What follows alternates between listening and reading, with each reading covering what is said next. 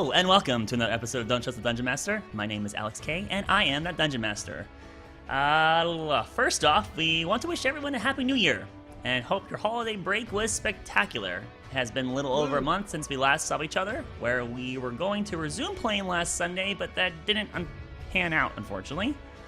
But we're back on schedule now.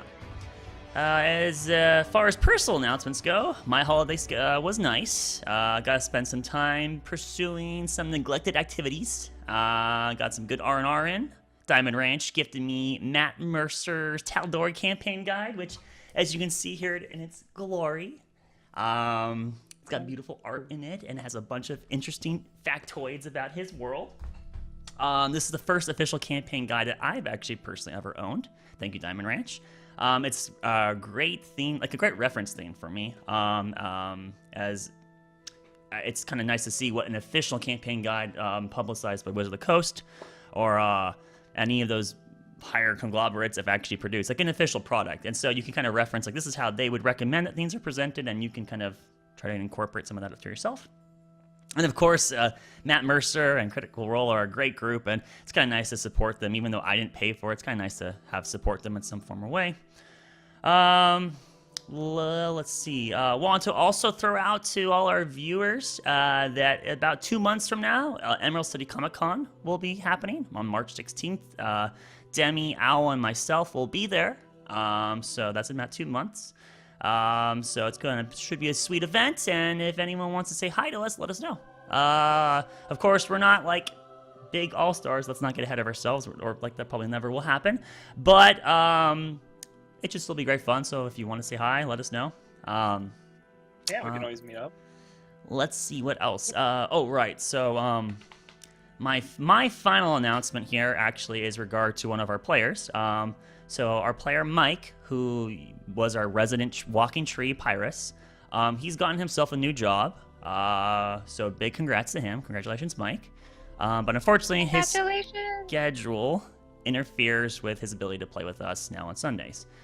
So very similar to my situation of, like half a year ago where we had to like reorganize everything. Our schedule's a little bit more rigid now, so we kind of can't reorganize everything. So unfortunately, this is a situation where we have to let Mike go, I guess, even though we didn't really want to. I mean, this is kind of the same attitude we have with all our players. If life comes to any of us and we have to make changes, we try to accommodate the best of our ability, but it happens. Life changes. We want to keep playing as long as it's convenient and fun for everyone. And obviously, Mike's ability to make revenue for himself is far more important than this game, because after all, it's a game. While we're sad to see you go, Mike, we are ultimately very happy for you.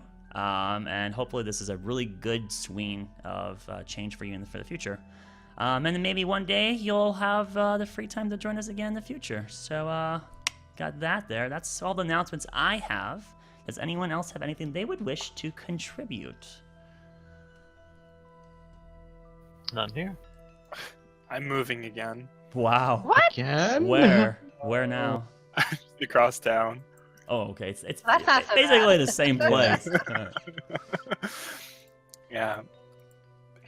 But that's going to be interesting. I don't think it should change my schedule or anything. I should probably still hang out every So does it mean you're gonna get a new job then too, or just Same new? job. Okay. Okay. So I see all these Happy New Year's and holiday well wishes, and so yes, I want to regurgitate that all to everyone else. Merry ho ho. Merry holidays, Happy New Year, everyone. 2019. Hey. Okay. So anyone else have anything else they wish to share? No. No. Happy New Year, everybody. Okay. D&D.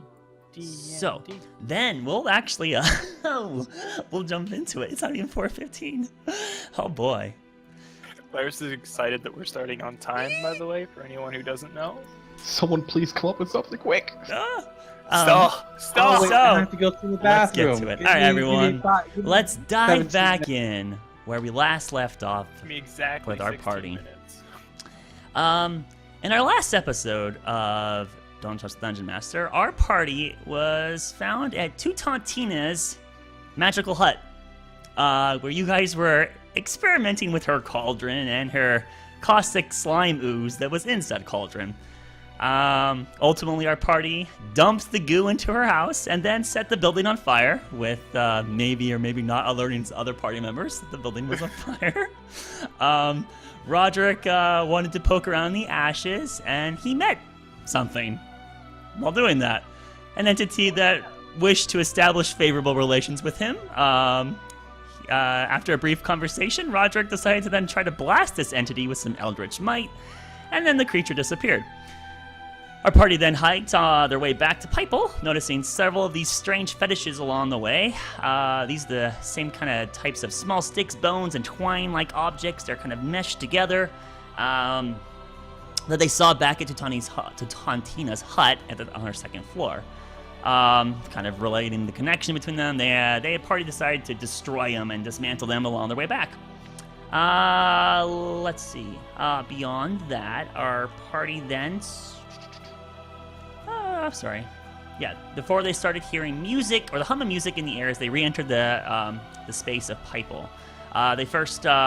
When they got back to Pypel, they first stopped by Jesse's and Jack's to place a quick check-in onto the two orphans. The group was disappointed when they found out that Jesse was still apparently crippled from the waist down. The group tried as they might to try to figure out a way to fix this ailment for her, and unfortunately could not think of a remedy. With that and heavy hearts, they left and went to go secure a room at the Bouncy Bunnies before the songs of the festival got to their inner rhythm, and they decided they needed a dance. And so they all went out to the dance floor. Well, most of them went to the dance floor. One of them went looking for a library for like multiple hours. But eventually we all got to the dance floor, and after a large amount of groove getting on, our party then decided that sun kind of creeps back over the horizons. It starts getting to illuminated sky. Thorek made a brilliant line of, "Oh God, it's back," and you guys, well, okay, it's time for bed. So you have made your way back, or are making your way back, I'll phrase it this way, as towards the Bouncing Bunnies, where you would be potentially going to sleep. So now, before we really do anything with that, I would like to give the opportunity to any of my players. Is there anything that any of you would like to do before you go to sleep tonight? Currently, it could be anywhere from the festival dance area where they had the drapes and everyone kind of with the stage and the actual like festivities in Pypel on your way to the Bouncing Bunnies, basically, or actually even at the Bouncing Bunnies. Is there anything any of you would like to do? Actually, Thorak would look for Doma. Okay, Hopefully get a word with him one-on-one. So, Even that 20 for that, my boy. No, just kidding. definitely possible. I mean, he's with your group. You could take him aside as you're walking back, or when you get back to the Bouncing Bunnies itself, you could pull him aside to have a one-on-one conversation in a room somewhere, or down a hallway, or maybe outside, away from everyone else. It kind of depends on what you want, but it's totally plausible here. Probably once he gets in a room, I'll find where his one is. Go to him before bed. Let's just say it like that. Okay, sure. He's gonna stalk me all the way to So no one else. So with that, let's go ahead and go right to it. So with that, Doma, you hear a knock on your door. I get up and open it. Hello. Hey, Doma, I was wondering if you had a moment. Some questions regarding, well, you. Me? What do you want to know about me? Well, first of all, come on in. Yeah, thank you. I'll look for a place to sit down and sort of just I have sit no down. idea if there's a place to sit down. So I mean, it's not a well-furnished room that he's in. It's got one bed in it. There is a small, like, little wicker chair off in the corner. So I could sit. You could sit in that, or you could just sit on the bed. Whichever works, just in a chair. Sure. I'll sort of lean forwards and sit down and. So, I know this might be a little personal, but I'm quite curious about, well, your skin color, and he motions with his hand with 2 fingers and towards like the horns. So you basically make a little mimicking horn sign on your head? Yep. I don't know why that's really amusing to me.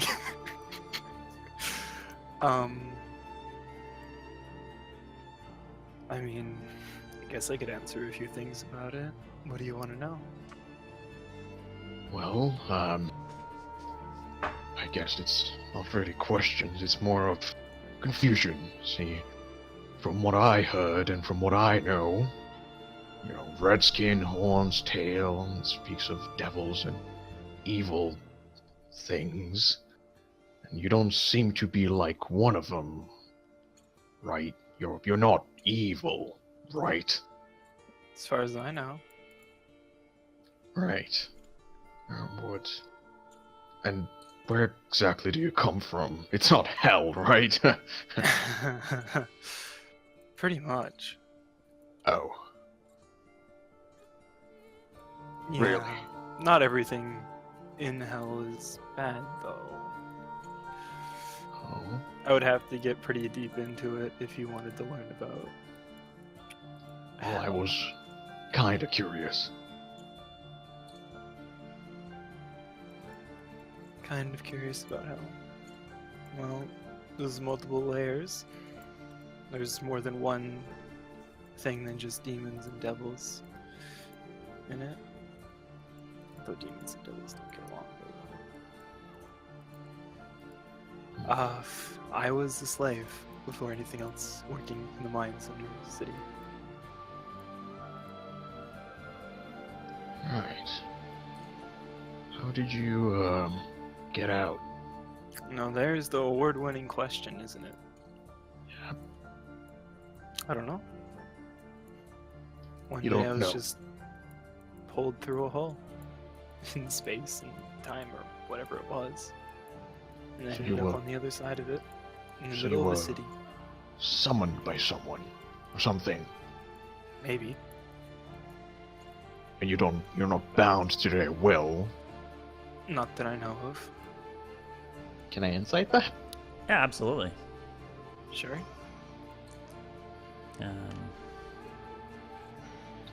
Um, 15.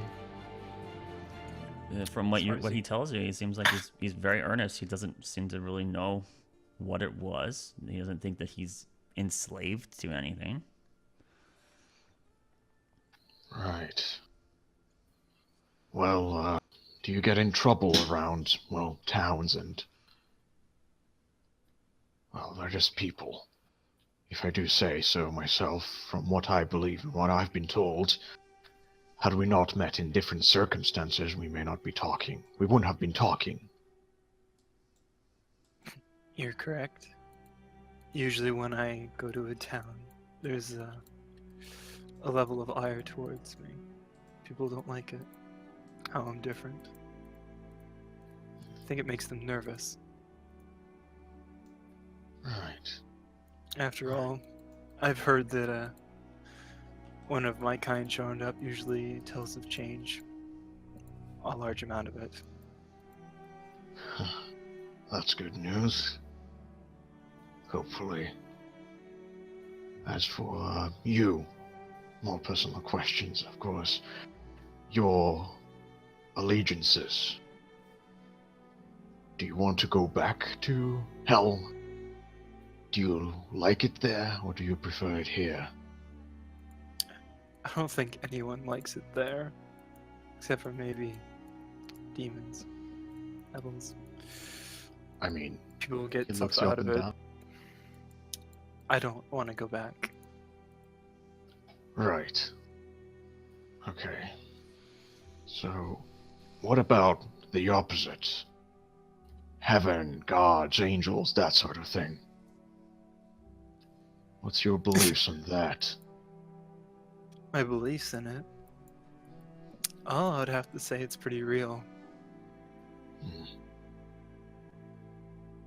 After all, I follow one of them. You just see his face just sort of plummet down. He's no longer looking at you, but just rather at the ground. Right. You do. Which one would that be? Marlash.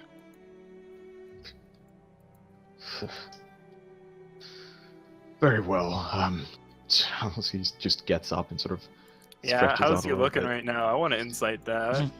All right, you can roll insight. I most certainly can. Remember, you have 0 luck. You use it all today. I did indeed. Yep. Let's see, what's my insight though? Insight +3, because I Because you're put stuff into it. proficient. Yeah, I put my proficiency into Is your guys' it. proficiency bonus +4 now? Yep. It is. God Sure is. dang, this is such a high level group now. Holy smoke. You're 9? Is that what you are? 9. Yep. 9, yeah. Fuck, dang. Whew. I rolled a 12. Jeez, alright. So, what do you want me to do? Do I just give him info based on the roll, or do you want me to roll as well?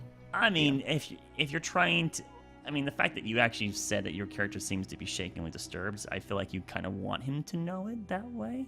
But if you want to try to deceive him, I would actually make this be a performance check, not a deceive check, because you're not like trying to change it with your words, but more like this, you're trying to force yourself to act a way that we would think would be appropriate.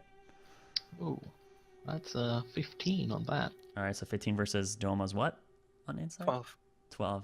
He's 12. it's a hard one to read. He seemed slightly troubled by it, and now there's kind of this like a change in pace. So you get this notion of like, wait, did I say something wrong? And you're kind of like rethinking of the conversation you had, and you're like, well, what did I say that made him mad? As he's currently now standing up and starting to make his way towards the door. Do you not like Right. people who follow the gods? Well, of course, I would. Listen, if you're gonna ask me personal questions, I expect you to at least follow the conversation through instead of walking out. He'll sort of turn around and say, Well, I've had plenty of conversations like these, and people that believe in their gods are. Well, let's just say the conversation doesn't usually end well. They Why, don't. you expect me to like drag them. you into my religion or something? No, but I don't expect you to have me or listen to me go against it either. I don't dislike you or people that follow God. I dislike them themselves. And I feel like you're wasting time with them. Sometimes it makes you wonder, doesn't it? Whether they're really listening. sort of stops in place. He's gonna walk back towards the chair. And now his eyes are he's 100% focused on you. Really? And Yeah. why do you believe in what you believe then? I believe in Marlesh because he gives me the power to protect my friends and loved ones. As cheesy as it sounds. And who says it's Molesh's power and not your own? Let's just say I've gone through quite a few events that lead me to believe he at least favors me. Or attempts to deceive you, like all the Could gods be. do. What's life without a little faith? Whether it's in yourself or something bigger. I don't mind faith. I mind when it's misplaced. And when people expect their gods to do everything You're for lagging them. so bad that we I heard know, nothing. right? Sorry. I'm so sorry, Sorry, Potato. Oh. Try again. Let's see if it's better Rip now. potato. Hello, 1, 2, 3. Mhm. I don't have no problem with faith. My problem lies with people wasting their time on prayer and expecting the gods to do everything for them. See, Okay. that's something you'll learn about me, is I don't expect him to do anything for me. I expect him to give me the power to do things on my own.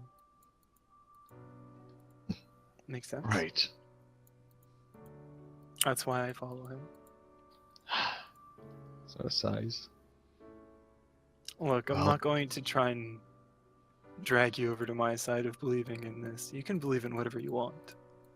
No. What is your that's guys' true. passive perceptions? 15. 9? Okay. Yeah, I know 15. Doma's is terrible. Thoric, you hear some footsteps from the front door, making their way away from the door. Doma, you do not hear it. Of course I don't. Why would I? Why would I? You It would has to see be a dragon walking away from the door for me to notice it. Clunk, clunk, clunk. Right. Thorek would just sort of look towards the door before his attention goes right back to you. I'll think nothing of for the time being, anyway. Right, I don't expect you to, and I don't expect you to hear me out. I've had lots and lots of friends a lot like you, actually. And every single one of them met a terrible fate because of their faith. I just don't want that to happen to you as well. I understand where you're coming from. Honestly, I do. Ever since I started believing in Relash and all the places he's led me, or I led myself. A lot of shit's happened and I've almost died. I have died. A few And times. It's too late, isn't it? Then you've died a few times and you've been brought back, and you still believe them? Yeah, I do. Why? Because I'm still here. They've done nothing but put you into that spot to begin with. They've done nothing but harm you, and I have no doubt those you loved as well. Look, Or do I don't believe in all the things the gods do. And neither should you. I believe the gods, as I feel like I've said this before. I don't know if it was to you. I believe the gods are just people that can see a bigger picture with a lot more power. Exactly. I agree. And they look at that bigger picture. They don't care about anything we do down here. Couldn't care less. All they care about is using your strength for their own goals. See, They that's don't- where our opinion differs. They don't grant wishes. Their goals simply align with your wish. I'll just leave it at that. You'll see eventually.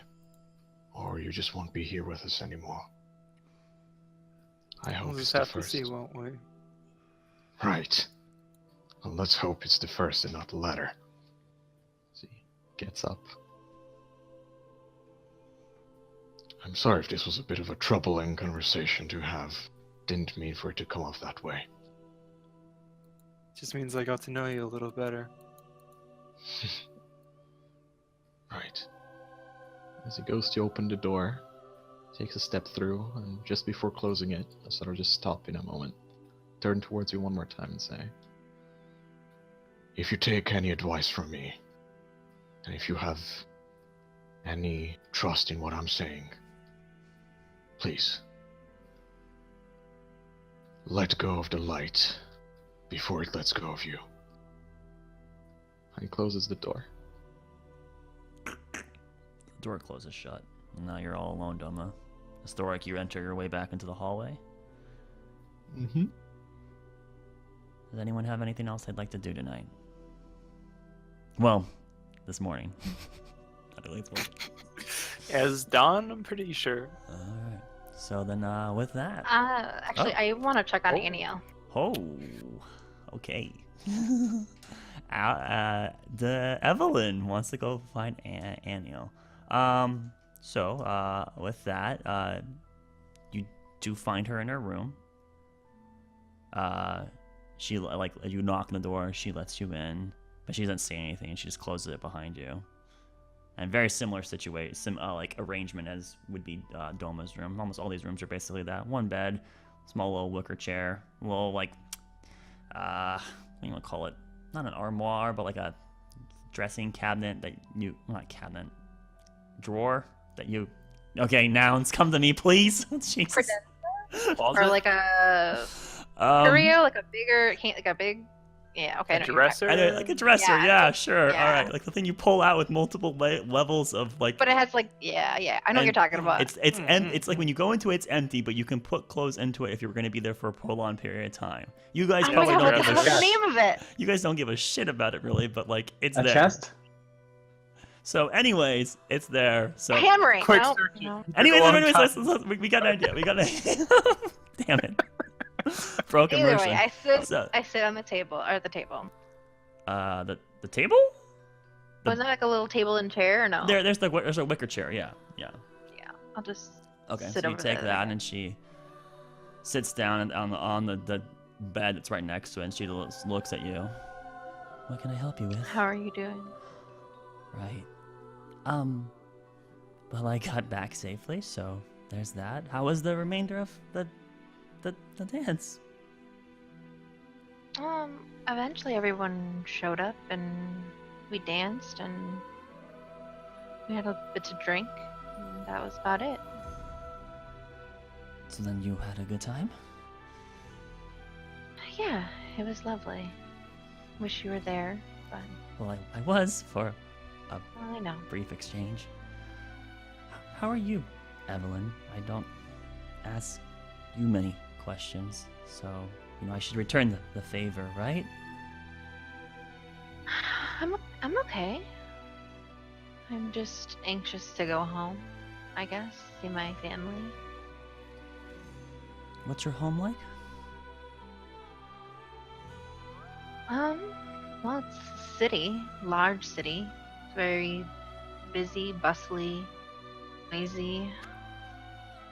Where we live, it's quieter and nature by our house, and I just I don't know. It's peaceful, I guess, to me, what I'm used to. But it's been a while since I've been there, so hopefully not much has changed. Do you worry that your parent-like figures will not accept Roderick?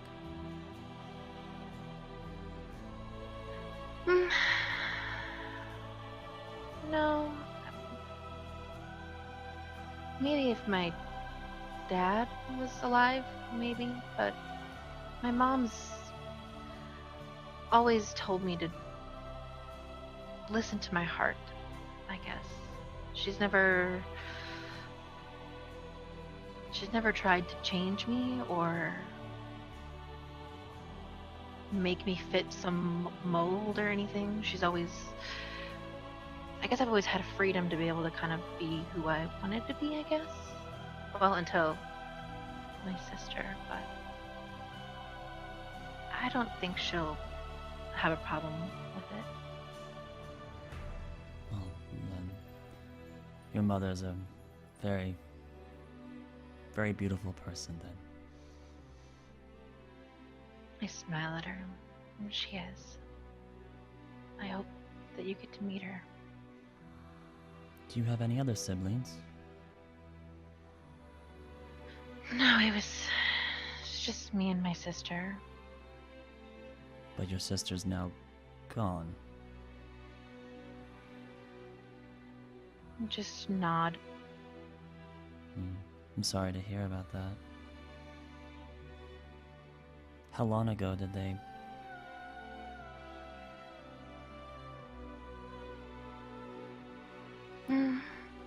It's been about 6 years or so.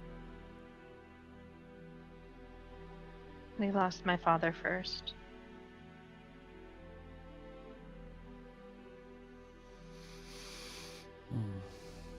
I'm certain it's probably still a little difficult to let go, right?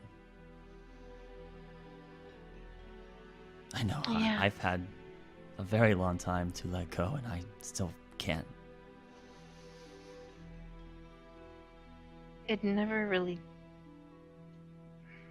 It just changes. But... it's still there, I guess?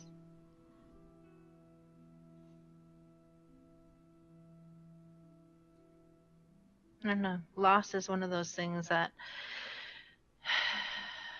as horrible as it is, it does tend to unite people in unexpected ways, I guess. I mean, that's something that Roderick and I have in common, is loss of family. So there's also a beauty in it, I guess you could say. But losing Theodore the way I did, it This makes me realize I know so little of all of it. Each of you. I know we've been together how long, and I don't really know much about most of you. I mean, I guess we know a little bit more about Doma than anyone else. He hides his pain very well, Very well, yes. but I can see through it. Few of us can, if we understand the heart of it, I guess. If that makes any sense. The one that's most confusing, though, is Mikal. I really don't get his motives.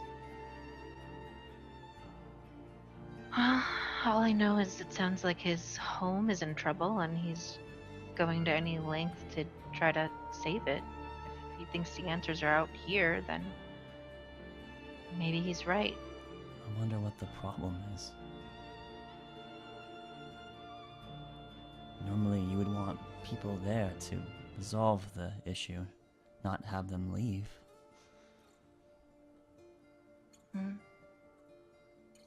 I think when you've lived secluded under a mountain for millennia, no, not millennia, centuries anyway, I just think that they don't know. I don't know. Maybe they just don't know where to go for help. So instead of having everybody try to leave, they just send out their best and brightest and see what they can find out. Well, he is very good at moving quickly, that's for certain. You should have seen him on the dance floor tonight. I saw a little bit. He was. Oh, were with- you there when Pypel turned into I believe it was a tiger? Saber-toothed tiger or something? Pyrus? Yes, I was there. But that's what caused the cloak tearing. So thank you That's again right. for repairing that. That was very awkward. Are you gonna tell him? I can't hide it forever. I mean, by my matron's blessing, he's going to probably want to try to tend to my debilitating disease or whatever it is tomorrow. And, well, he's so close that I'm sure he will eventually find out and then there would be that really bad situation, me hiding things from him. And so I suppose I need to, right? That's the smart move to make. You should tell him, but not. I would just be honest with him. You seem to like him. He has some charm. I will, and her, she's like getting run in the face to him. Yes, I'll consider your. I'll tell him sometime. Well, Soon, yes. I would tell him sooner than later, before he finds out on his own. I think it'll be a little bit easier for him to understand if you just are honest about it. And like I said, if you want help, I'm here for you. Thank you. I know I said this earlier, but I really appreciate you. And I appreciate you. Well, we probably should get some sleep in before it turns to nightfall, right? Yes, I'll let you get some rest. Sleep well, Evelyn. I stand up to leave.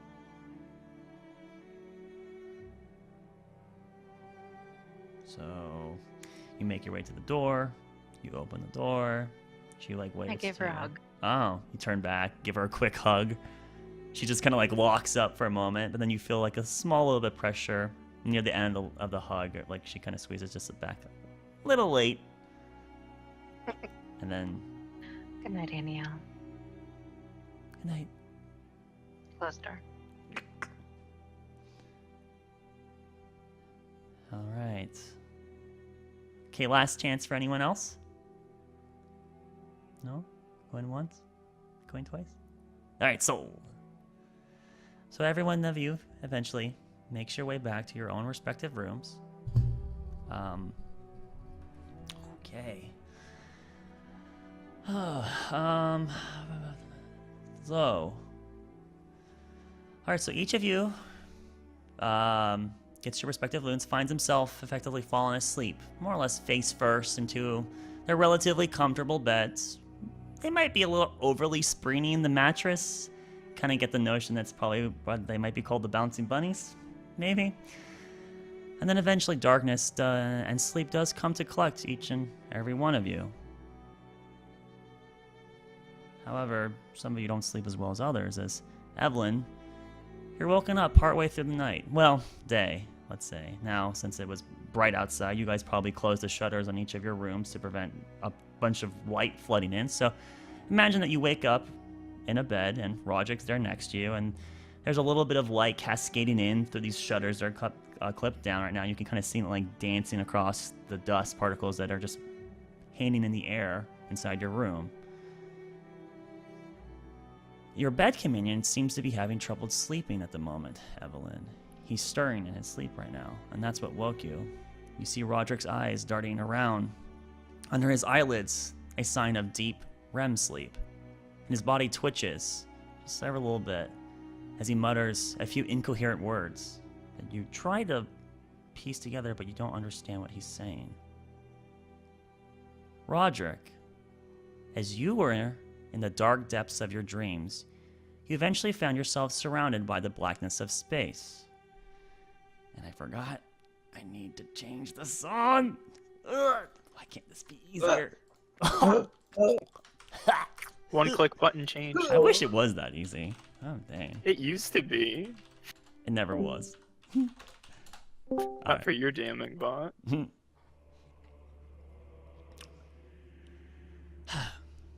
find yourself in the dark depths of the dreams, and you eventually find yourself surrounded by the blackness of space.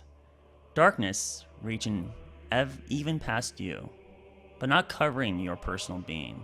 Surrounding you is a faint blue-like glow. You hear something moving in the darkness around you. Powerless. Weakness. Doubt. You are incapable. Impotent. Worthless. Out from the shadows appears a silhouette of a child who also has a similar blue glow around their form. You recognize this girl, the crippled girl Jessie. She's currently prone on the ground crying as she hits her legs numerous times as if she's trying to start a damaged car engine. Tears pouring down her. You see this kind of like agitated, aggressive notion of her just striking her legs over and over again, and yet they don't move. You lack the knowledge to save her, despite it being right in front of you. How pathetic. The child suddenly starts looking around her with a surprised shock on her face as black mists swirl around her. She swats at it, futilely, as parts of her visage begin to be obscured. Her eyes make contact with you, and she reaches her right arm towards your current position, pleading. She reaches out. As her arm reaches as far as she can, she's not within grasp, and you witness the vortex of shadows swarming down her arm, her wrist, and her fingers. No. But No. I can give you purpose. I can gift you the knowledge you seek. You can save her. You can save them.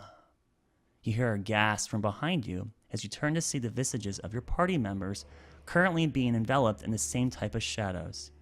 Each one of them is doing the best they can to combat it, but they're failing. One by one, they disappear, the blue light illuminating around their forms, winking out as the darkness engulfs them. Only Evelyn remains as tears welled in her eyes as she attempts to mouth words to you, but then it's engulfed. You could even save yourself.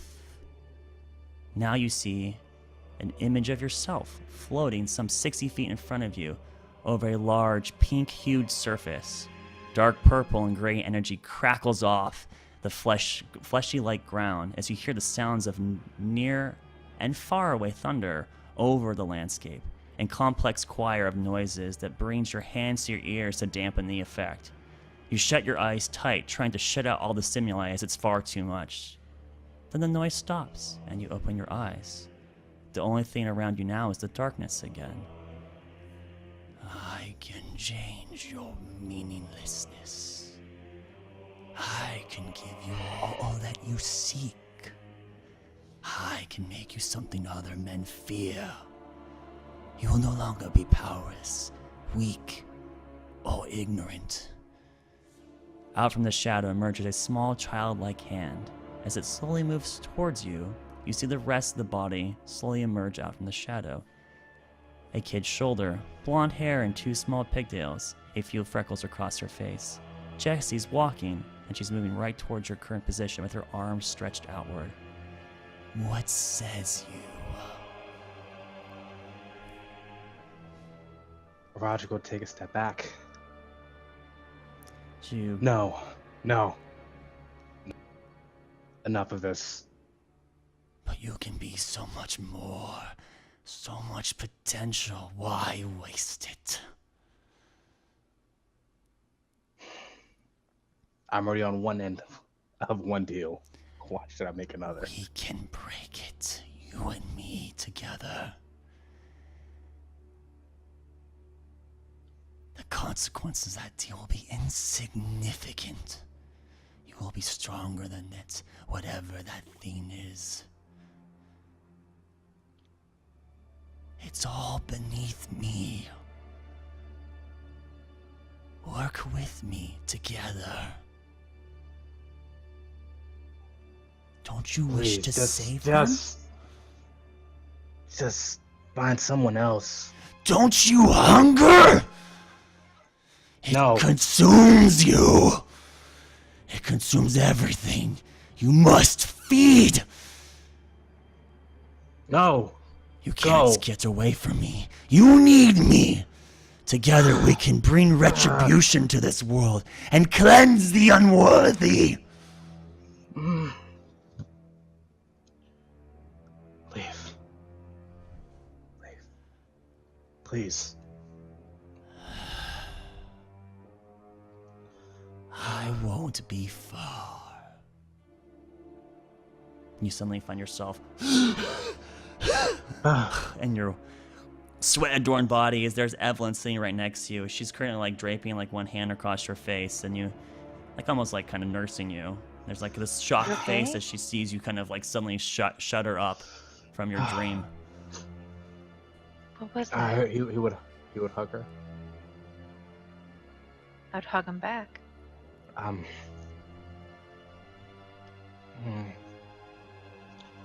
It's still it seems to be following me. The thing from the house. Yes. It wants me to join him still. I don't know why. He even says he can break this contract with my current patron, but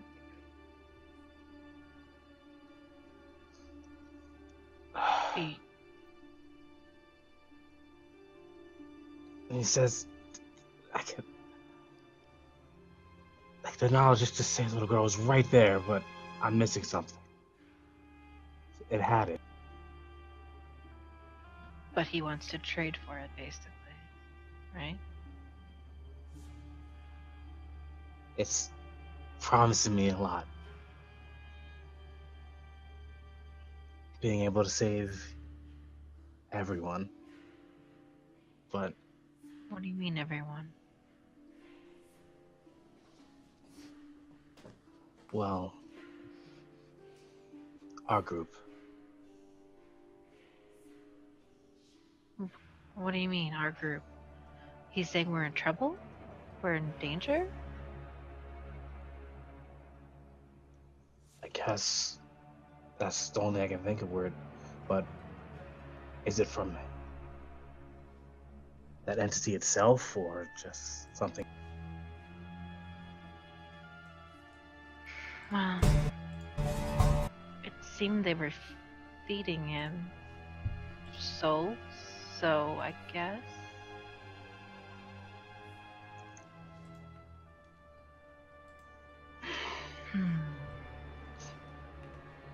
I wonder if this has anything to do with what happened with the orcs. I don't know, but and I think I may actually wish to speak with my own patron at some time soon. You think he can make it stop? I don't know. At least he can help, hope, or it. Something.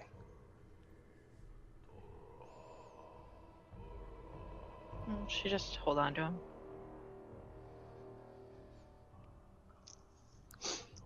I'm growing weary of this. I understand that.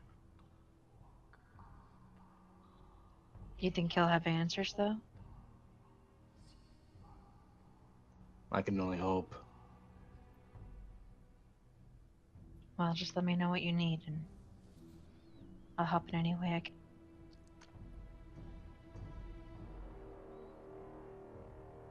Thank you. It'll be okay.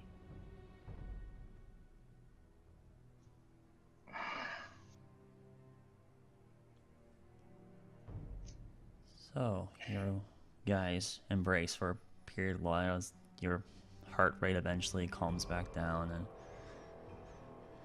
Evelyn, it's a little difficult for you to get back to sleep, but you do manage to get back to bed. Roderick, it's very difficult as you keep having this conversation repeat multiple times in your head. What could have I said differently? Maybe I could have got information without actually giving anything. Maybe there's something part of this deal that I don't understand. Maybe it's not so bad. Maybe I can benefit from it. But then you start like trying to simulate what's the best approach that you could have done, what things could have happened, and then you start finding potential holes where maybe it would have worked, but then you're tampering with powers that could be so much more powerful than yourself, and that fear has you driving up through the mids of the day instead of the waking of the night, but yeah, the mids of the day. Can you make me a Constitution saving throw, please? Where's Doma at? He's not near you. He's in a different room. Can I get that That plus would- 5 real quick? Oh wait, can I use a bracelet of visions? No, it's an. Hey. I mean, technically you can. You can, probably. Yeah, you can. It's Oh. considered a saving throw. Oh, but it's the beginning of the day. No, it's a 9. It's You're take the 9. Okay. It's really difficult. You don't have exhaustion, but you are really borderline on it. So depending on how strenuous you are on the next day, you might end up having to roll again for the following day. Just keep that in mind. Okay. Yeah, you didn't get the exact amount of sleep you needed, right? Like it's like you got 5 hours of sleep when you like need borderline 6. You're just like groggy and frustrated, right? As we move on throughout the day. Everyone else, you guys sleep relatively well. The excitement of the festival, that ability to relax and see other parts of the world and not worry about things trying to kill you was really rewarding and relatively peaceful and serenity. A call, you might be a little frustrated as you couldn't figure out any way to help poor Jesse.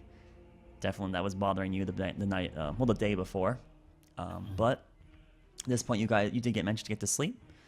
Thorik, your conversation with Doma kind of looms a little bit more in your mind. Doma, your conversation with Thorik looms a little bit in your mind.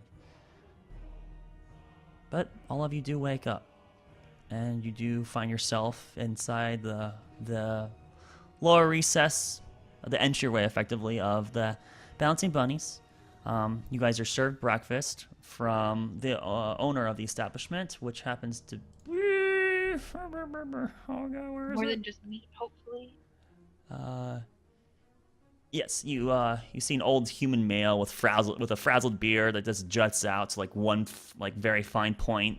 No mustache, incredibly long eyebrows, like impossibly long eyebrows. They almost come like off the sides of his face and they fray out in different angles. And he's got sharp white hair with a bit of gray strips here and there. He like, you all had a great night's sleep. Let me know if you need anything else for breakfast. I got toast and more eggs out in the back. Enjoy a beat up. You all look like you're ready to get out somewhere. What are you all doing today? You don't mind me asking. What? Heck. What do you guys want to do, I guess? Well, I Leave. believe that is a conversation topic for the breakfast. No? Yeah, I guess. Yeah. You would see Thorak with his mouth full, sort of still chewing. I think he wanted to go somewhere after this place. And he continues eating. All right. Well, if you need me, I'll be out in the back. Just hit that little bowl I have up there with that spoon. It'll make a nice little chime noise. I'll hear it. Don't worry, I'll hear it anywhere in the house. Thank you very much. Pleasure's all mine, ma'am. He makes his departure away as you guys, crank your watch. So it's approximately in the ballpark of around 10 and I'm sorry, no, dawn break is around 5, 6. We're looking at around 2 p.m. roughly. Is what I would be guessing at this point. Nope, 1 p.m. 1 p.m. is what it would be right now. All right. So basically it's Got it. lunch, but he served you breakfast because he recognized you guys just woke up. And it seems to be kind of the motif. There's a couple other people that are also waking up. And you get the notion that they probably also stayed up really late on the festival. So this seems probably typical of the March of Ingenuity out here in Pypel. So you guys shovel food in your mouth, and you guys are currently at the table Roderick still. barely eats. You sure? Roger about, eats you the sure? bare minimum. You sure about that? No, you're right. Yeah, sure. You struggle. You struggle to eat. You eat just small little bits, not like maybe a quarter of your plate. I savor every bit of the non-meat portion of this meal. Oh, because of I do the previous- opposite. Just ridiculous amounts of overly greasy sausages and such. Uh-huh. Okay. So with that, delicious. the world is yours. What would you guys like to do? You're still technically at the table in the bouncing bunnies right now, as you guys finishing up your breakfast. The entire party's So present. it's, Pyrus is there, and Pyrus is just currently not so much paying attention to your guys' conversation, but she just, as while she's eating, she's reading her book, and she's flipping a page like maybe once every 2 minutes, if not faster than that. Like she's reading it pretty quickly. Well, I believe as it stands, I think we are done with the town of Pypel, no? Yes, we are. We should move on. Wish we could have helped Jesse though. Well, Oh, maybe yes, when I you're- wish we could have helped her Okay. too. Good morning to all of you. Old man Baldrick here. He pulls up a chair. So Good morning, glad you all old man. didn't leave without me. Oh boy, Roderick, you look very ill. Are you all right? Did you get a lot of sleep last night? Somewhat. Well, I mean, you guys all are having a big trip today, right? You're heading somewhere, right? I mean, shouldn't you have gotten a lot of rest? That would be good for the body. Exactly. It's necessary. I would know. I'm a doctor. Evelyn Mhm. reaches under the table and just holds his hand. He would smile. If you're not going to eat that, can I have... He gestures to your plate, Roderick. Sure. Help yourself. Just... He starts eating it really regressively. So where are we headed? What's going on? Where are you guys going? By the way, tiefling, right? Are we going to discuss how you do that magical healing thing sometime soon?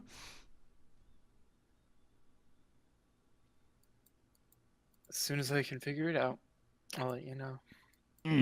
Well, maybe we should do some scientific experiments. Do I need to get my dagger again? He's No, starts- no. No. Oh, How right. about Well, not? I'm sure we'll have plenty of opportunity to see it in action very soon, We right? get It's a injured off enough. dangerous world out there. You all seem very in poor spirits today. I very odd. I mean, with how beautiful a festival we had yesterday and all the great things we did and saw. I mean, we didn't murder. We accomplished a great thing for the town, right, Roderick? He gives you like a wink by getting rid of that old coot out there and her giant tree and burning her house down and destroying all that magic that could have been useful for us in the future. But I digress. I spent the entire night wandering the town trying to figure out how you place things above ground. It's much easier in Medan, actually. Everything's always open. Here, it's just you sometimes close it, but then it's open. That's a really terrible way to run a business. But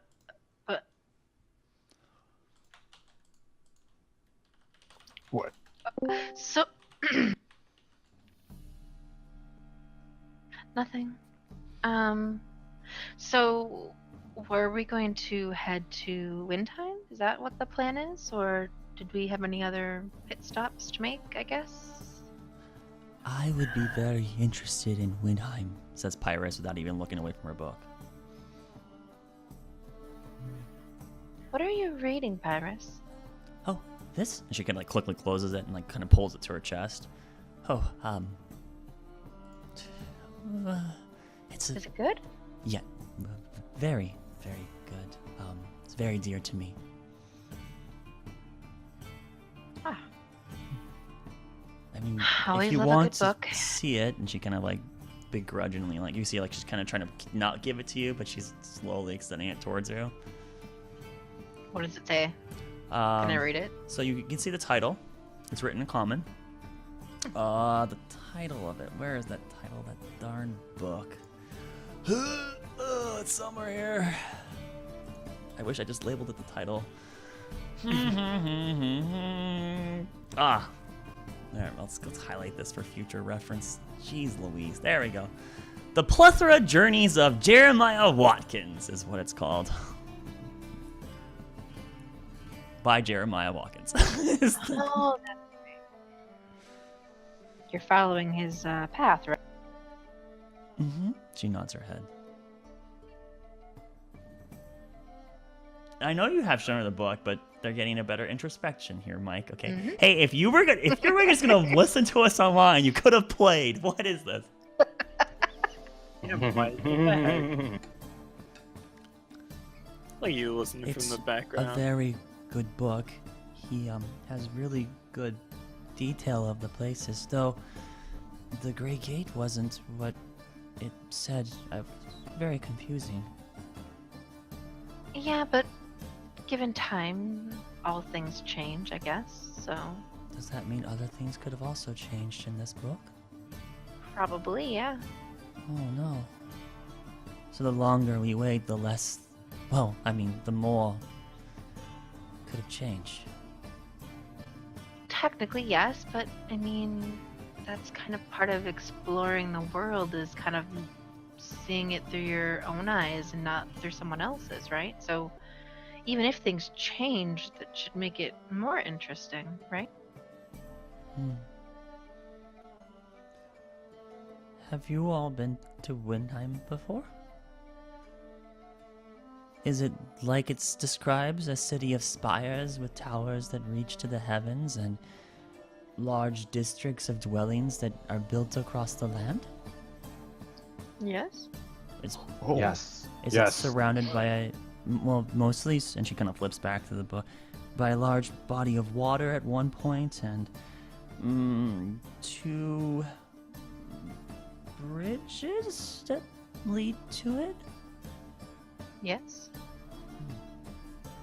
This Well, will be a sight to see. Sounds we should interesting. I've only seen get it to from a go see it then. distance. She seems to have a lot of energy in her. I'm really excited to meet this see this place. First things first, we should probably do is get a map just so we can don't spend a lot of time on hopefully getting.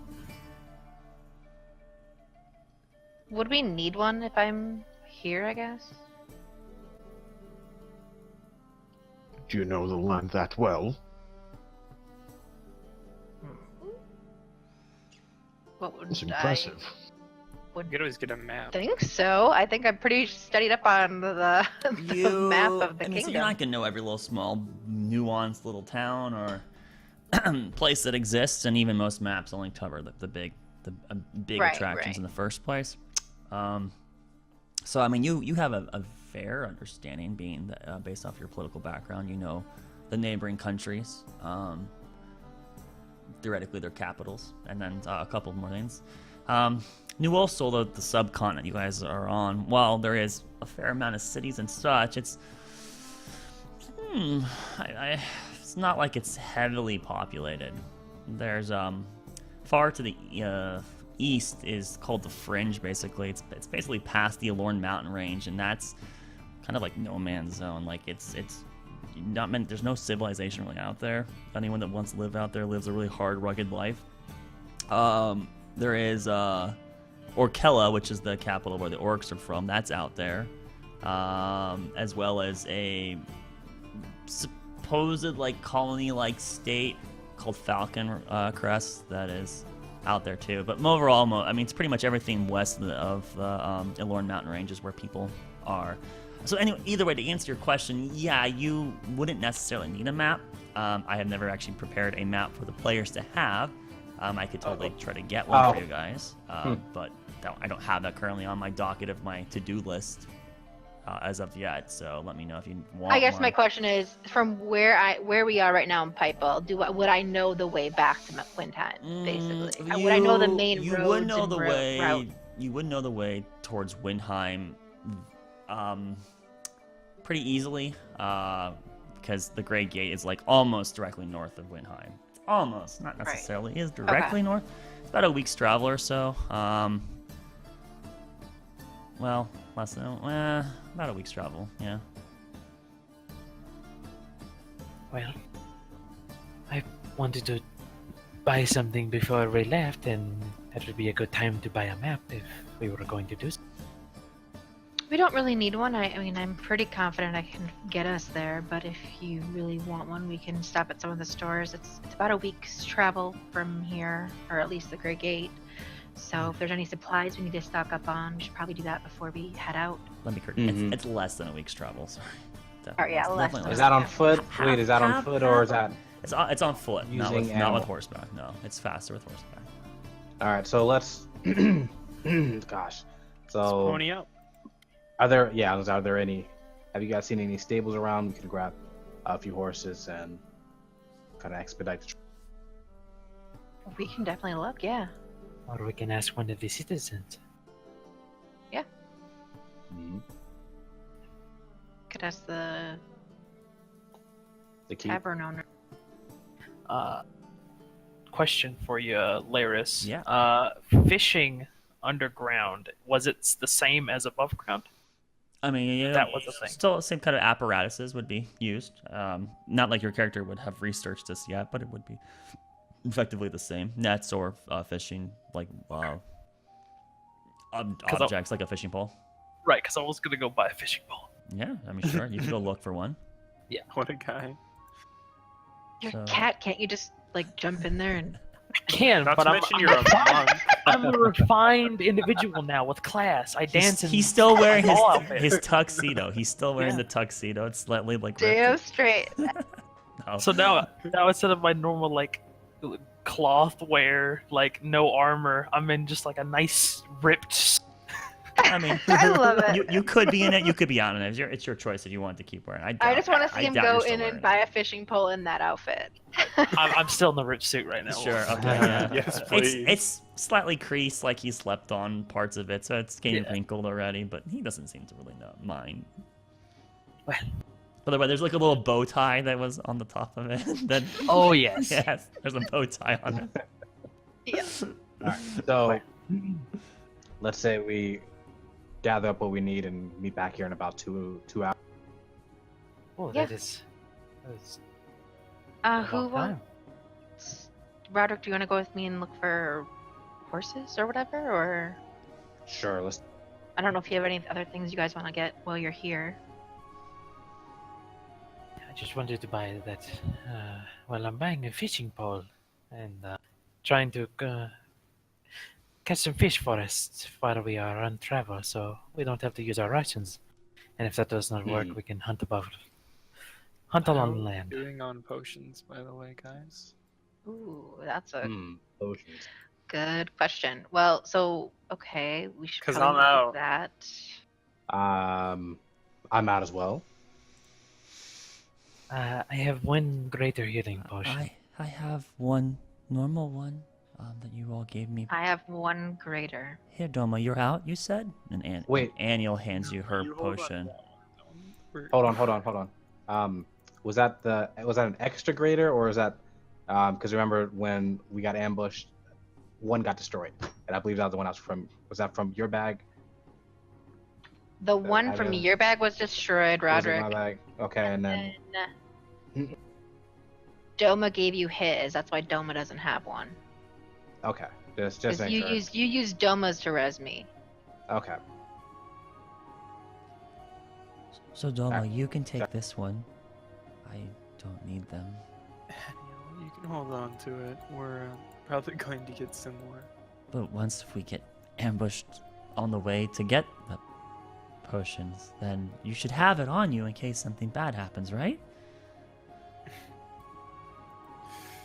He smiles at her. Alright, Daniel. And takes it. Okay, so you take. So she loses a healing potion. Add it to your inventory. Kerchow. Okay. Doma. Just Doma, a would you regular need one? would you need a horse? This is a normal healing potion. No. Yeah, 2d4 I don't plus 2. The lowest one. I have So you're available. gonna summon attacks. 4 attacks. Yeah. Okay. Thoughts. Okay, so the party dismisses themselves to go on a quick shopping tour. We don't need to go into every single little shop or thing. So what are we looking for here, people? Potions. Horses. Horses, potions, blah blah blah blah. All right, And a so fishing pole. let's Well, go the fishing buying pole a few first. more That's things. probably pretty generic, right? Does that exist in the default game? It does. It is a adventuring gear equipment. It's a fishing tackle, and it Okay. includes a wooden rod, silken line, cork bobbers, Nice. steel hooks, lead sinkers, velvet lures, and a narrow netting. Okay, yeah. So it looks like it costs about a gold. So are you willing to drop a gold down? I sure will, and I will sure as well get swindled into other adventuring gear if the shopkeeper wanted me. Yeah, they recommend that you get a bunch of things that you should probably like. If you're gonna go fishing, then you definitely need a ladder. If you're gonna go fishing, a 10-foot ladder is always necessary because you're gonna need to get above the lake to look down to see where the fish are to know where to cast it. So they say you need one to buy. Nobody, what was I called? Maybe a tent as well, yeah. A Because ten- you a know, 10 so a 10-foot ladder that will cost you a silver. So you have a ladder that's not fitting your bag, right? You have to carry it around, but you Okay, have that yeah. a 10-foot ladder. It does collapse into itself a bit. A tent, sure, yeah, why not? Let's get a tent on that because you need to have a place to keep the fish cool after you catch them. So you set up a tent first, right? to then put that right. So that will cost you 2 gold for a 2-person tent. Okay. There's also a signaling whistle. That's 5 copper. That's just to let your other fishers know that hey, you're in the area That costs now. something, So right? you want to make sure you have a signaling whistle to let other fishermen know that hey, this is my spot. Okay. And then you might want a barrel just to keep the fish in to keep them fresh. That's going to cost you 2 gold though for a barrel. Okay. Well, I can't carry all these things, so. Can I help you carry it? Well, no, I think I'm by myself. But So. I mean, maybe you so- could somehow. This says the shopkeeper. Maybe you can like tie the ladder to your back, and the barrel. Everything could be put inside the barrel, and you can roll the barrel forward. Okay, look. I'll buy the whistle and the tent and the fishing tackle, and I'll do those. Yes. But what about the ladder? The ladder is like it's Is necessary. it that important? Yes, you have to be able to see where the fish are. If you can't see where the fish are, there's no point to fishing, right? Like just be wasting your time. And I can collapse it, no? Like Yeah, here it's, and here. it's at half the size. It's about 5 feet tall when you collapse in on itself. So I mean, a person of your stature should be able to easily have it strapped to your back in some form or other way. Making a intelligence check. Yeah.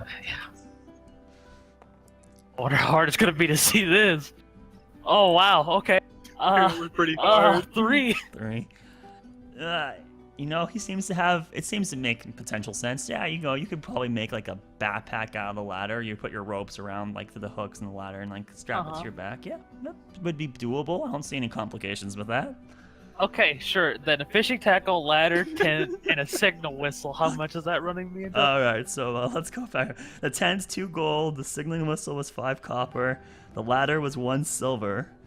And then the fishing tackle was another gold. So that was 3 gold, 1 3 silver. gold, 1 silver, 5 copper. Yep. No, 3 gold. Yeah, 1 silver, 5 copper. Correct. Yep. Deal. All right, shake on it. He starts getting the items. All right, have fun with that. And as soon as you buy the items, exchange the money, the terror of how the fuck do you carry all this comes upon you, and there's like a little sign, no refunds. So you begrudgingly like find a way. So basically, you have to like carry the ladder out there because you can't wear the ladder. They can't have the ladder strapped to your back while wearing a backpack, unfortunately. Right. And that's the thing that you didn't roll high enough in intelligence to Yeah. realize. So I just kind of like set the ladder outside the door because I can at least like fit the tent, like squish it down and put it in my pack, right? Yeah, the tent can be collapsed in a way to like kind of fit like above your backpack, and you can strap it to the top of your backpack, basically, right? The ladder is not going to work so well. Like it's going to be like it's going to be either poking you like against. It's either going to drag against the ground behind you, or it's going to like rest on top of your head, and that's just not combat appropriate at all. Right. It's just going to be in your way, and you would kind of get strangled on it now and then. Tree branches would get caught in the ladder, and you would find yourself getting like pulled backwards as you are getting yanked around. So it's just not ideal. Yeah. But, but you know that one of your party members has a bag of holding. You could throw the ladder in there if you want to. I have enough intelligence for that. Yes, and then you would. I'm gonna carry the ladder like kind of up on my shoulder, and I'll put the rest of the gear in my pack and start. Sure. You find a way to get the other gear in your pack or like above your pack and strap it to it, and then you have the ladder kind of like on your side as you're walking through town, and you'll eventually find Doma, who's browsing for the items that he's looking for, and you elect to him, hey, can we put the ladder in the bag? If you can get it to fit. It was a very good deal. And I'm gonna try and get it to fit. It barely fits. Like, Huzzah! I'm sorry, actually, no, it can't fit. The bag of holding has like a 2-foot width, doesn't it? Yeah, we talked about this. Yeah, it's not big enough. The ladder can't fit. Wait, a person wait. can't be put inside a bag of holding. We have to think about this now. I have an idea. But we've put people in this Yeah, bag they're of gonna holding. let that somehow magically have worked, and now the bag is smaller, so it doesn't work. Damn I, it. I have an idea. No, How are we supposed to kidnap people now? Wow. the one I've seen was it mending spell? Correct? No, What about it? I'm a genius. And he's gonna take your sword or something or a knife that you have and like start cutting it in half, and so that he can like fit them down into the bag. So the problem is that the ladder is too wide. You'd have to cut it down the middle. That's what he's doing, like through the bar. That's what he's doing. Through And each run yeah, ladder, you cut through every single one of the runs of ladders. Now you Yeah. have like a half ladder. It's like a stilt with poles perpendicular coming out of it, about every like 5 inches or so. Hold You have on. 2 How of much did he these. spend on that ladder? How many Silver. gold? You spent a silver. silver? A silver. Okay. It's not even a great quality ladder, so like you easily, you snap the planks. You might have been able to actually to judo chop your way through it, but with your martial arts powers. But you decided to elect for a better cut, so yes, you do manage to stick both half segments of the ladder in there. So Doma, add 2 half segments of 10-foot Two ladder. halves of a ladder in Yeah. my bag holding. and now if Correct. we need a ladder, we can mend it together with the spell, and we have a ladder. You do see that it has like this extra like blocky thing on top of his bag, as well as like a fishing pole that kind of just like hangs out a little bit, kind of like off the side. It looks like he's ready for an eager camping trip somewhere. What's that weird pull you have in your bag? Fishing rod. Fishing? Yeah. I'm going to catch a fish. Really? Yes. I've never gone fishing before. You'll have to show me how it's done. I used to do it with my hands in the caves, but whenever one of the dwarves saw me doing that, they called me crazy and showed me a rod, and I thought, why not try it now? Maybe All catch new fish I've never seen before. Sounds like an adventure all on its own, my guy. And I got this. And he's gonna blow as loud as he can in the signal whistle. Yeah, it makes a high pitch.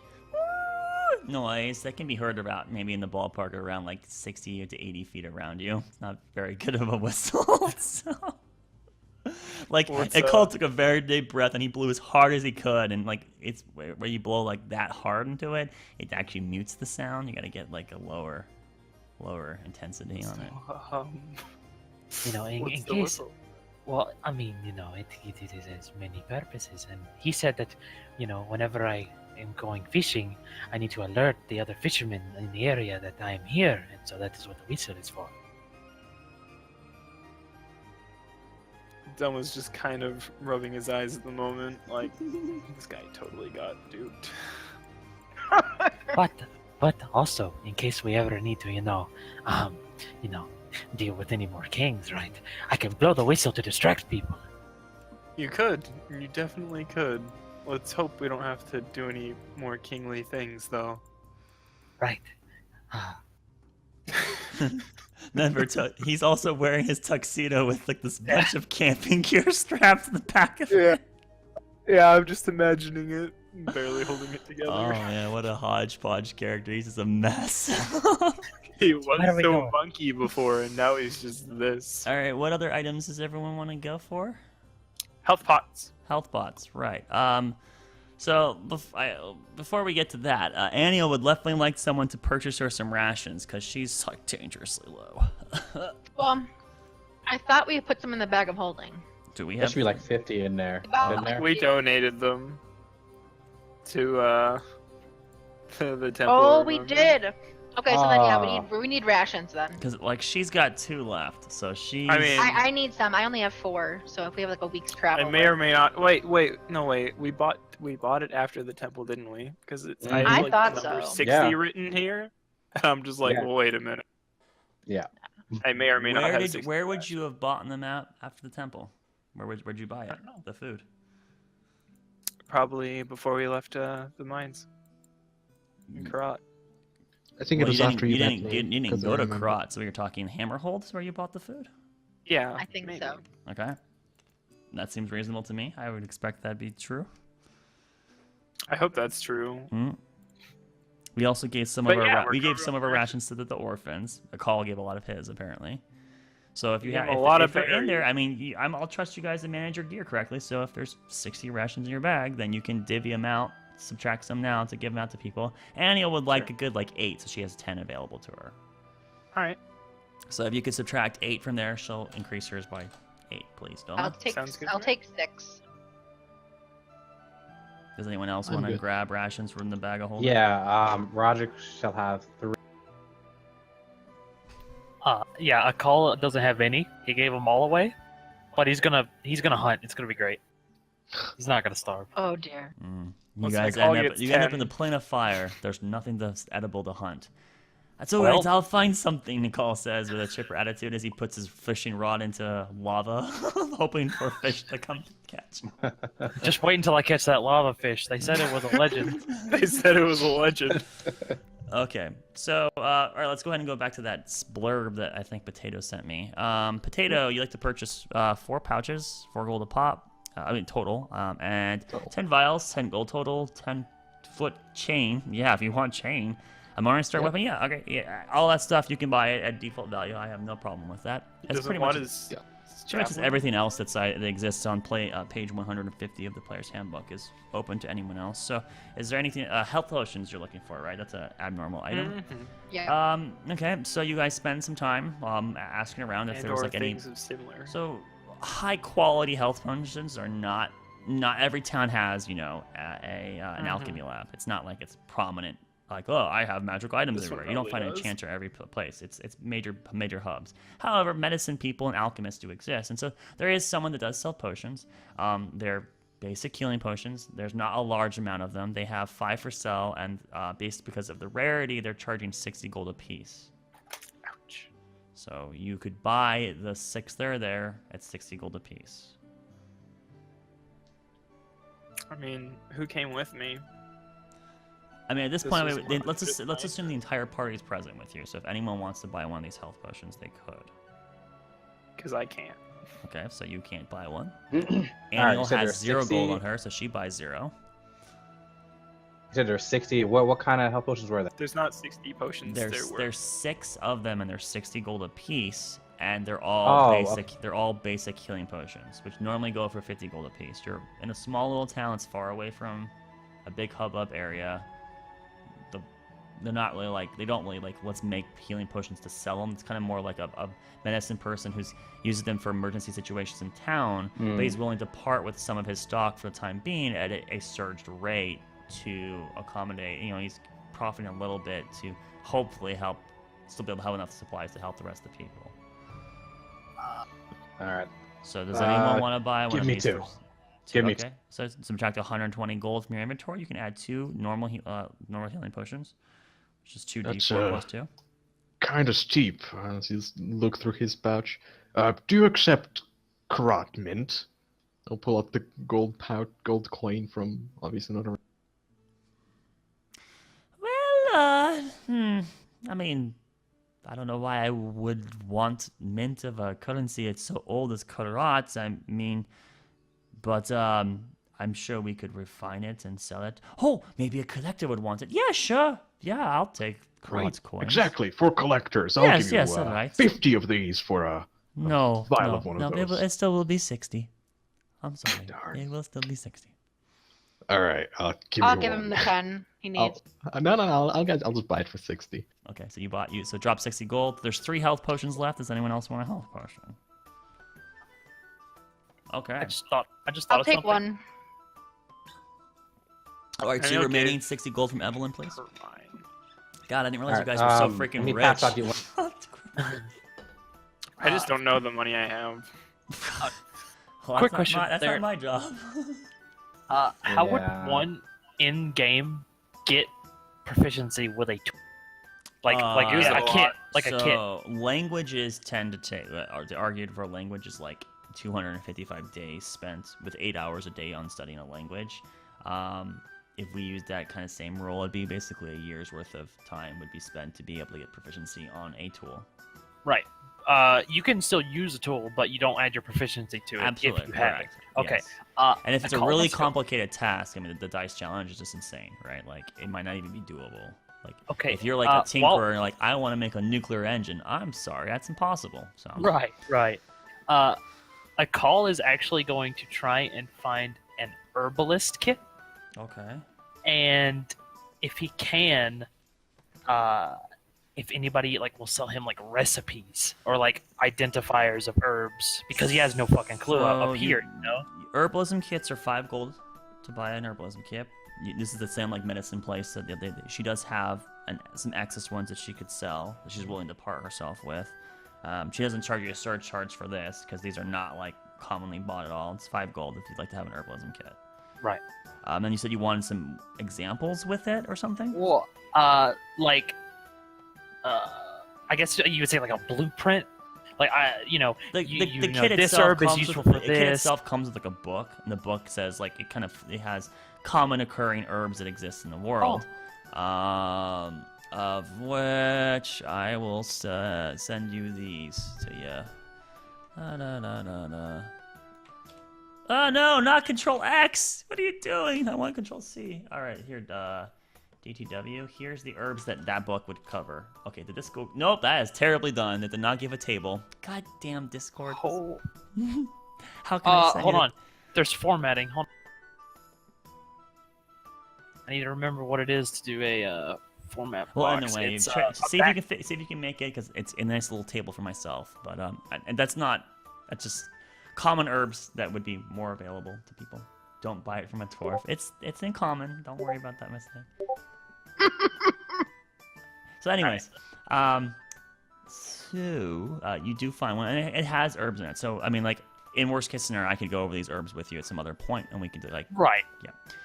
And these are just there's other herbs that exist beyond this. This is just the bare bones herb system I made for our previous player Auric, who was an artificer. So, okay. Anything else? So you guys found your healing potions. You got your rations. Anything else anyone wants to get or look for to buy? Love. We were gonna look at getting horses, right? Horses. Yeah. Okay. Mounts and Possibly. vehicles. Yeah, you're looking to you want some how many horses do you want? All right, so I don't know. We got 7 that actually needs that. Is that correct? All right, and is this just like a day journey out and back, or what kind of a ride you looking at here? Well, we're actually traveling to Windheim. So, well, I think there's like a taxi service in Windheim. They will bring the horses back. I mean, if you're looking to buy, I'm definitely willing to. I can sell you the full horse, so that's a lot more coin. I will let you rent them. It will be a little bit more expensive to get them back. Most of the horses that get rented in these parts are, day journeys or something of the sort. So, Windheim's a little bit of a further of a trek. It's going to cost a little bit more, I'm sure, to get it back to my care. So I got to get that charge on there for you. How much? Well, Windheim, my horse is probably going to be in the ballpark of around 2 days, maybe, travel there, and that would be 2 days back, so that's basically 4 days of lost horse. Yeah, the standard rate of about 5 gold a day per horse. Now, let's talk 5 gold a day per horse. Let's just do 1 horse, and we can times it by 7.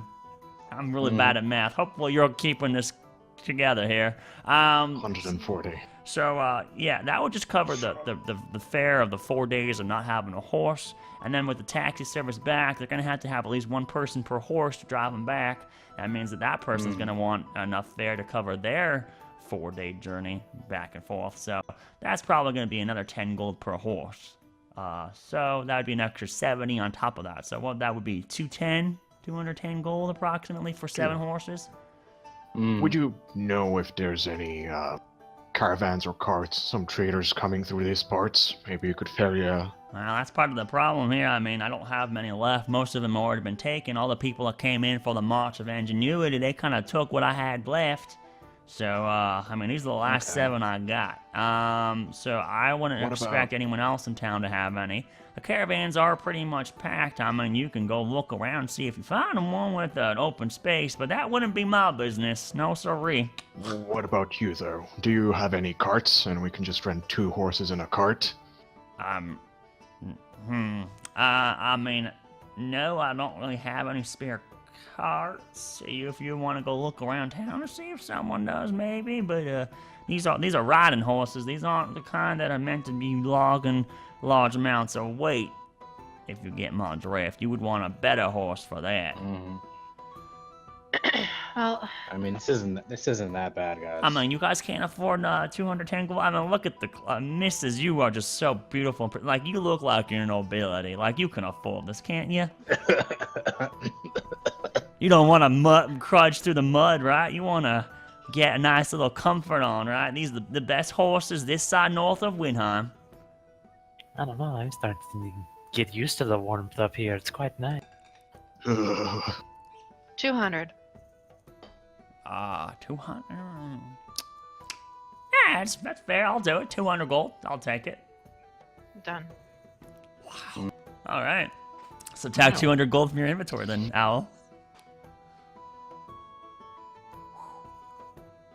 Take No, I it think we're great here. Now, I'll just remind you here on this contract, these horses do need to be back in my care within 4 days. If they are not back in my care in 4 days, actually, I didn't do a deposit. Fuck! Well, then, we've already agreed. We already shook on it. Fuck a duck. Well, then, you get... Alright, folks. Well, please make sure my horses come back. This is my livelihood here. He seems to be suddenly in a little bit of a panic state as he forgot to do the deposit. I'll just make him an idiot. Alright, whatever. Fine. Oh, Philistix. Okay. Fuck. DM mistake. Alright, well, you guys have procured 7 horses. At my expense. So, what do you guys wanna? You got your horses. You got your other things for 200 gold. How much? I mean, did we pay per horse? He's still expecting to have him back. Get him back. We'll see if they come back though. Holy shit. Knowing our group, probably not. About 30 per horse, really? We would have paid 20 more. We could have bought the horses. Yeah. But in any That's case, 20 gold, Cade. Don't worry about it. If we're going to be traveling, I need to take off this outfit. It is only for special occasions, no? Right. Yes. Oh yeah. Yes. But you look I so would- charming in it, Pyrus says as she's like eyes you up and down.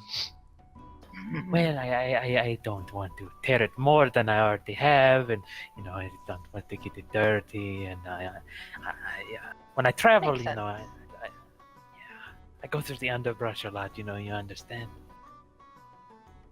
Yeah. I'll be one. Is there moment, something please. wrong with having dirt on you? As you look, she still has smudges of dirt on her face. Not at all. It is. I don't want it on the outfit. Is she still wearing her dress? Yeah, I don't see why she wouldn't be wearing it still at this point. Okay. Well, hold on. You guys are about to venture. She'll put back her armor on because that's a combat difference. So she's wearing she's wearing the dress over her armor.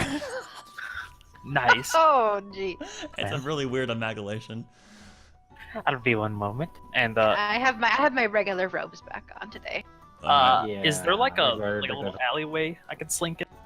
Yeah, I mean, there's Pypel's. Pypel's piping Pypel for a reason. There's alleyways that go down real quick. And So he walks into an alleyway, whoosh, just quickly just takes it off, and he's got on his normal clothes underneath it, as you and then take walks it off, back out. you do see the damage you've done to it. That's gonna need a seam mistress or mister or whatever the heck you call them, seamster.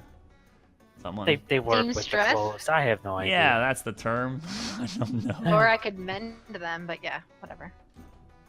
Well, many So he repairs like tears. So I mean, kind of hard to get the intricacy necessary with it. But yeah, we'll find. We can deal with it later. Yeah. Don't worry about it. So he comes back out, back in his normal, quite naked attire. But you have as he fur. hops on the horse. You have Oh, a yeah, large, fur. beautiful white mane and fur. And he says, "Well, I am good to go now." Maybe we should tell Pyrus to only wear the dress for special occasions. This is kind of. Mm-hmm. Pyrus is just back in her book, flipping pages, reading, completely oblivious that you guys are talking about her at this point in time. Well, I mean, it also affects my movement. That's why I did that as well. But it's besides the point. Because actually, Pyrus, maybe you should take off the dress. If you're gonna be changing forms at all, it might hinder you, or you might lose it. Will it? Normally my equipment gets part of me, but if you think so, then I guess I will. Just maybe to be safe. Okay. And she just takes it off right there in the middle of the street. Now, of course, she's wearing her armor underneath it, but... With that, she then has the dress. Where do I... You know what? And she kind of folds it a couple times and then puts it in her bag. Aniel kind of wipes her the top of her head with relief, knowing that it's not ended back in her care. All right, everyone, what do you want to do? You have 7 horses. You have a bunch of food, a fishing tackle, a tent, a 10-foot ladder cut in half, a blowing missile. What? Anything? Wow. 4 new healing potions. Is there anything else you guys need? All that Nope, I money don't you think so. earned, I all don't well think so. spent. All right, so What money? where would you guys Have like to we- go? We have money. I So think we one should. question before that. Hmm. The horses. Did we have horses in the mountain? So they had riding. Most common type of animal for riding would be a riding ram. With your previous experience, you definitely do have some cavalry experience. There were rams, but as you see how everyone else kind of mounts onto it, you get the notion that pretty much it's probably the same exact way, and you will find that it is effectively the same. So if you have vehicles land proficiency, you would have it still here. Nope.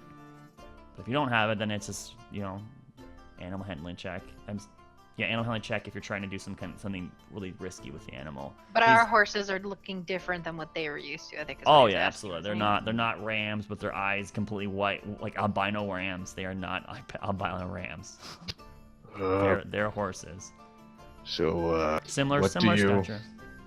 what, they don't have horns. What do you hold on when it gets rough?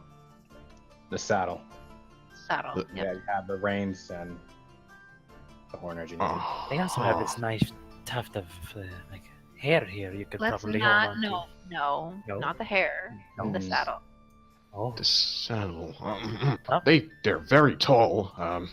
What if you How fell tall? off? They are very dangerous, I think. Let's try not to fall off.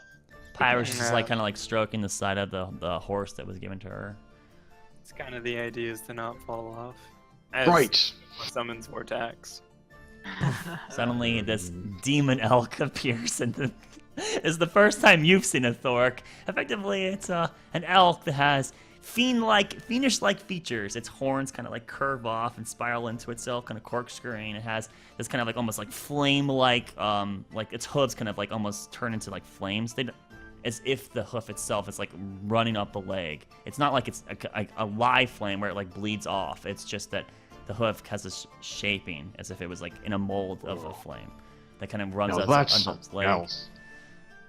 What do you? It's kind of like some reddish hues in its hair here and at certain points. It's definitely an intimidating looking creature. Yeah. Careful, it has bitten people before. Right. It has. It like nudges Massive its head into you, horns. Doma. I'm just kidding, Vortex. I bet its head. Make sure you use the level 2 spell slot. I will. Alright. Yeah. No, I'll take the horse thing. Thank you. So with That's that, fine. I usually don't lend out Vortex. unless people are really bad with horses, and Annie likes looking around. That's right. So Would she, you like to ride Vortex in? she's mounts up on top of the horse, and animal handling check. She's fine. No. As does Thank you. Pyrus is fine too. So no problems there. These everyone horses are go. pretty well trained, so they don't seem to be really resilient or resisting you. So not terrible difficultness involved with it. Maybe at least hit the road and make camp on the way. Right. Oh, Because there you go. it's like midday, right? Yeah, we are currently now. I mean, with you guys spending like the hour and a half to 2 hours, you're pushing 3 o'clock at this point. 3 to 4. A few hours of daylight, we can still get on the Definitely road. get on the road, yeah. Sure. and I bought a Follow tent orders, too. Oh, Hey, Laris, That'll be useful. Yes, Doma. what was last night's moon like? Moon? ooh. Yeah. Oh, God, I just Oh, find the whack. moonbeam Oh, somewhere. I think I said it was moonless. It was a really black skyline that you saw a large amount. You saw the complex of stars very clearly. Moonlight would interfere with it most likely, so I would probably make it the wane where there was no moon at all. Alright, so tonight will be the new moon. Well, it'll be the start. It's gonna Basically start nothing. waxing into existence. So Alright. Yeah, it looks like we're gonna have to stop once it gets dark. Onward.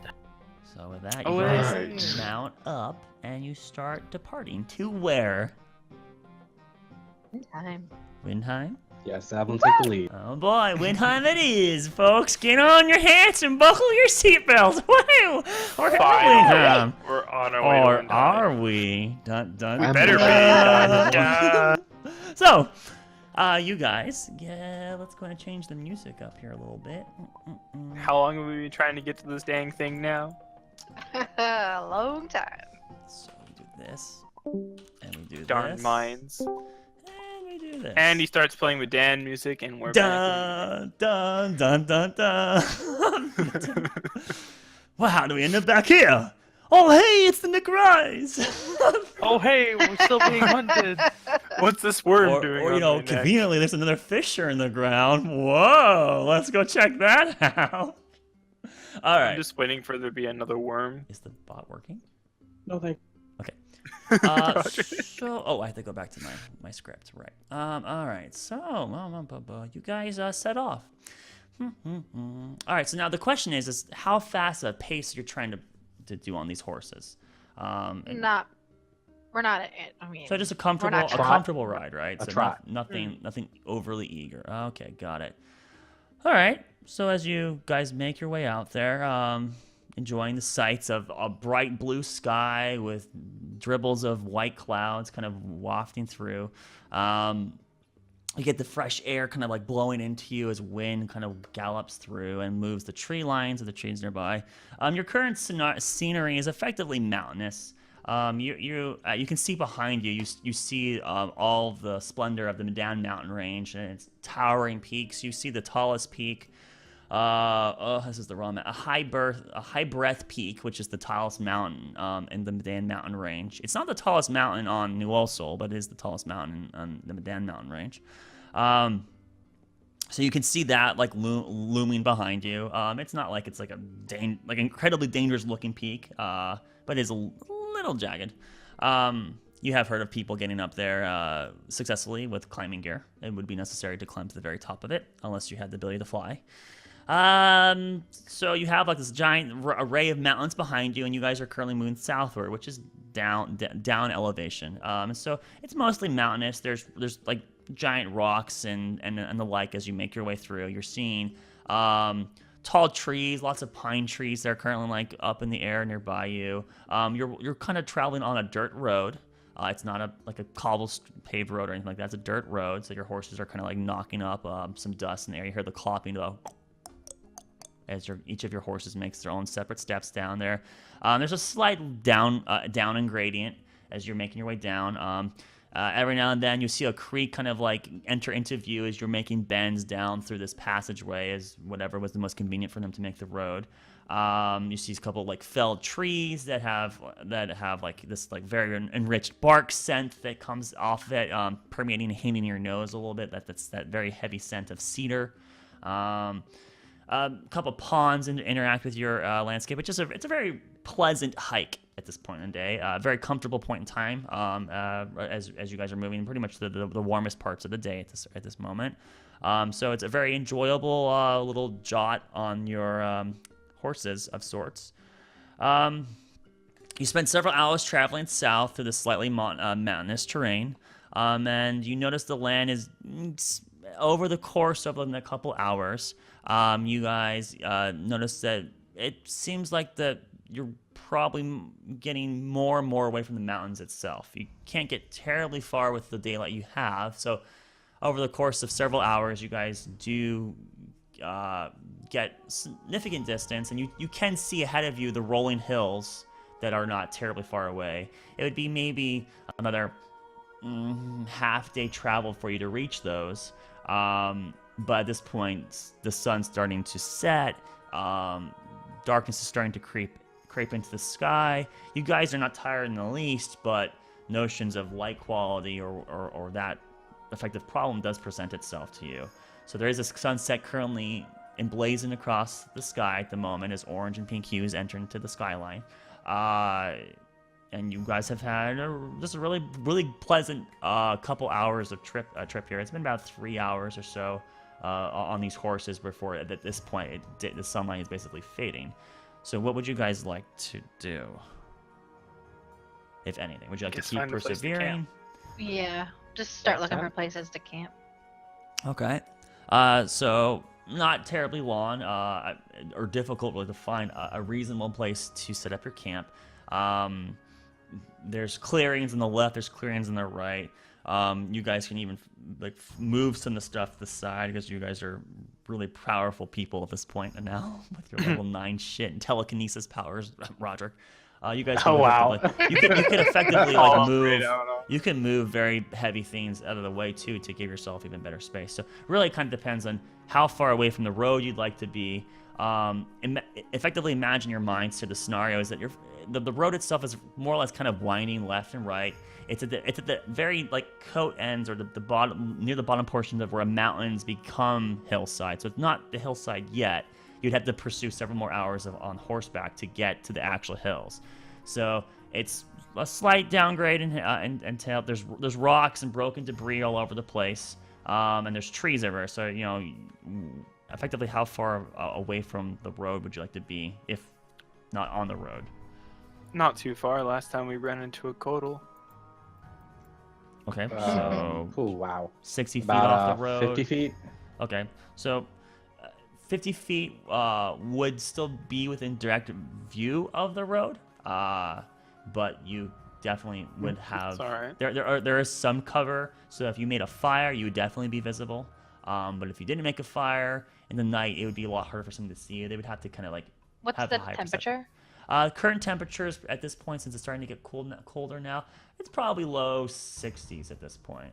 Yesterday evening was very, very warm. It feels like there's a little bit of a temperament change, maybe some God, I don't remember how weather actually works. Let's just say low pressure is pulling in, pulling out the maybe a storm front might be coming in, or some kind of weather inclemental change. So the temperature is dropping from what it was the day before. We don't really need a fire if we aren't cooking anything. So As a Unless call's they call pulling it out as- his trap and his fishing pole. I mean, we could always just start a fire for cooking and then put it out. We don't really need That's one fine. for the night to keep Yeah. warm or That's- anything. It will That's probably what I was probably be at the coldest point in night, at worst upper 40s. Most likely somewhere in the low 50s is what the temperature will probably be tonight. Well, I'm going to That's set not up too my cold. tent and then start hunting. If anybody would like to come with me, I'll go with you, Pyra says as she kind of like closes her book for a period of time and kind of like puts it back in her backpack real quick. Seemingly very interested in where you're headed, Ekal. Well, I would start beginning to set up this two-person tent. What are you doing? Pyra says to you. I'm setting up a tent to rest inside. For Why when do we you come back. need this thing to... Why not just sleep on the ground?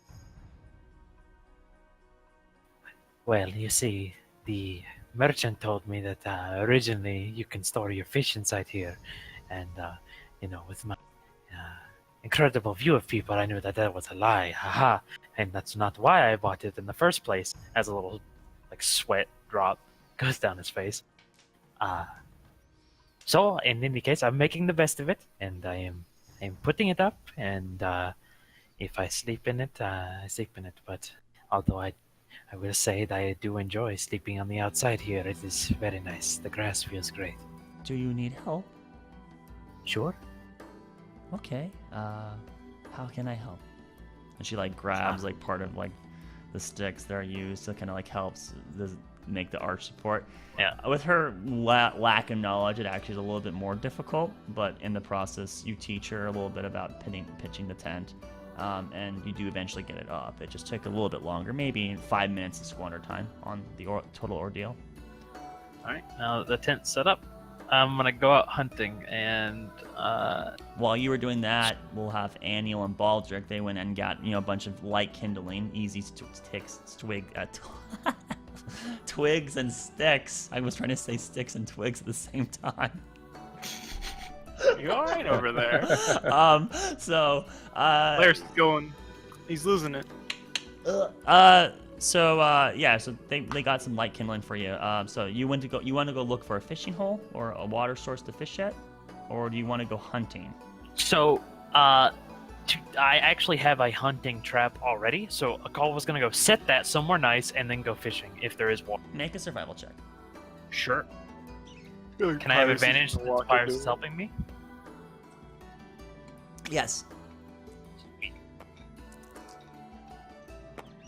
No, it's not that one. That one.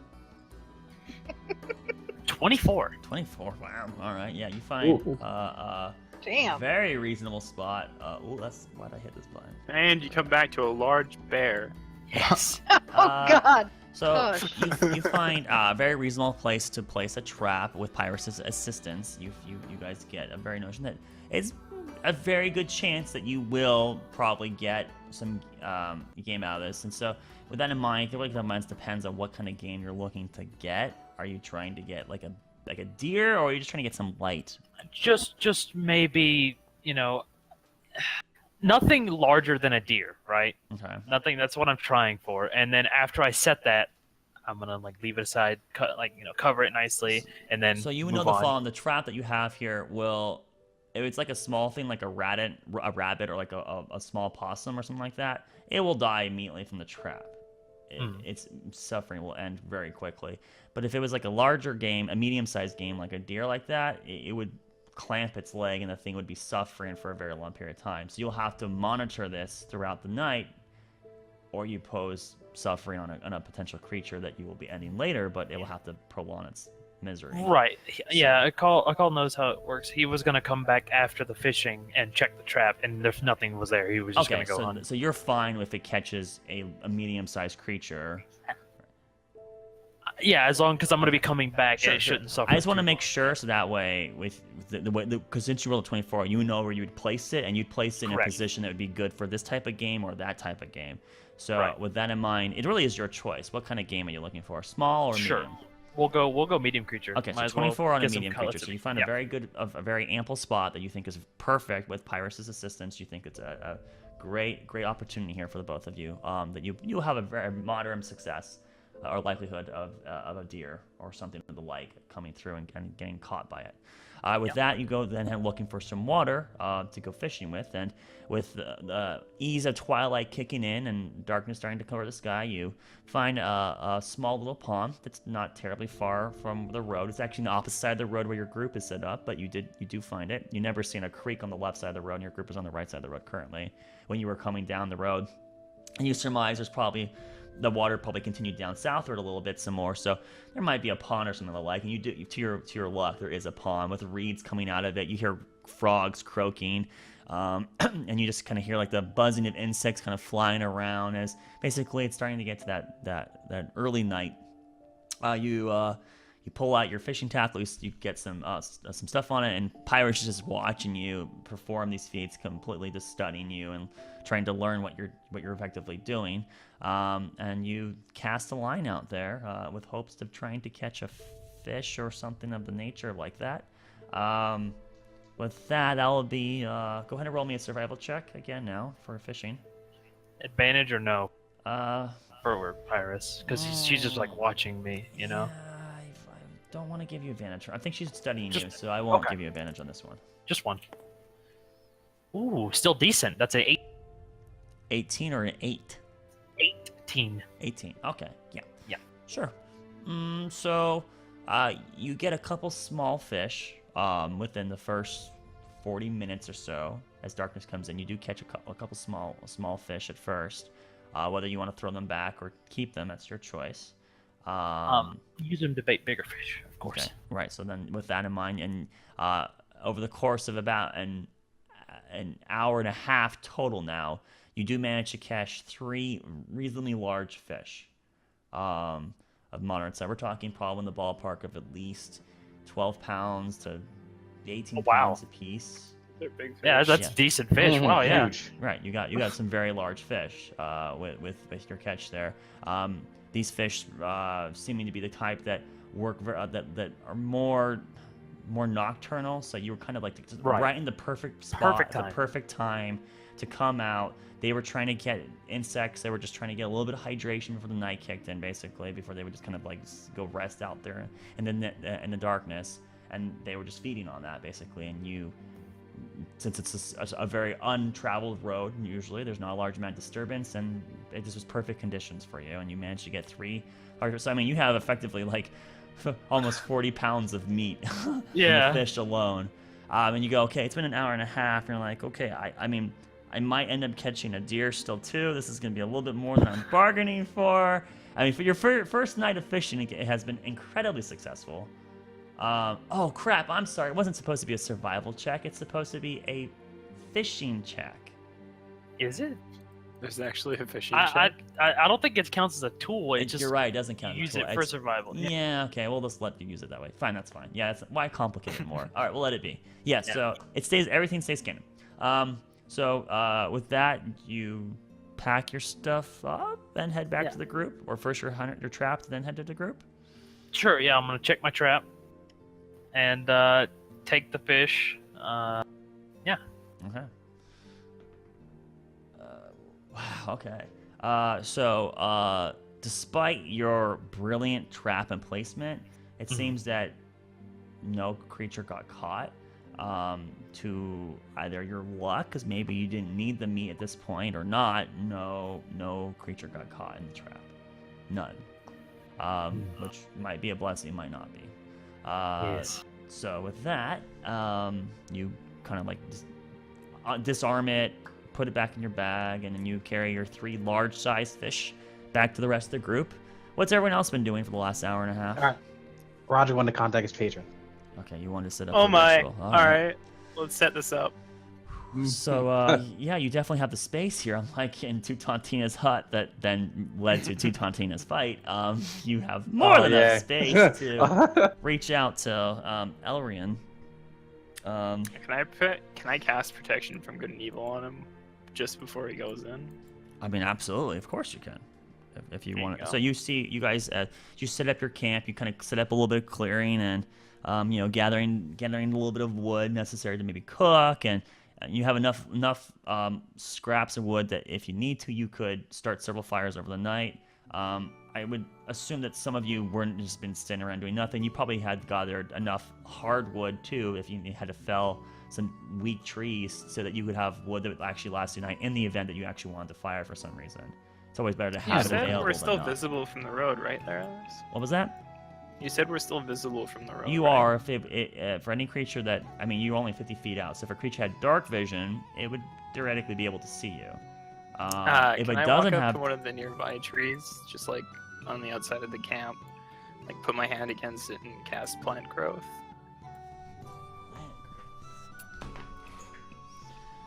all right, 1 second, let me read the spell.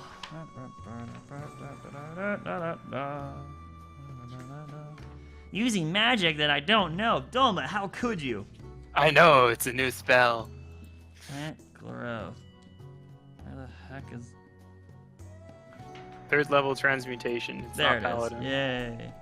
You can cast 3rd level magic? Fuck a duck. Alright, this spell changes vitality into plants at a specific area. There's 2 possible things. You cast a spell using an action, choose a point within range. All normal plants in 100 feet radius and on the point you choose become thick and overgrown. The creature moving through it must spend 4 feet of movement every second.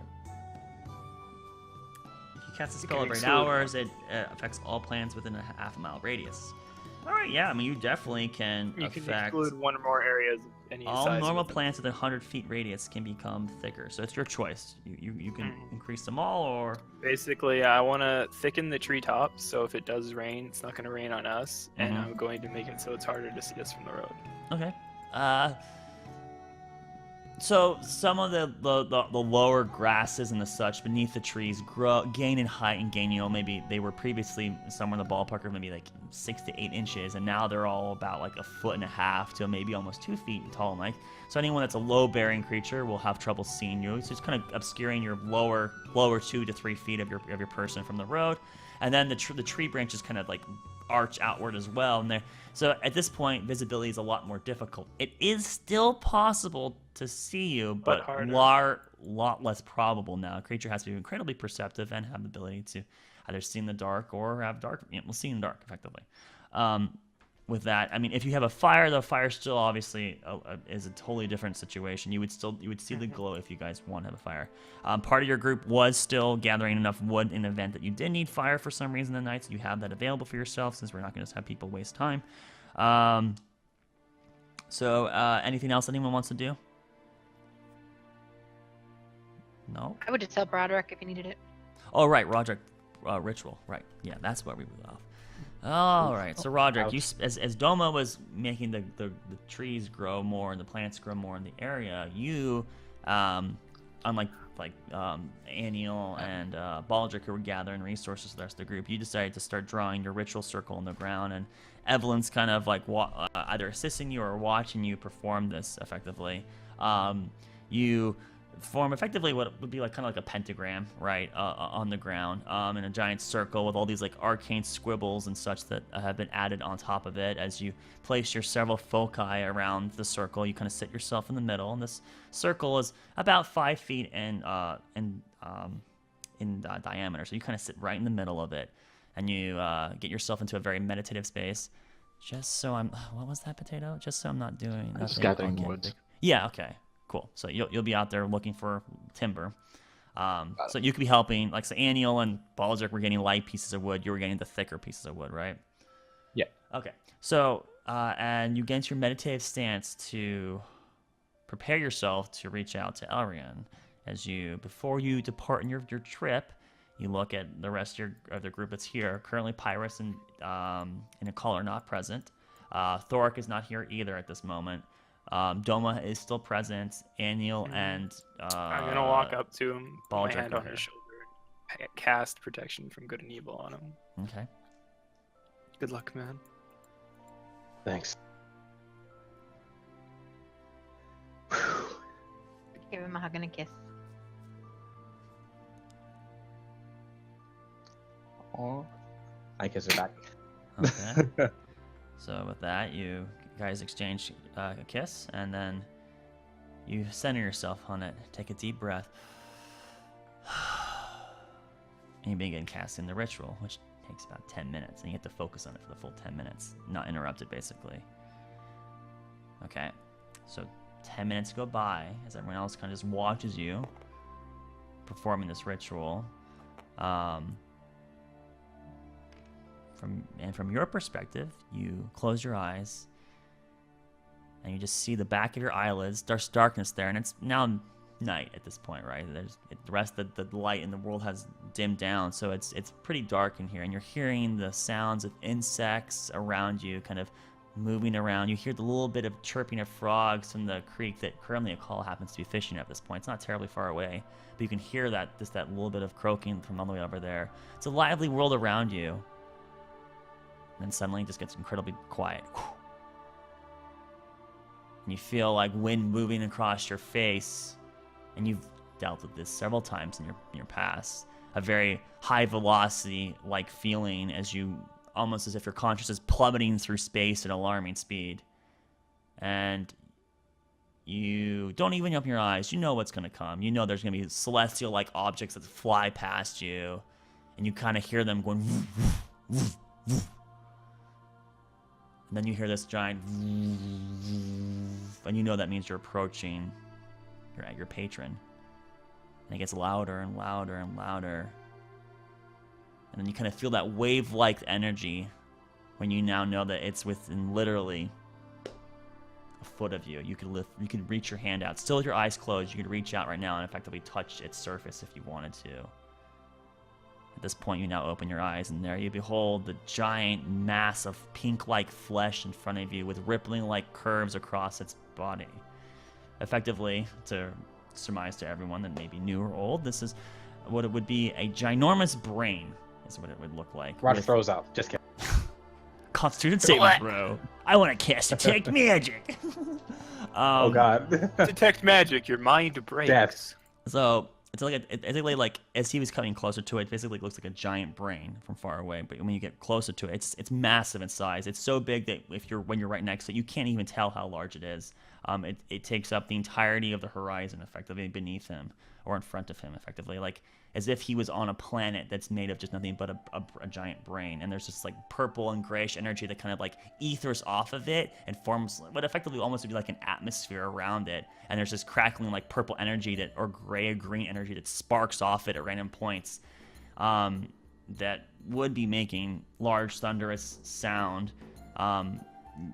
That would be effectively the humming, but since there isn't like really air here, it's so potent that you feel like you hear it, but you're not actually hearing it. Kind of like it's almost like psychically being discharged into your being, per se, Roderick. And so there in front of you now is your patron, this giant floating organic brain floating in the cosmos, wherever the fuck that may be. There is no immediate communication from it to you at this exact moment. It just is in front of you, this heavy hum in front of you. My patron, Great Ariane, I'm here because I am in need of your help. Indeed so. It's been a while since you've come back. I was wondering when my plaything would return.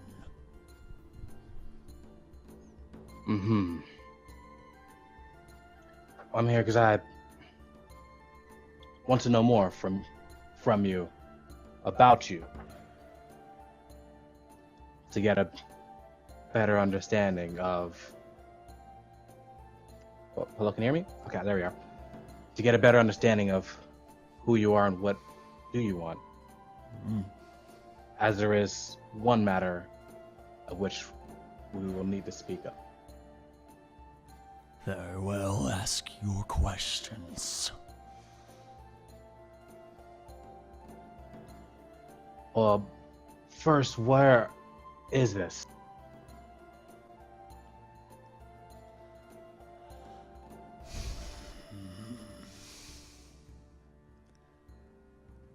This is one place of many. Past the astral sea, past any of the planes that you would know. Far, far from where you rail. I see. Thank you. And may I ask, what is it that you want from me from this contract that we've... The contract you formed without my permission? More like you're indebted to me for stealing, right? Either way. Do not be alarmed, I have no ill will to you. I think you know what I can do to you when you visited me not too long ago. After thinking, I realized that this is advantageous to me and you, and that we can have a partnership, provided you stay what is on my side and don't break what I need. And what is it that you need? Many things. In this moment, you feel like a very intense pressure on your head. Make a wisdom saving throw.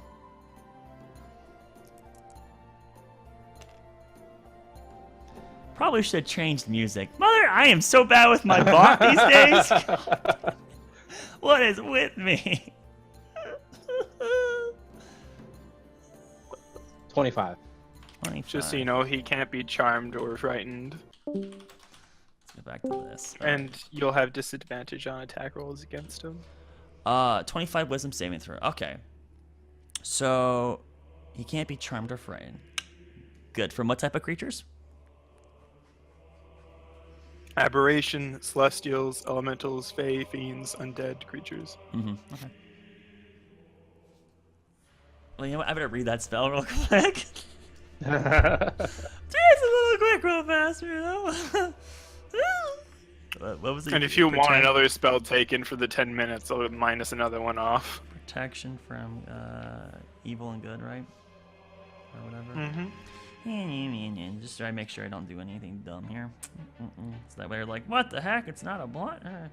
Advantage against the target also can't be charmed, frightened, or possessed by them. So it's these creatures. The creatures include aberrations, celestials, elementals, faes, fiends, and undead. Concentration up to 10 minutes. Okay, got it. All right, so you feel this intense pressure in your head, and despite your incredible resistance, you feel like some of your memories were just pulled from you. But they're still there. You still remember everything about yourself, but it like siphoned something out of you.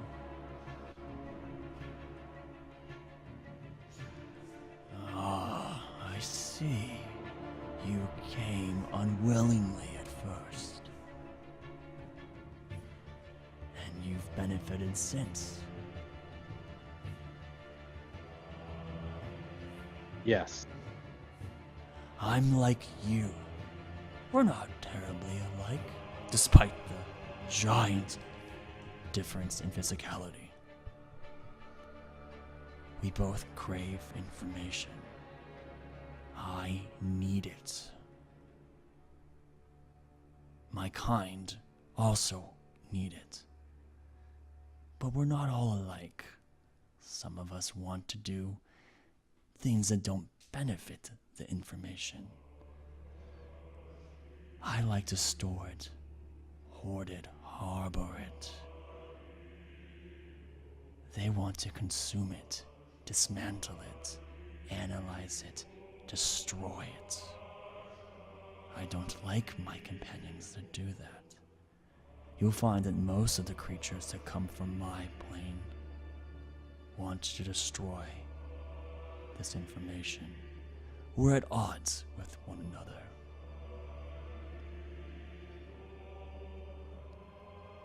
I want to stop them from destroying all the intellect that exists in the cosmos. I feel like that would benefit you as well. Yes. Good. We're on the same side then. Both of us want information. I have plethoras of it. Unfortunately, you have nothing new to present to me, so the only thing I benefit from is for you as a vassal for my needs across the worlds. Are you willing to accept this challenge?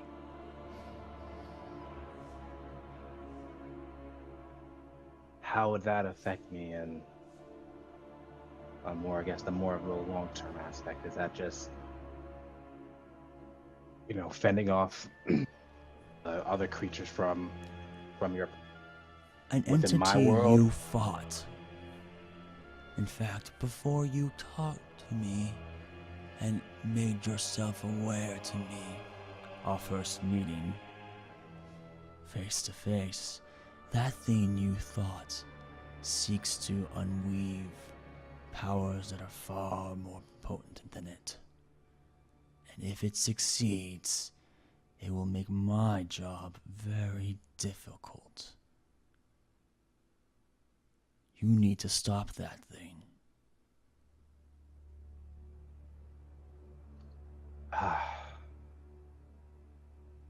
Yes.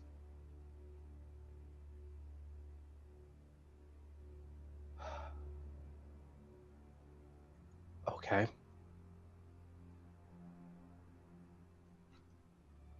May I ask,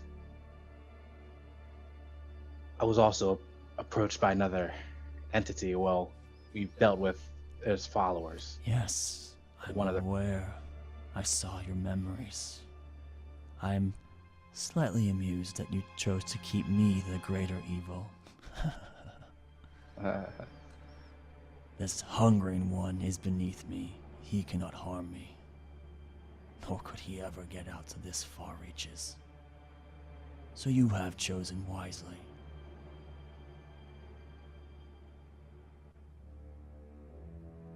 There's a thing that he Okay. promised you, or tried to lure you. Power, knowledge, yes? Yes. He was right. The answer was in front of you. You just didn't see it. On my good graces here, let me show you.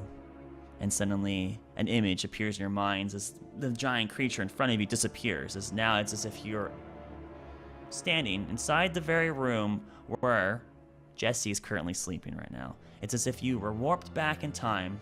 Your party's not next to you, though. It's just you, Jack in one corner, and Jesse who's currently sleeping. Jack appears to be playing with some sort of toy or some object. His back is to you. It's like he doesn't hear you. And then you see yourself almost like being puppeted forward, like you're not controlling yourself, but you see your body making actions. In your right hand is the little gem. A gem with the blue liquid in it. And you wave your hand over the gem as you see a spell go off. A brilliant white flash of light goes across the gem, and the gem suddenly gets a dull color as it then loses a large of that consistency. The gem starts cracking and falls into small little pieces as the liquid begins to start pouring out of it. But as it pours out, you immediately had a cup beneath it. You don't even remember having a cup, but there's a cup beneath it. And the cup collects the liquid. And you make sure every drop gets out of the gem. You then give the cup to Jesse, and Jesse drinks it. The image fades. It was so simple.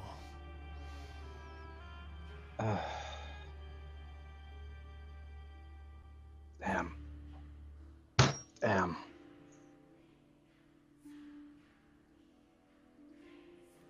I've given you something you wanted. Now, please make sure you do what I need. Stop that thing from breaking the rules. Oh, I'm cutting out? Fuck me. Oh well, no, that's me. I couldn't hear anything you said just now. I heard you fine. Oh, okay, cool. It's my connection with it. It just keeps dropping. I don't know what you didn't catch or did catch. In short, it's telling you to stop the thing. It rewarded you with something you wanted, and it wants payment back, and it wants you to stop the creature it spoke about earlier. Because if you don't, it's going to be really bad for it. Elrian will not be happy. Now, to alarm you, you can't currently fight that thing. You are too weak. You need to gain strength, more experience. Soon you'll be able to cast even more powerful magic. I can teach you more powerful magic, but your vessel is not strong enough to channel it yet. You must get stronger first, or it will break you.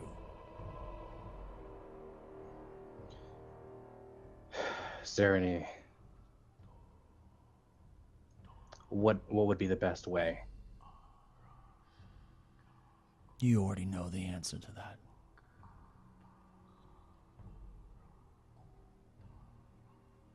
Okay.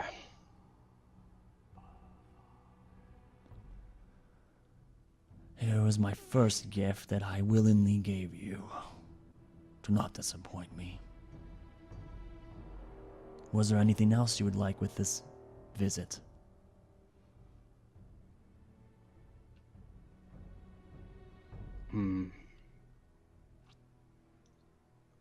Is the threat that we spoke of? Is there anything else other than that, or is that? Oh, there are many threats. There are many things that are on my agenda. This is just the one that benefits me the most, to have someone on your plane of existence. The biggest complication that I'm concerned about on what you call the material plane.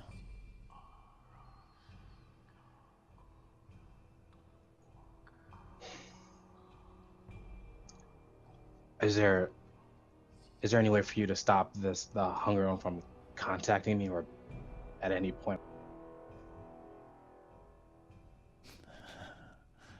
Yes, I can. It will hurt. Are you okay with that? I suppose, but first.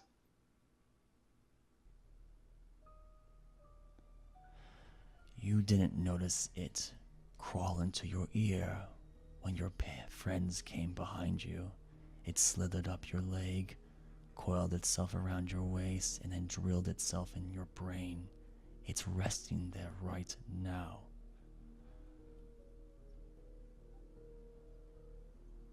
Does it know about this meeting with us? You're not physically here right now. It does not know. I won't lie to you, the Hungering One is a strong foe, but not a threat to me. Not something that I would consider an issue. That Winged One, though, is. The Vault. That is his name. Mm-hmm. That object he got, it is not from your world. It is from mine. He's working with someone from my realm, and that concerns me.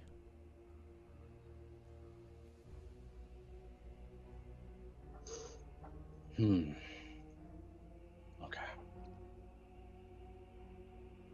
Lastly, do you know of the Fey Wanderer? I believe I saw something about that. I'm afraid that name is nothing I know. I must apologize. I don't know a terrible large amount about your plane of existence. But I did recognize that spear. Okay. Then, Do you know if there's? Are you in contact or have any idea about the gods that are supposed to, rule?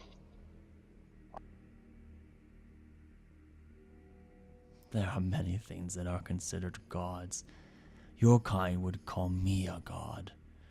A god is only something stronger, incomprehensibly stronger than something else. To you, I'm sorry, that's bad phrasing. To ants, you are a god.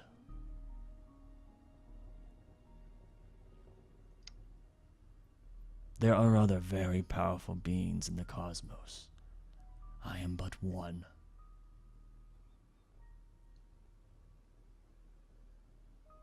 Okay. Wow. Oh, very last thing. That information that I got from that pyramid when I was in Medan about basically the transference of energy. Is that something from your realm?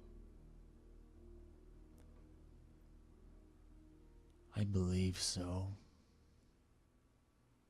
My realm tends to be the graveyard of information. It gets here eventually. I keep it, others destroy it. I'm not certain if it's something that originated here or originated elsewhere, but it seems to carry the mark. Hmm.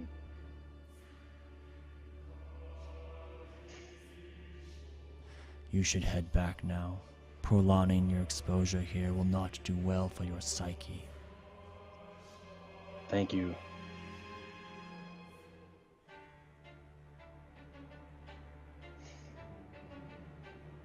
Can you Do send me visit back, or more have to get sent often. back? Oh, I'm sorry, I totally interrupted you. What was that? Oh no. Go ahead. No, you're fine. You're fine. I was asking do I? So he told you to visit more often. I will try to.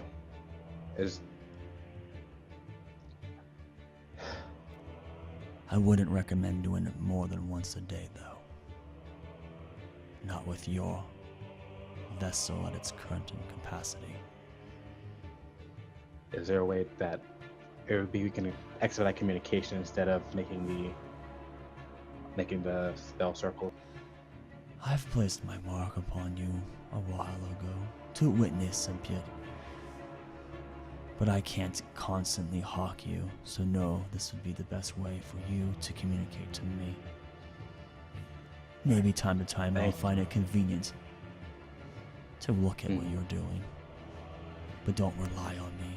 It is your skill that will protect you. I will only give you knowledge to assist.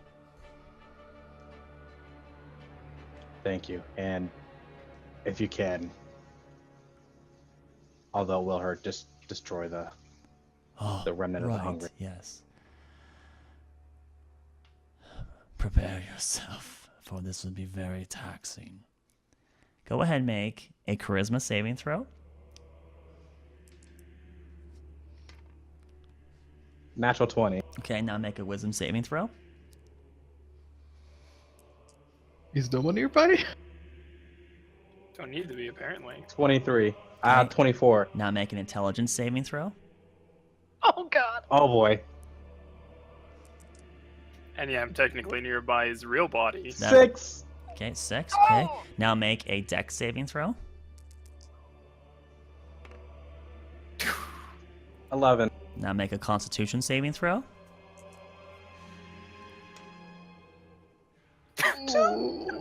Now make a strength saving throw.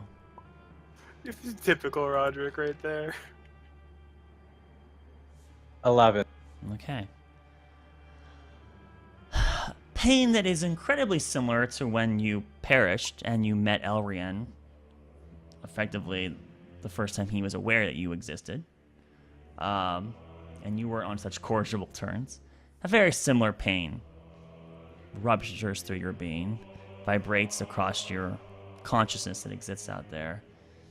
And you feel as if your mind is being torn apart in small little pieces, and each piece is then being ripped into smaller pieces, like fractals. Just as you magnify more and more in, it continues to get shrunk more and more down. And memories of yourself and who you are seem to almost disappear as you try to consciously grab onto and hold onto them. Fragments of yourself, of things you've seen, who you are, important people in your life.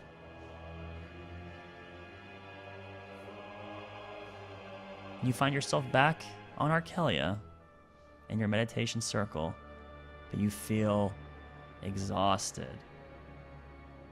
So, Coughs up blood. You failed 4 of those. You have level 4 exhaustion right now. Gonna sleep. Holy shit. Could have killed him. Yes, he could have died. Holy crap. He told him it was dangerous. Oh god. So He's out of the game for a while. you boys. feel absolutely terrible. Let's go over the rules of exhaustion real quick for you. There you go. That's what he has.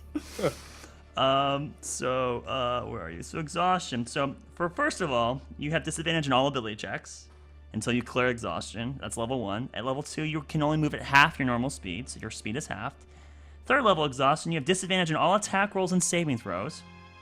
And 4th, your hit point max is currently halved. If you got 5th level, you couldn't move at all. Your speed would be reduced to 0. You could still do actions, but you could not move. And at 6, you would have permanently died. So if you failed all 6 of them, your character would have been instantly killed. Well, damn. You are lucky you passed 2 of them, so that means you only have half max hit points and below. Congratulations, though, you did live. I know you sounded so excited about that natural 20. You're like, oh yeah, and then, boy, reality sure kicked in right after that. Cool. At least it wasn't instant death. That's all that matters. Yeah, right. So let me go ahead. So Diamond Ranch, there's exhaustion's a mechanic in the game that you can only exert yourself so far, and as you get more and more exhausted through like dehydration, lack of nourishment, not enough sleep, the levels build.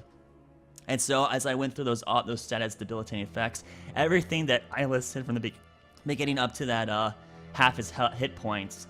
Those are all happening to him now, and he can remove 1 level exhaustion per long rest he accomplishes. However, he can only do 1 long rest per day. It's going to take him 4 days to clear all these effects off, unless someone uses high-level magic to help him.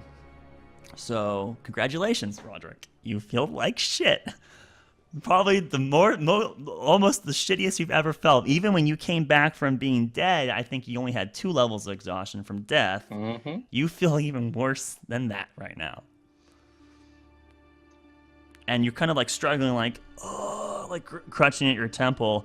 And slowly, as if like memories being sifted through a sifter, slow parts of your consciousness kind of reform into things. You start remembering who you are over the next like 10 minutes. So at first, when you come back to, everyone sees you kind of like open your eyes and start clutching yourself, and anyone who tries to communicate with you, you're an incomprehensible mess. You can't speak. You're just like babbling like an insane lunatic. You barely can control your body at first, but over 10 minutes, you slowly regained who you are to now be this level 4 exhausted Roderick. So.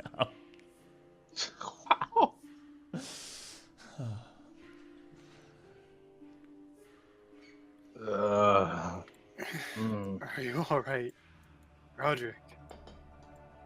No, from our We could perspective, take Roderick rest. was meditating for approximately 30 minutes. Was how long that ordeal was. He finally came back out. So we were kind of I'll like watching him get out for his 30 like minutes. I'll get out like his bedroll and like prep his like sleeping area and help him to bed. So at this point, a call would not be quite back yet. You would be en route to come back. A call, so not 10 minutes. Well, actually, no, you'd have longer than that. It was an hour and a half, right, of fishing? Yeah. Yeah, you're still fishing. Never mind. So pirates and you are still gone. It's going to be another an hour before you guys return.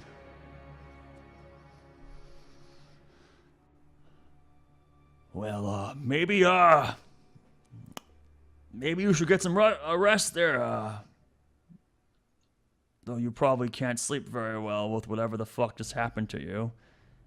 It'll be fine. And you do feel like blood trickling down your nose, and you also feel like fluid leaking out of your ear.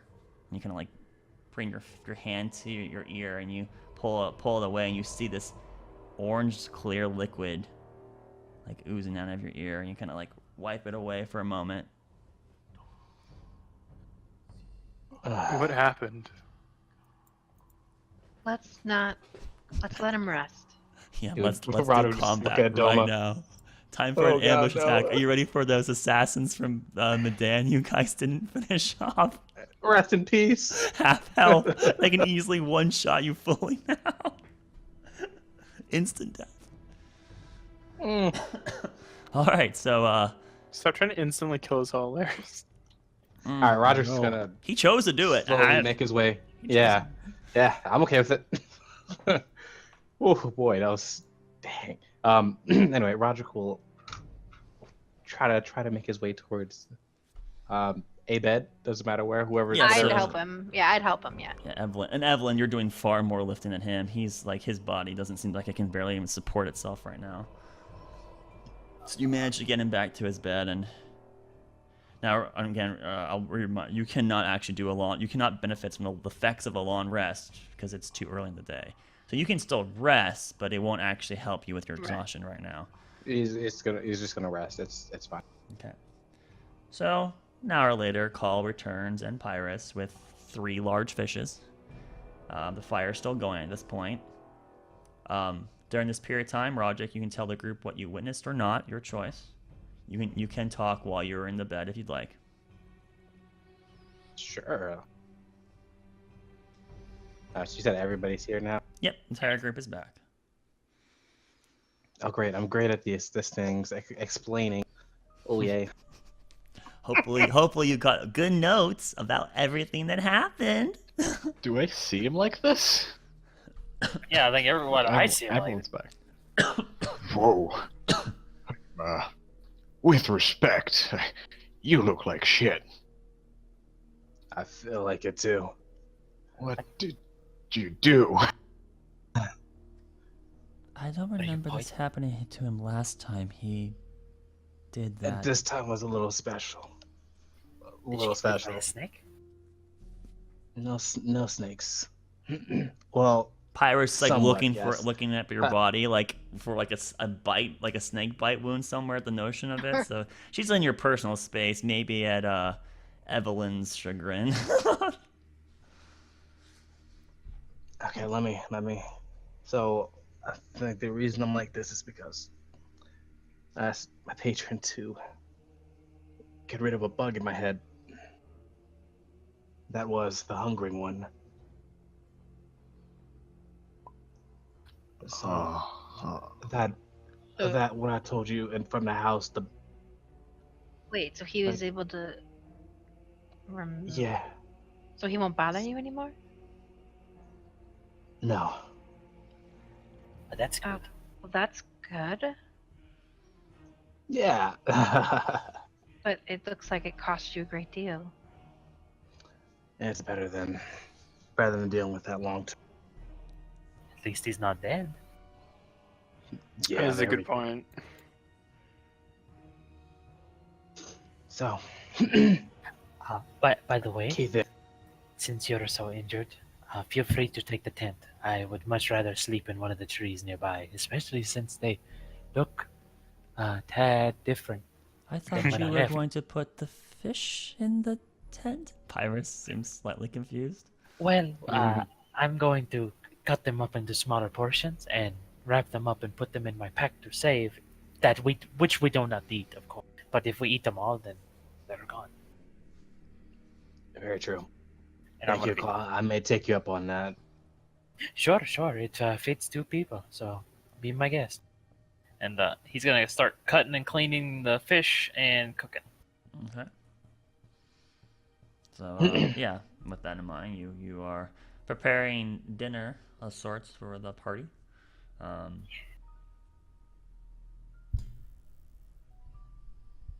Did you learn anything else from him? A good bit, I would say. That's good. First, I at least have an understanding of what he wants, and that's just, just to gain information.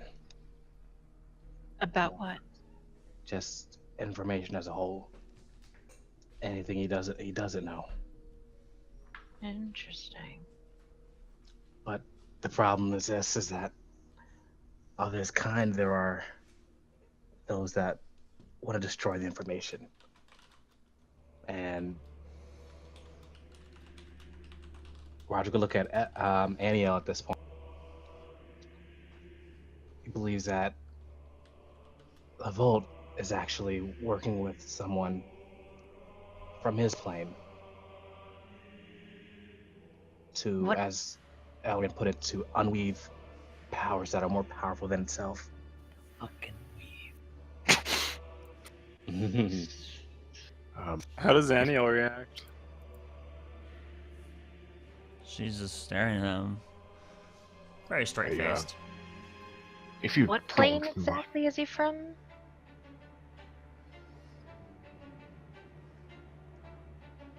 So he said it's past the Astral Sea and many other planes. Do you Didn't know s- of that, Aniel? Have you heard of anything like that? Sounds like the Far Realm. Yes, that's what I was gonna say. It sounds like just the far realms. We as we talked about before. So he's saying the threat is the Vault working with someone else of great power? Yes, so that's when we ran into him there, and we went into that portal. It was with another entity Right. comparable to my patron, Ah, and thus he was able to get that. Was it damn? Was that a spear, if I remember correctly, or was it a trident? Spear? It's a Spear. spear. A spear. Lavolde had a Okay, yes. a So very, very long spear, about 10 feet or so in length. It was taller than even he was. That's should be how he was able to get that spear. Yeah. if you don't mind me asking, who's this Lavolt fellow you were all talking about? Oh, that's no right. one good? Well, Essentially, and I'm probably getting the parts of this wrong, Aniel, but there's a weave that protects the mortal realm, is that right? And he wants to destroy that?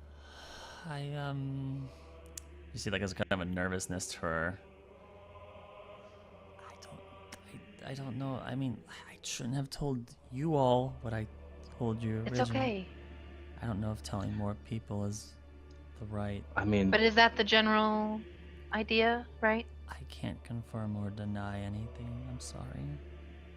That's okay. I just don't. Please understand. She turns to Akal and Thoric and Baldric and Pyrus. He'll just look straight towards her. Everybody. And half the party. You're some sort of scholar to know those things. As I look back and forth along the party. Yeah. That would be a reasonable explanation. She gives a slight nod. Well, she helps the group well enough, and I don't see no problem with her withholding I'm information. a little benefits confused in us. all this. Not to interrupt you there, Icall, but No, fine.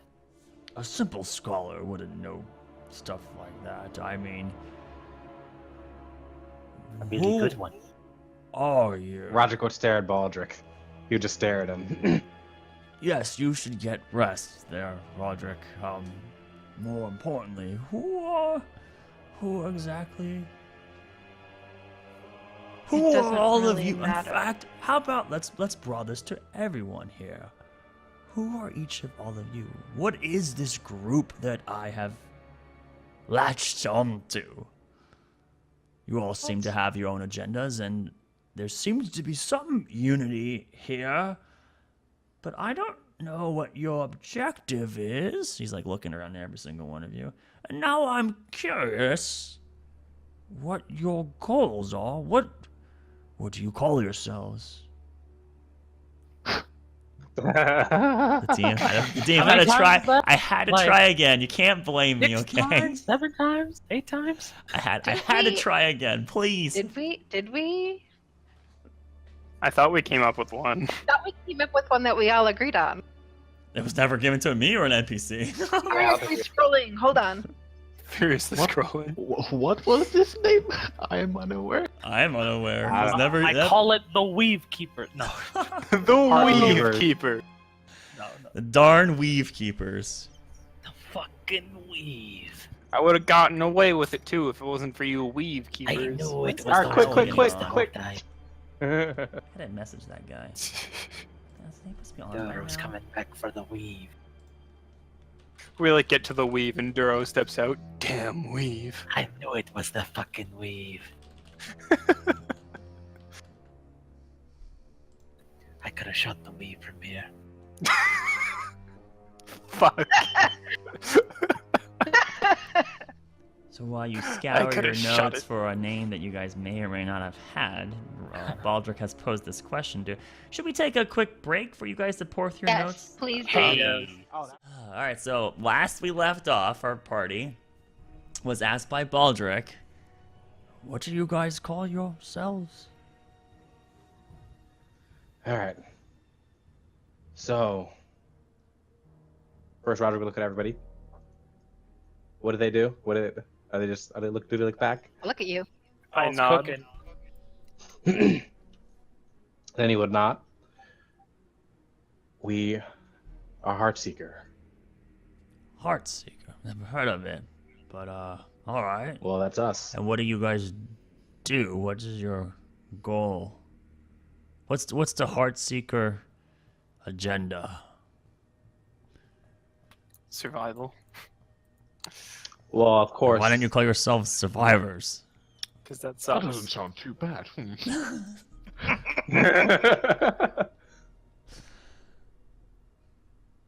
Surviving what?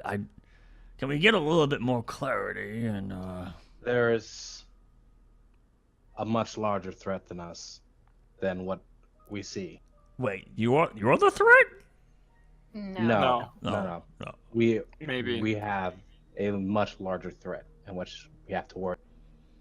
So if you find a heart, you will stop the threat?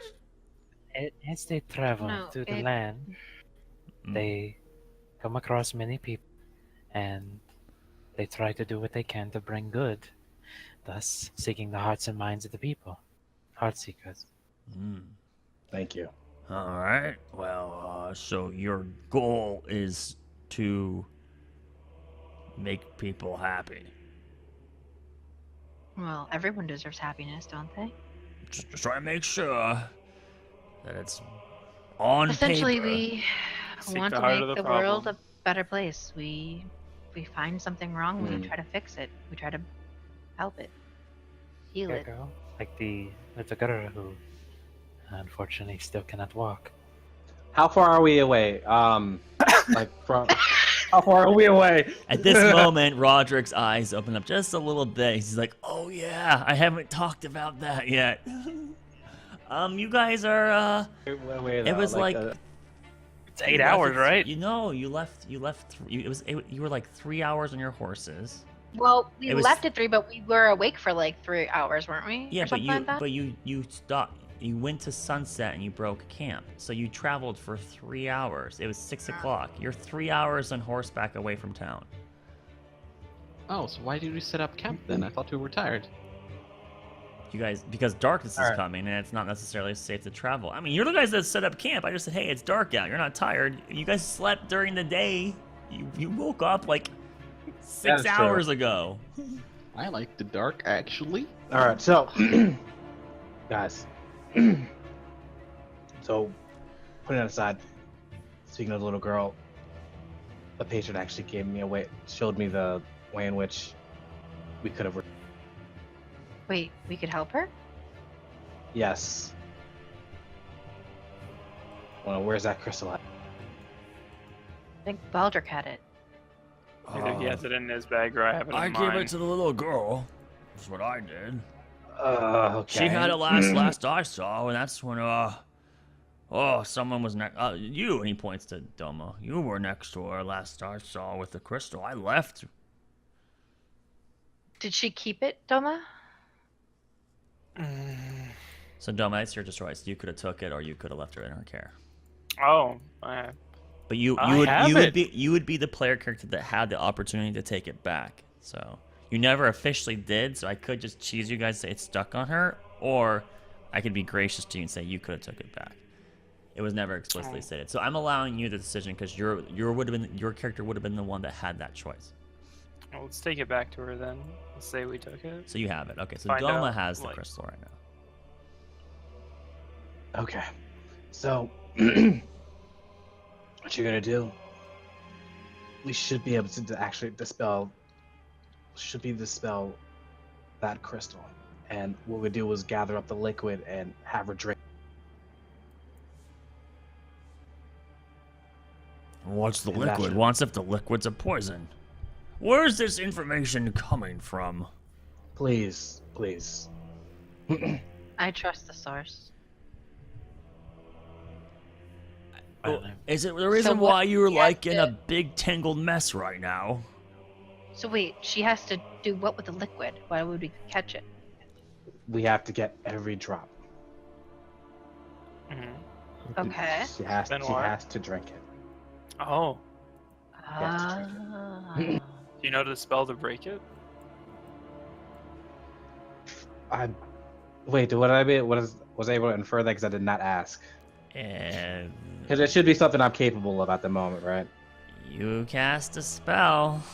Mm-hmm. Just making sure. I'm just saying, I can't give you I'm more just saying. information that's there, my man. It's up to you to figure out the code. You know what I'm saying? It should just be the spell. If that doesn't work, I've got a big hammer right here. It's only a crystal. But we need to capture the liquid. We have to be careful how we do it. Are we headed back to So- town then? Well, Push. Are you okay to travel like that, bro? who's Uh, the fastest? Who? Look at it, Cal. He's just sitting there cooking. But he can't probably do the spell. Somebody do it. Well, Aldrich, if you can do it here.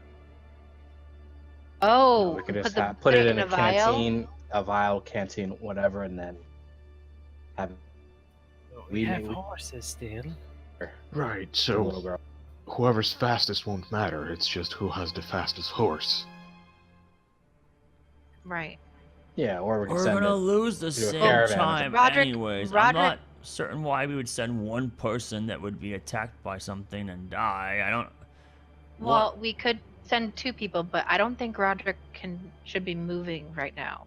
I don't think it's safe for him. Can you not ride a horse right now?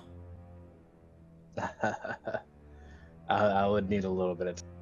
He's too weak. I mean, technically, he can still ride a horse. But I was gonna say, Whatever. but I can. Because his fatigueness doesn't affect it.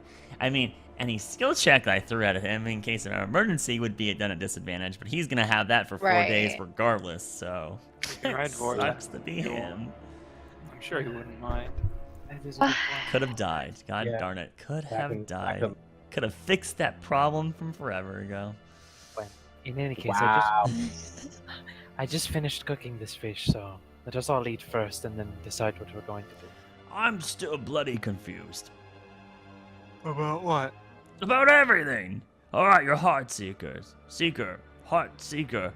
And you want to help people. Alright, that's great. Mhm. Noble deed. Okay, what happened to you that turned you into this? What was that circle you drew on the ground? I'll second that. I'm quite curious myself. Ireland just kind of looks at Roderick. Thomas is too You don't curious if he's have actually going to to- respond. You don't have to answer if you're not up. I mean, yeah, you're right. You don't have to, and you Yeah. don't have to share your secrets with us. I suppose we haven't earned them.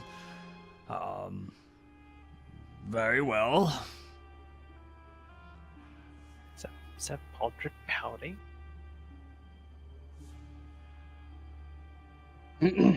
Was it's okay. I mean, it was gonna get out eventually, right? Yeah. So my magic isn't necessarily from me.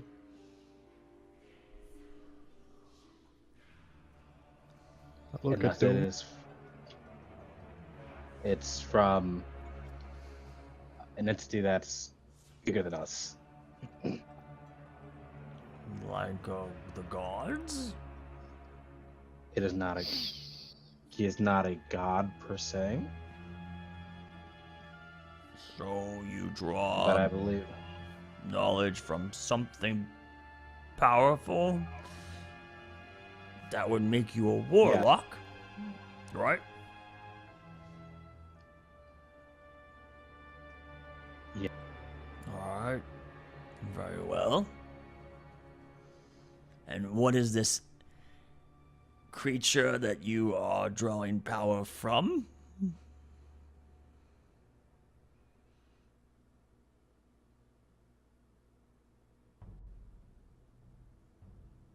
I didn't hear a thing. It said drawing from, and then if What- you said anything, it What creature are you drawing this power from? I'm pretty sure if I let you know, you would not necessarily know who this entity. Okay, what type of creature is it then? You're talking in demon? cryptic riddles here. This is I'm Sounds like a warlock. not all warlocks Just are kidding. people Okay, like Zelma, that. thank Come you. on. There's some I'm just well-known kidding. warlocks that exist. I mean, they're not all terrible people, though most of the Magic Society does frown upon them, as it does feel like the cheater way to learn your skills. So, Mhm. celestial, demon, fiend. Do any of those describe it?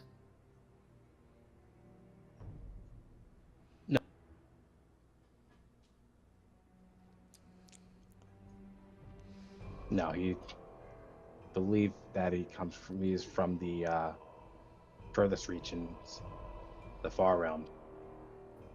Do you believe him? What do you mean? He could easily be lying. Do you believe he's telling the truth when he tells you who he is? It could be a she. We don't know. Right. Yeah. Well, based on what information I have of him and what has been discussed, that leads me to believe him, and even the interest he has is something that we can work around. Interest. All right, and what are his why does it feel like I'm trying to beat it out of a baby? What are its interests? Trying knowledge, information, and the preservation of that. Should be simple enough. At least it's not your soul. Or something like that. So it's like a Yeah. it's like a library. And that's Mhm. how he knew how to save the girl. Yes. Well, it's fine by my book if it helps save the girl.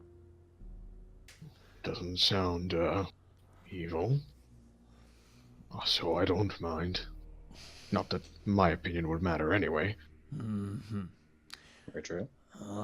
Right, so this thing wants knowledge.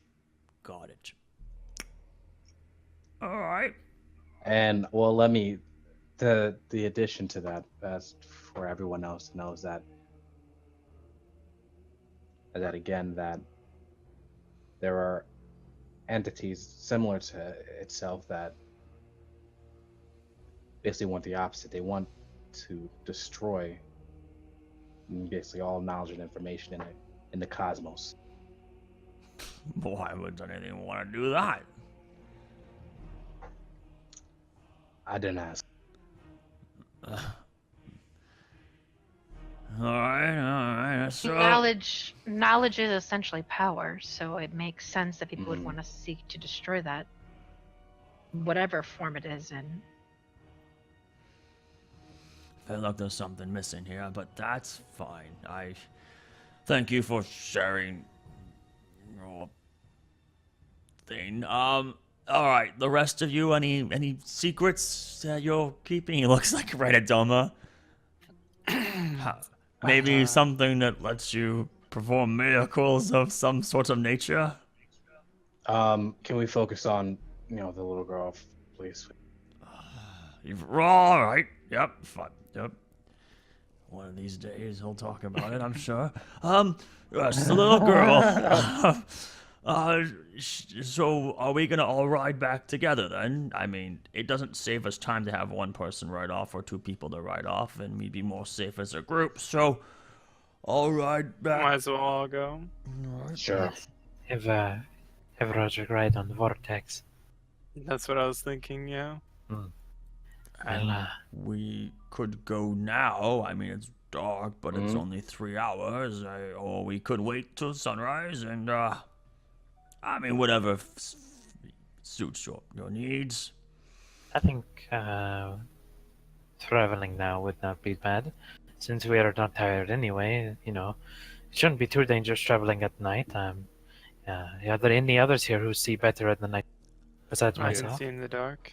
I Where's guess my- not. I can see. I feel Then- much better night than day.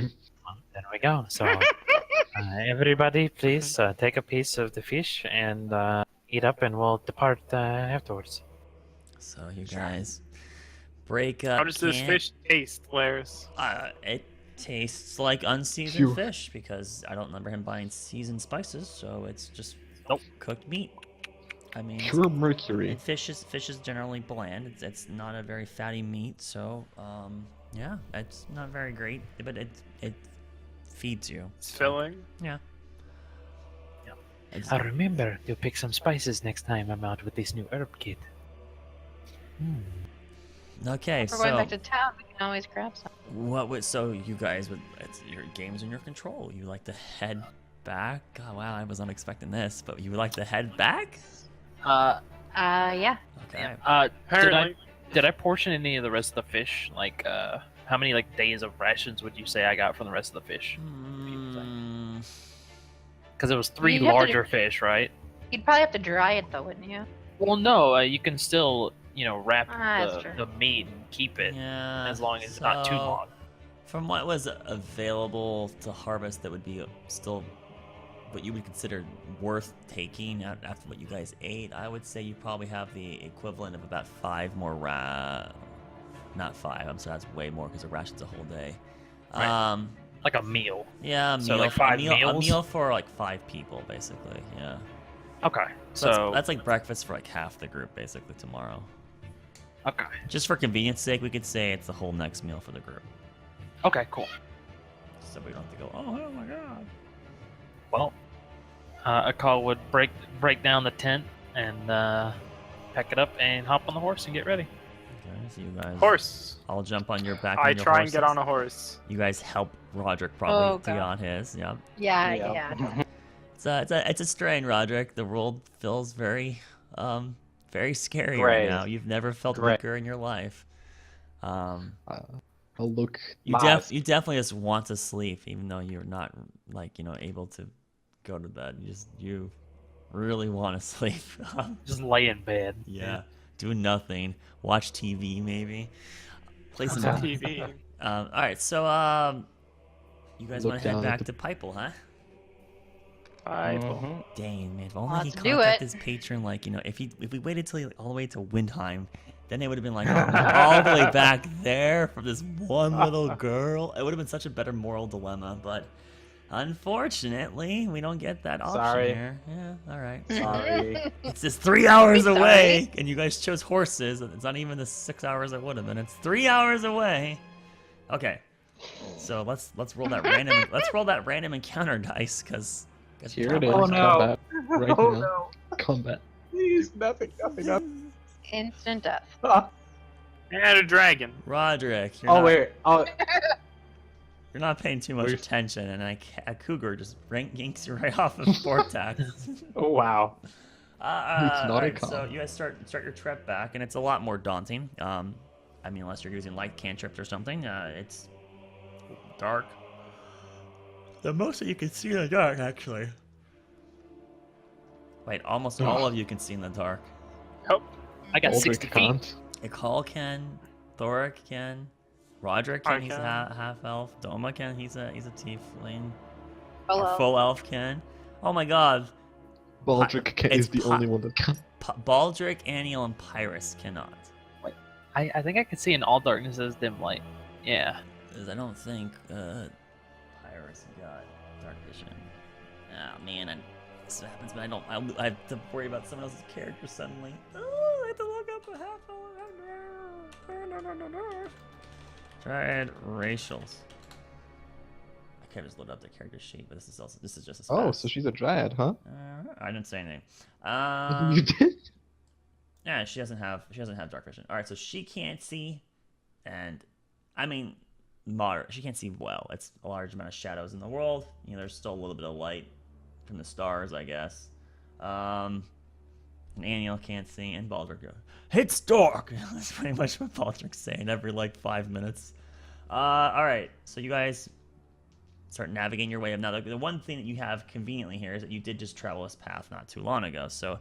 While not perfectly in memory sync, you do have some things that seem familiar to you, which helps you navigate through some of the obstacles of the route back. And it's a generally light, simple trip back as you make your way back to Pypel.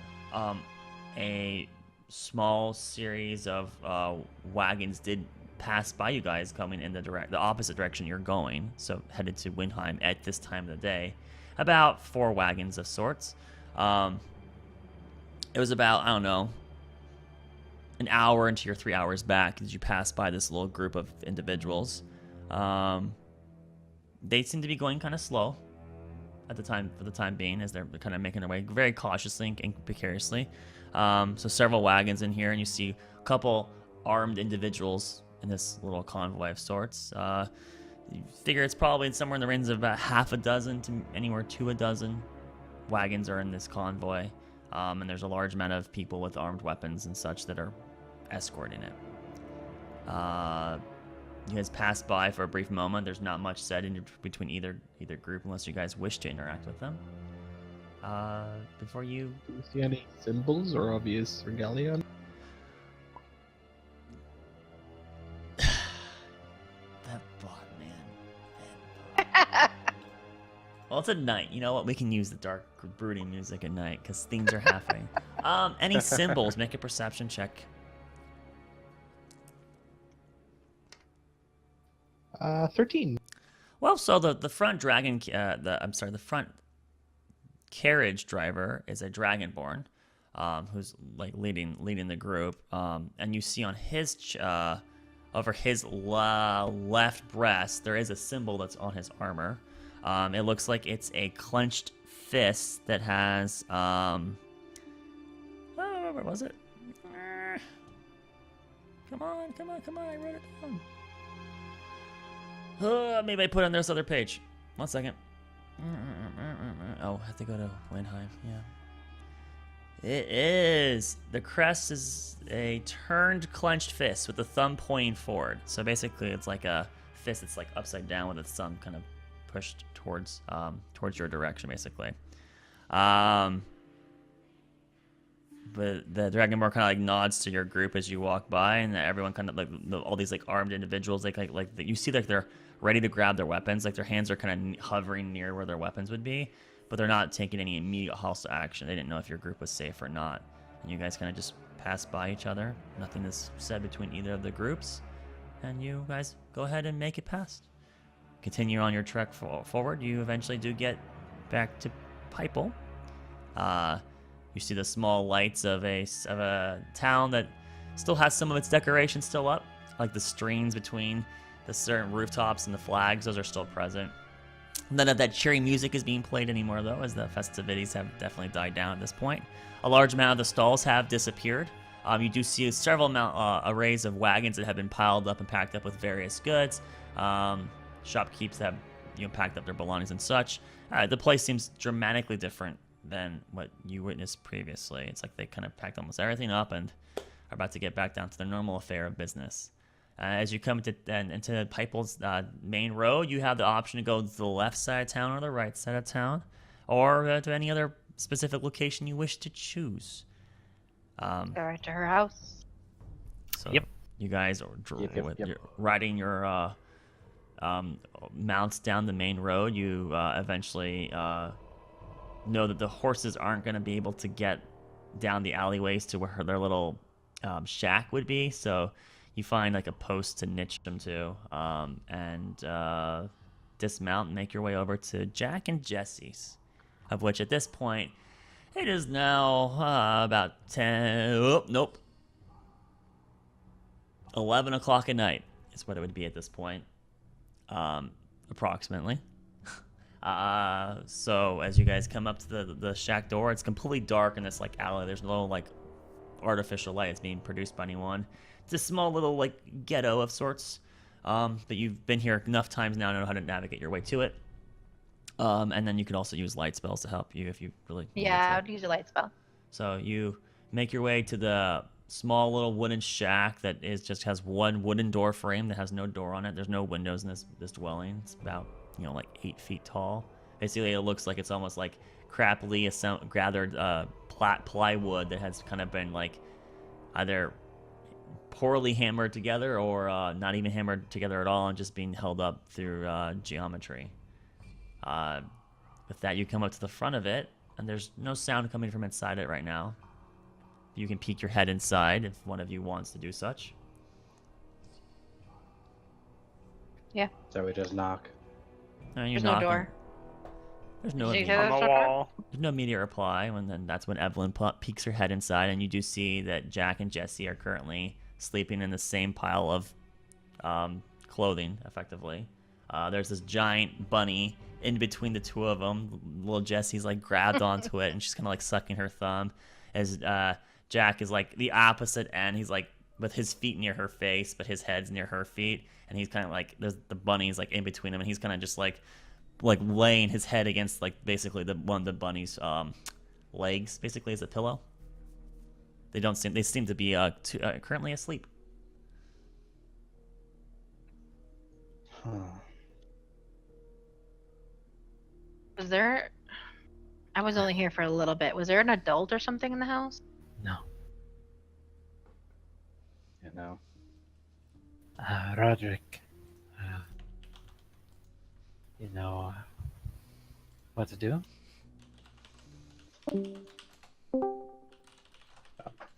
Yeah. Can you find a cup and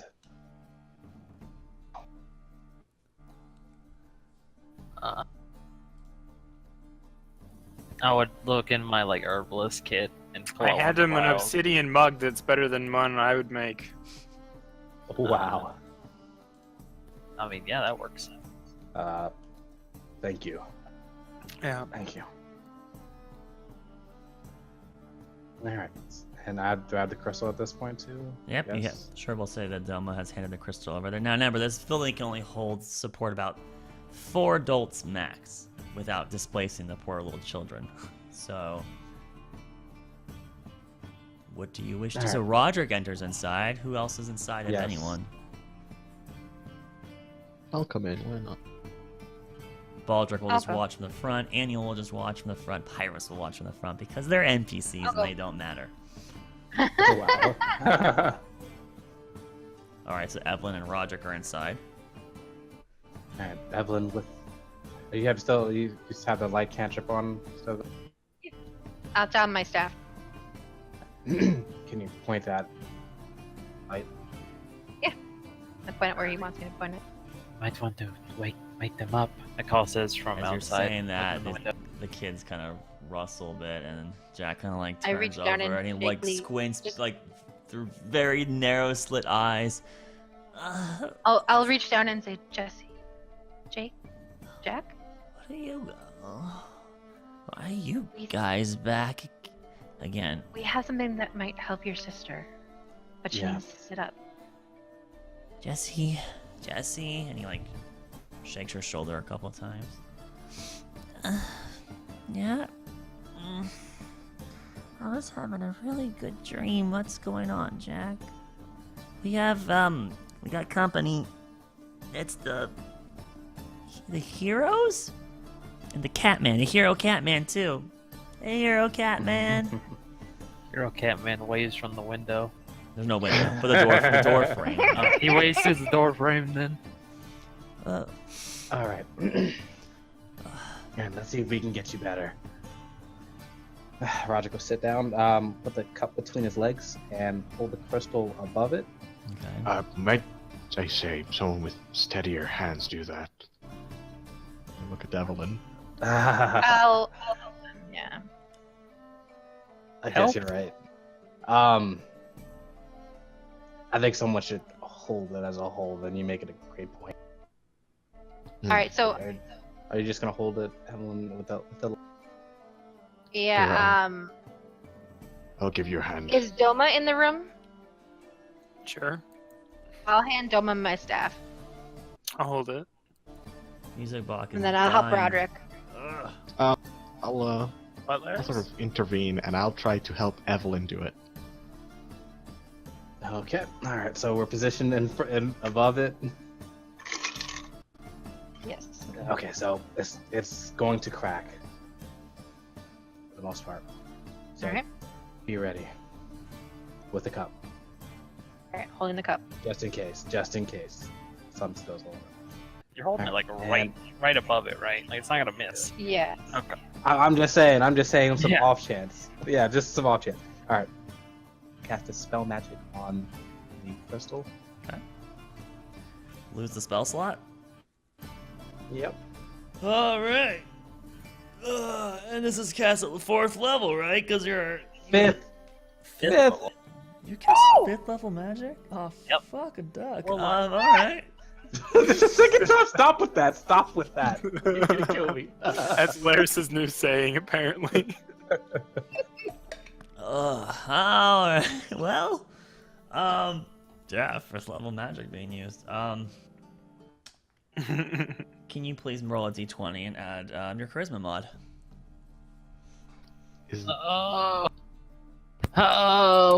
Is it with disadvantage No. or exhaustion? It is. It's a skill check. He has to do with disadvantage. Yeah. I'm sorry. He still has the bracelet though, right? It's not a saving throw. It doesn't help him. But he does have Someone else help. helping He has Wait, is help. it? I'm helping both of them. You're not even in the room. How are you helping Ability. him? What? I'm Yes, I helping am. by holding the light, okay? I'm totally there. I was talking the whole time. Okay, the room I can was only, like, the room can only hold 4 adults Wait. without Does displacing this the kids. does If this really Doma, affect Roderick, it? and Is this Evelyn not are in there, that means you're in there too. That's 4 people in the room. Are you in the room right now? I mean, Or are you watching? I thought I was. Or I'm helping them right He's now. in there. I'm in the door frame. Okay, but so that means Roderick, Evelyn, Doma, and Thoric are in the Thoric room. are inside. Yes. Okay, which kid's getting kicked out? Oh, I thought you said Wow. only 4 plus them, not 3 plus them. I'll just stay out. Doesn't matter. There we go. Wait, Okay. wait. You're telling me this is higher than 5th level magic? You're killing me here. What'd you You said roll? with disadvantage. You said with disadvantage, or is I mean- it should be straight though, right? Because It's not just a- it's it's not no, a- it's disadvantaged. It's not going to be straight because unfortunately he can't help you accommodate Well- the check.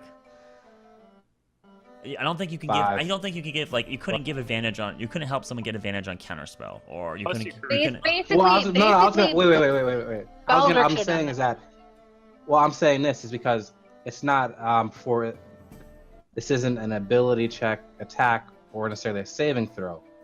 So There's a point. when I have, All right, let me disadvantage for that. let me read the thing real quick. I'm pretty sure it says make an ability check.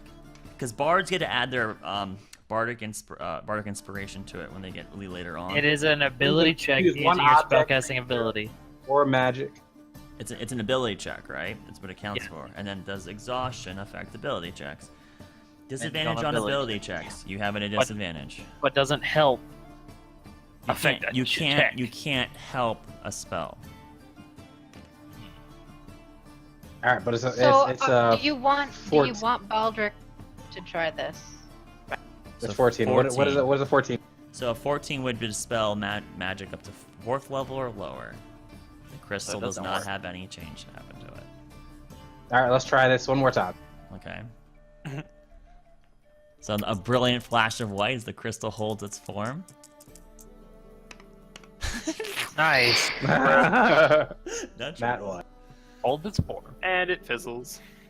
So that, another flash of white, and Jesse and Jack are just looking as they're laying down prone on the bed. What are you doing? As you kind of have like this orchestration of like, was it Evelyn's holding the crystal over like a cup, and you're casting magic against, and there's Doma like holding the staff as high as he can in the roof to provide light over it, and they're just like watching these 3 adults acting really crazy. Do you have another spell slot? I turn to Baldric. Baldric, you need to do this. Spell magic on. You gotta do this. I mean, I can sure give it a go. Let's roll those sleeves up. Roll them up. Okay. All right. Roderick Excuse me, I'm shuffles- coming through here. Roderick Roderick. shuffles out. Thank you. All right. Yeah. So just cast dispel magic on it, right? Yes. Actually, he doesn't have to. He can do it from the door. Well, I'm in here now, so let's. That's fine. No, I was saying out of character. Well, I don't know what this out of character thing you're referring to, but I am inside now, so. Wow. Okay. Whoa. Let's go. Let's go. I need to look at his stats. Poor Roderick. I haven't incorporated your guys' character sheets into my thing yet. Wow, I need to do that. Ugh, all right, I let's probably go. have to send you my level 9, don't I? I have to Oh. go find that Windheim party character sheet. Baldric Roth. I Oh will my god, give this is I will level 8 tap Roth. Baldric on the shoulder and give him guidance. All right, well, so what's Can't his? you give what's- yourself Oh, he has a guidance? +5. Okay, good. So I can just. I add give him 5. guidance though. I mean, Has guidance on Is it. he standing next to Doma? I gave him guidance. It's not a saving throw. It's a saving throw. It's an ability check. Guidance. Damn Let's open. I know, right? Otherwise, You can I'd be touch one so creature once the broken. spell ends. Targeting add a default to a number rolled on one ability check. You can do that. Oh, hey. All right, I'll go ahead and add your guidance to his.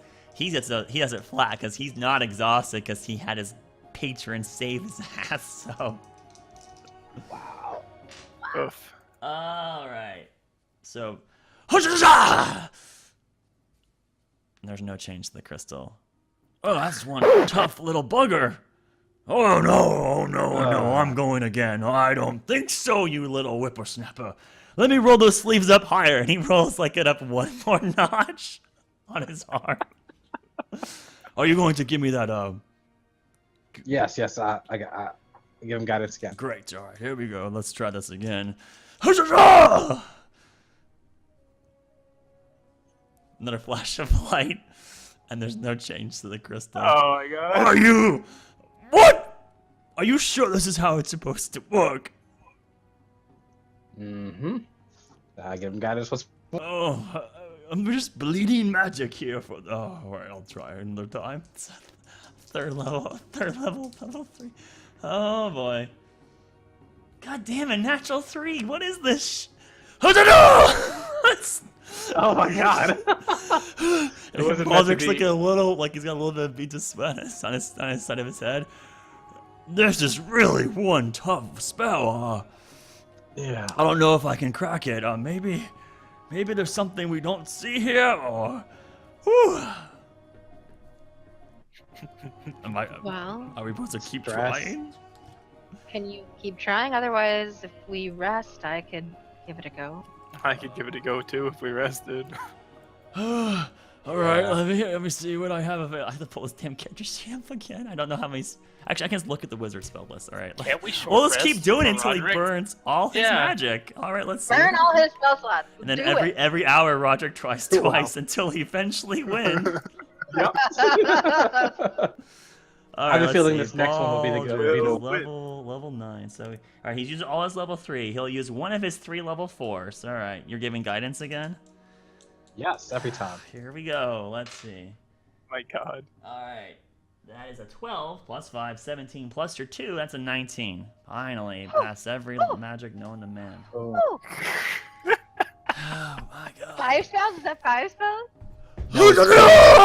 He throws all his weight Oh, wow. into it this time. And you see the crystal as the white light kind of like emulates against it, and small little cracks form against it as suddenly a large crack pops, and some of the crystal shatters off to the side, and dust falls off. And immediately the liquid starts pouring out, as some of the dust also collects into the cup. And Evelyn, you were like almost not fully ready after the debacle of all these spells cast. What is this? This is the 5th spell we've cast as a group here? Yeah.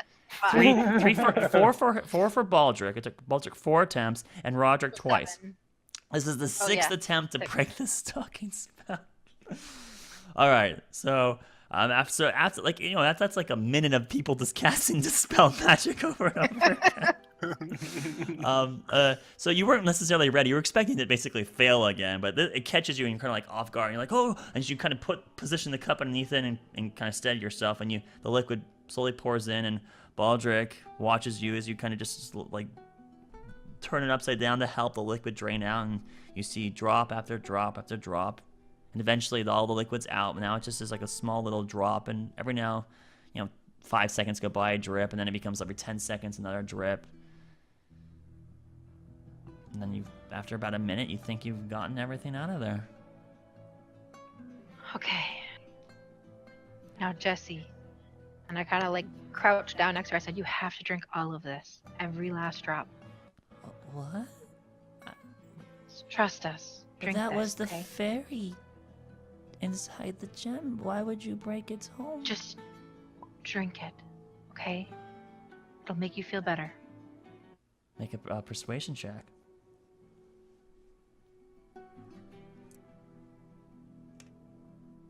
Wow. Nope. What'd you get? Nat 1.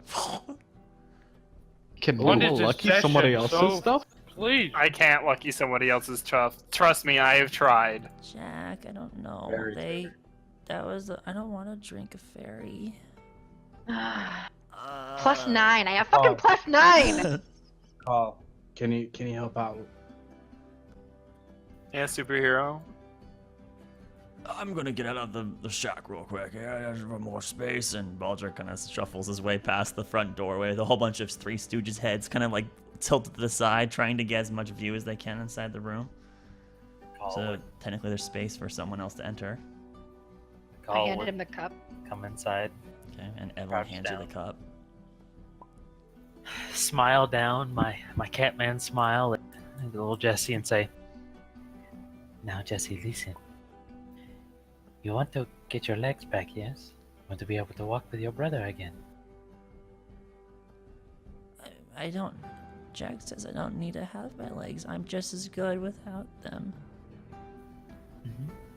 And while that may be true, I bet you do miss being able to run and play like you did with Jack, no? Well, yeah, but I don't want to hurt a fairy. Well, I want to recall. Did anybody tell her it was a fairy? Or did she just assume? No, she's assumed. No, she assumed it. well. What you saw inside the crystal was not a fairy. It was a magic liquid. And if you watched, there was no fairy inside of it. But if you want to get your legs back and be able to play with Jack again, you really need to drink this. Because You also know that you could just have the permission of a fairy itself. As Christus, like, floating right above the cup. that too. That's not a fairy. A real fairy! Oh, is it okay if I drink it then, fairy? Yeah, I mean, if they say so, why, of course. Oh, okay. And she, like, takes the cup from whoever called out at this point, I guess. And you see her drink it. it's bitter. Ugh. Drink it all. You look down, like you try to see into the cup from the doorway to see if she drank it all. Toma. I can't tell. It's hard to see. On the call, looks like she drank everything inside the cup. Am I supposed to be able to walk now? Akal Well, looks over at Roderick. Detect magic. Cast Detect Magic. Alright. Detect Magic is cast. Constitution saving throw. So what you see is a large blue liquid kind of like going down her esophagus and getting into her stomach, but as it enters into the stomach, it doesn't pull up inside the stomach. Instead, it's dispersing itself, like almost like immediately going into her circulatory system. And you see it kind of just slowly, this like blue energy descending down her body and refilling where there's this like opaque black or gray portion of her lower section that has no color at all. You see this blue slowly starting to reach its way down. It's probably going to take it about 2 minutes before it'll get all the way through her, by your estimate. Okay. Sweet. Roger could say to them, moments. I believe it should be working right now. So everybody waits a few minutes. So then Jack and Jesse are just kind of looking at all of you, all this waiting there, like, what's going on? They seem kind of concerned as these people are crazy, basically. Make them drink random fluid. 2 minutes go by, and you look at her with her Detect Magic, and you see that the blueness is in her entire body again. Okay. Baldric. Can you do an exam on her if you can? Oh, yes, just give me 1 moment here. I'd step out. I need just maybe 30 seconds to a minute here. I have to roll my sleeves down for a minute. I think I made them a little too tight. And so he's kind of like trying to unroll his sleeves as his arms look like they might be too strangled as we wait for Kyle to walk on finally. Oh. Oh man, he was late. Super late today. But he just told me he's coming. Is this the symbol you guys made? This little heart symbol thing here? In the images section? Oh, we made? No. Oh, we no. ripped from the internet? Yes. Okay. Come on, Kyle. I mean, we didn't get agreement from everyone. That's sort of me putting it up.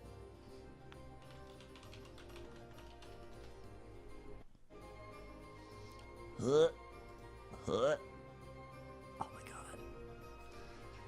Ay. Is it just me or is the bot not working very well? It's weird. Hmm. Did you give him the lowdown already, or do we have to No, recap? he has no idea what the heck's happened. He's been Whew, alright. he just became available right now. Hey Kyle, how's it going? We did not hear you at all, my good sir. Hey, Hey. What's up? Owl's here. Yes, she is. So here's the rundown for you to catch you up to kind of quick affairs, all right? You ready? Yep. Okay. We left the witch's hut. We went back to Pypel. There was a dance festival. We partook in the dance festival. You're an old grumpy McBones. You went back to the pantry and said, "Don't leave without me." So everyone else went to the dance festival.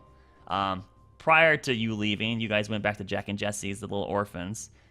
Jessie still can't walk. She's still paralyzed. You did a good medicine check and went, no, she can't feel with her legs yet. Your group couldn't figure a way to fix her problem, so then you guys went to sleep, basically. Well, most of you went to the dance party, and then you went back to your house. They went to the dance party. They left the dance party.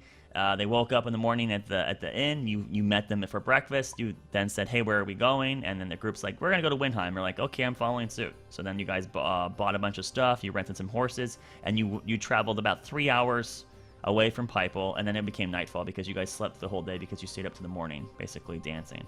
Of which then you guys broke camp as sunset was happening. And then Roderick contacted his patron, which you witnessed him do this. And then Roderick became super enfeebled. He has 4 levels of exhaustion right now through this and that. So he looks fucking... 4 levels? Yeah, he got 4 levels of exhaustion. Wait. He got 4 I'm levels trying to from do what? I'm trying to do a really quick abridged version here. We can maybe get better detail later. We only have another 15 minutes to play anyways. So basically he looks like shit right now. And he tells the group that, hey, my friend basically told me how to save the girl, and since we're only 3 hours away from town, let's head back. So you guys jumped back on your horses and rode back to town, of which then you went back to the little orphanage shack where Jack and Jesse are. You woke them up at 11 o'clock at night now to effectively cast Dispel Magic on the gem crystal over a cup. Casting it would eventually break the spell, and then the fluid will drain out of the crystal, and then you need to have her drink it, which is what you basically did. It took you all your level 3 spells and one of your 4th level spells of that many Dispel Magics to finally make it work. Roderick used all his level 5 spells to try to break it, and he could not as a warlock. So you're down 3 level 3 spell slots right now and 1 4th level spell slot for you guys to have done 6 attempts to finally break the magic on the crystal. Just FYI. Of which then you collected the liquid, you made her drink it, and then she drank it. And then Roderick cast Detect Magic, and he recognizes that it's going to take about 2 minutes for her to have all this like mana rejoin the rest of her lower segment of her body, of which we're now at that point now where she has about 2 minutes have transpired. So hopefully that catches you up to things. Yeah? All right, I think I got the gist of that. I think we're healing her and saying time for her to recuperate from her mana being restored to her body. Yeah. And I used a heck of a lot of magic, and so did my warlock friend. Yes, exactly. All right, so we have Evelyn inside, I think, right now. Doma's inside. Doma's inside right now, and a caller inside. Everyone else is currently up at the front door watching, as we were just waiting these 2 minutes, as Jack and Jesse are currently still on their little piles of rags, looking up at all of you, like very awkward. Jesse's kind of like fidgeting awkwardly, and Jack's just kind of like, nervously twitching, like he's just like looking at everyone. He's eyeing the hero Catman a little bit more than everyone else. Kind of getting. Wait, why is he not eyeing me up? Because the other guy's like You're a hero creepy Catman. old You're an old fart. Yeah, I saved his sister's life twice. Technically 3 times, because I fought the beast. So, with that, 2 minutes go by, and then you see Jesse kind of shudder for a brief moment. Huh. What was that? There we go. Bodger, can you just give her an exam, please? I'll move out. I'll move out of the way. So a call shuffles past you, Baldric, and you have gained entry into the house. Of which I didn't have entry into the house. How did I do the house is super small. It can only hold 3 adults and the 2 children. A fourth I person see. Came in and left. fourth person basically Okay. vacates someone else. So All right, well, I'm gonna stroll on in, being all cool, Baldric I am. Let's take a look. I lower my spectacles and I examine and see what do I see. What extra things can I insight? Like, is the recovery process going as planned, or? So do a medicine check, please, sir. Yeah, all right. Here we go. First roll since we've been playing. Come on. That's an 8, but I got some pretty boss medicine. Hold on here. I hear you laughing. Let's see. My medicine's plus 12, so that puts me at a 20. Holy shit! How is that a plus Yeah, 12? man. All right, 20. Yeah, a natural 20. So as you kind of check over her, you're checking her vitals, you're checking her relative current affairs, and then checking her eye dilation, that she seemed to respond to noise and such like that. So you're just doing a standard health checkup, and so everyone else kind of just watching you do all these little things with her as you kind of check in. It takes like about 3 to 4 minutes as you're just poking and prodding her. Eventually, you now are doing the reflex test, where you tap her knee. You just kind of like flick it with your finger real quick, and then she kicks her foot in response. Oh, very good. Oh, she's got sensations again. Very good. That felt weird.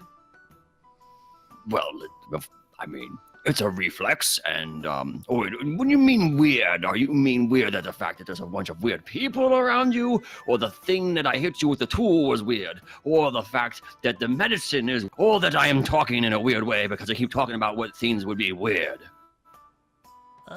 Jack?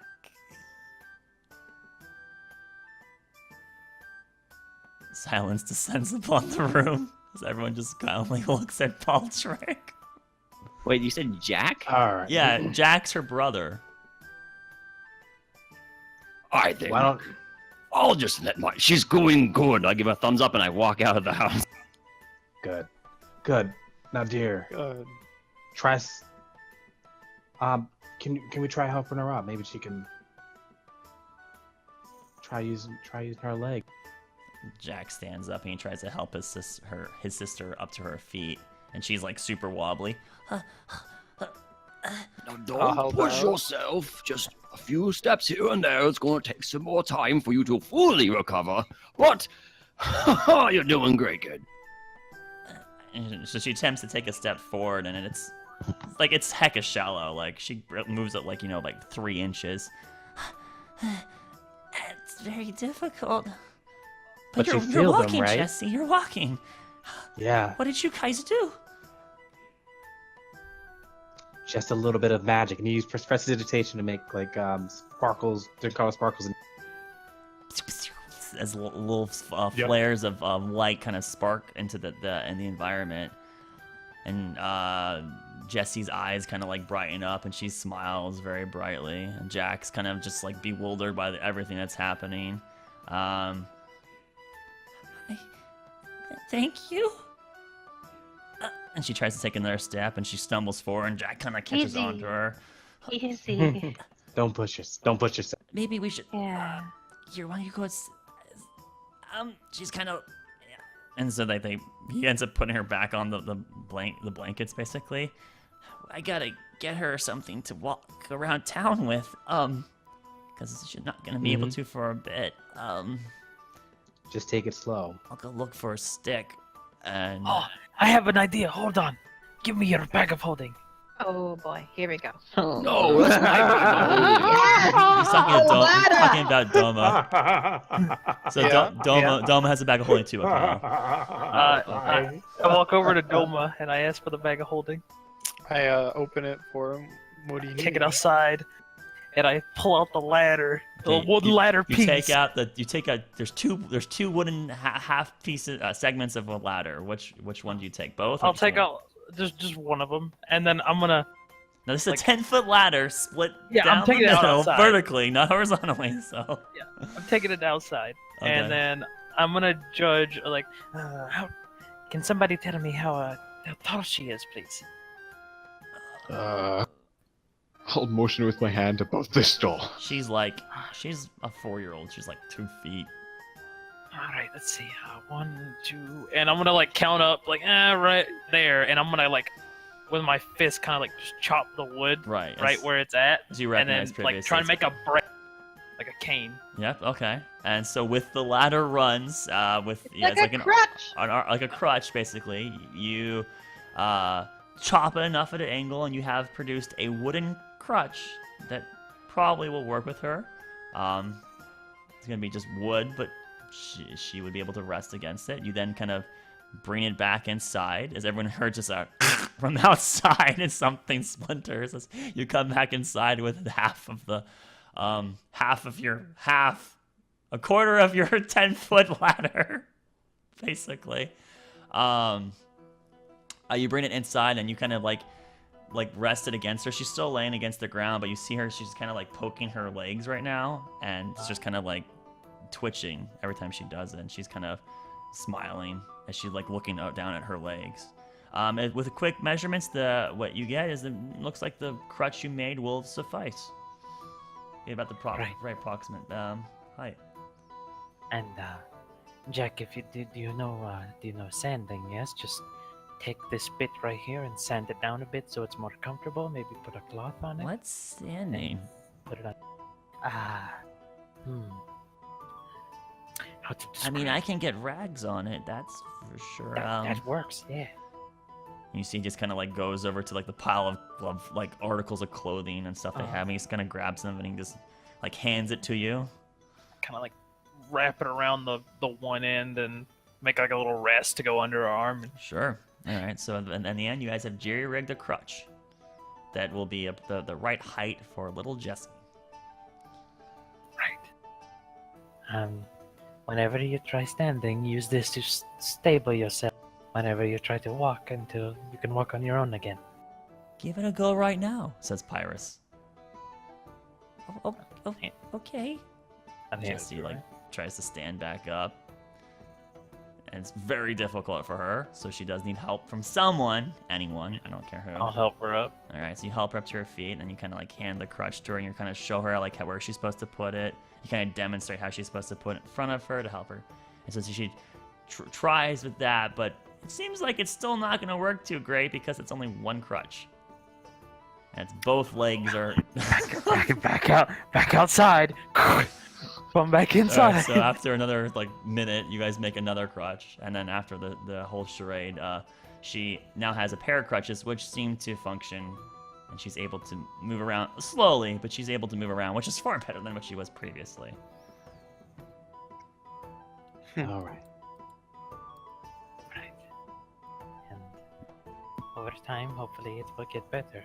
Is the dance still going, Jack? No. Sorry, Jesse. Wait, is it really over or is it ending soon? It's over. But it's over. It ended at basically sunrise this morning. And it's like 11 at night, right? Yeah, it's Midnight. well. I mean, at this point, 11:30, 12 o'clock. Couldn't we make a new one? Well, Yeah, be our guest, start dancing. Start clapping my hands. So, does anyone have an instrument or anything? Call would pull out his trusty signal whisk. oh no! No, he stows it away. No, that's not a good idea. When I used to, for my people, I played the drums, but I don't have anything here, so I cannot do that. Do a perception check. All right. Just give I it mean, to you us, really man. don't Just need give a it- lot to do drums. It just needs to be a flat surface, right? Perception check. That is a 14. So they're out in front of the shack. There were boxes that you could grab that could be improvised drums. They're Hilarious. what? Doma? Technically, can I make music out of thaumaturgy? You can make light noise with it. I mean, prestidigitation allows you to make faint. I was just about noise. to ask that too. Then let's do this. Thaumaturgy and prestidigitation. Presentation. Oh boy. And I'll do Instruments. drumming with Alright. boxing. And then there's a Kyle, old man at Baldric, who's just currently clapping along as you guys are attempting to make a semblance of a song here. So I'll I do need my- a group skill check of performance to see how good Backyard this music band. is. What the heck is performance? So, Baldric, you have to do a performance check. Oh, that's not too bad. Doma I'm needs just to do clapping. Oh, that's a good roll though. the- Hey, It's a group check crap. because if one person's Crap. off, it diminishes it. I'm doing Call light performance prestidigitation. check. Oh, I'm not doing anything. Roger, I have performance suspicions. check. Who am I missing? Oh, why'd I even? 14. I'm sorry, I'm a everyone. master I'm clapper, sorry. 18 performance. What have you Master done, class. Roderick? Is anyone else Oh, assisting oh, with oh, like oh. helping with this? Like you could help too if you want, Evelyn. Evelyn is Yeah, I'm helping. She doing did sparkly sparkly lights. Okay, For so 19. go ahead and add a performance check as well. Al, okay, Thoric. Since everyone's doing something, Thoric will just awkwardly do his best attempt at a dance in chainmail. Make clacking noises. Doing a jig. It's like a wash bin. What is that like the Oh yeah. drum the chainmail? Oh no. Oh no! Someone stop Roderick. Way to drag us down, Chief. What? Give me a second Roderick here. did well. So- He's better Not than, Roderick. better than I'm Thoric. adding Pyrus because she's definitely gonna want to participate in this. So let's go find her. Come on, dancing cat. Wait, would she do something though? She's kind of a little awkward. Isn't she? Everyone else is Might doing be a little it. awkward. She turns into a cat to start dancing. That's what she'll do. That's what she did at the previous thing. She thinks that's how you're supposed to dance. All right, so she rolled a natural 12 -2. Holy shit! God damn it! -2 charisma. All right, so 10. 10 Pyrus, and then the last party member. The natural 1. All right, way to go, Aniel. You're bringing up the rear. No. Bringing up the rear. All right, so with that, you guys, let's look at these checks. 14, 18, 16, 19, 14. Wow, that's a lot of passes. This was not a difficult check. You have to entertain a child with simple music. 14s are more than enough. Unfortunately, the 10s and lowers are not enough. To entertain a child? That's all A you're- sick little girl who can just barely walk? No lie. that's what I'm saying. High standards, That's okay. But rough. this is Dang. this is A destitute child who has nothing. High standards. She's been living she's been staying like weeks inside this Yep. house, just slowly dying. So just talking to someone should be entertaining. But no! You gotta pass a 14. 14 is I good said enough. out I said. snacks. It had to be 10 or it had to be 11 or higher. 10 or lower wasn't enough. Remember, 5 or lower is very easy, and 10 and lower is just easy. So I feel like it'd be a little bit more of a medium challenge. Sorry if you don't agree, Kyle. You're not DMing. Sit down. Oof. Bam. Ooh. Let's do that Well, bam. I'm not a Let's do Kyle that right bam now. emote on I that am. one. I'm not a Kyle right now. I'm Baldric. All right, I'm Baldric. Fine. clapping Sit down, along. Baldric. All right, so with that, you guys definitely passed the skill challenge at the group check as you, as an orchestration of sorts, the recently named Heart Seeker have now are a performing group of a traveling performance group. Oh god. Or That's name what is we are Heart- now. Or who's Heartseeker? That they named themselves Heartseeker is what they named themselves today. It wasn't. We didn't go over that in the recap. I was trying to get him up quick. So the group's name is Oh, Heartseeker. while they're distracted, Roger would say, very, very lowly, "Thank you." Yeah. All right, I'm gonna elbow the cat in the abs and be like, "Hey, get off of her!" Yeah, Catman. Get in there. I'm doing the drum. You're not afraid, are you? I will dance with the girl. I'll take over the drums with no proficiency. Oh no. So Thork, he's off, right? He's definitely off on the drum, but he's keeping a beat, a very quickly changing beat, over and over, high then low. It's the beats per minute are just really all over the place. And the group is doing the best they can to keep in track of it. And so then you guys start going into small little groups of dancing, so that way she's not just dancing by herself with a call. So there's a little circle of you all that are currently dancing. But then you hear about, like 5 minutes into this, you hear shouting from outside, "Hey, keep it down! I'm trying to sleep." He wants us to be louder. I pound louder. So then suddenly it gets louder. God damn it! You hear footsteps as suddenly a crowd of people start gathering around your little shack, which already had a We're gonna crowd of start a people new up in party. front of it. Actually, I don't think you would be dancing in the shack. I couldn't afford it. So you'd be outside the shack dancing. Yes. So Even better. Yep. So a variety of people from outside have come out to their doorways to watch this spectacle of. How many people do we have in this group again? 8? 1, 2, 3, 4, 5, 6. A lot of people. 1, 2, 3, 4, 5, 6. Plus two Yeah, kids. We're starting a new 8 plus party. 2 kids. So there's 10 people here currently making music, mediocre music, and children dancing. And She can walk. Celebrate. you guys start hearing other people pulling out their instruments that are not maybe performers, but self-taught musicians, as they start joining in with you, as you start having a little festival of sorts, as people that were just done partying the day before have now decided to join in with your spectacle, as now they too are now making music, and Thorak, you're screwing them over so bad with your drumming. I think I'm doing great, right? Yes, you think you're perfect. Like, everyone's digging this. Yeah, da da da da. I'm really proud of myself then. So you guys- how is her dancing? How is she doing? her movements, it's a very big struggle for her, right? But she's just, it's more like people are dancing around her, but she kind of like hobbles after them with her crutches. All right. I'm gonna walk on. I'm gonna saunter on over. Oh, let me cut in, and I push the Catman aside, and then I'm gonna grab her hands and give her a smile, and I'm gonna cast level 4 fly on me and her. We're both gonna float up into up 4 or 5 feet and do a little floating fly dance. Whoa. Busting the moves. So as that happens, she's not like clutching the oh my god, what they call the crutches very hard. So as she like floats up, she actually like drops them as she kind of like freaks out, but you grab onto her hands, and then she kind of floats up and she seems to be elated. I'm like a fairy. And then you're like trying to like waltz with her in the air, as now there's this really weird arrangement of old man Baldric with this 4-year-old little girl as you're kind of showing her and leading her in a waltz in the sky. A large amount of the people nearby are kind of like shocked, like, whoa, what is that? Whoa. Oh, that's Baldric. He's from the left side of town. Oh, why is he over here on the right side of town?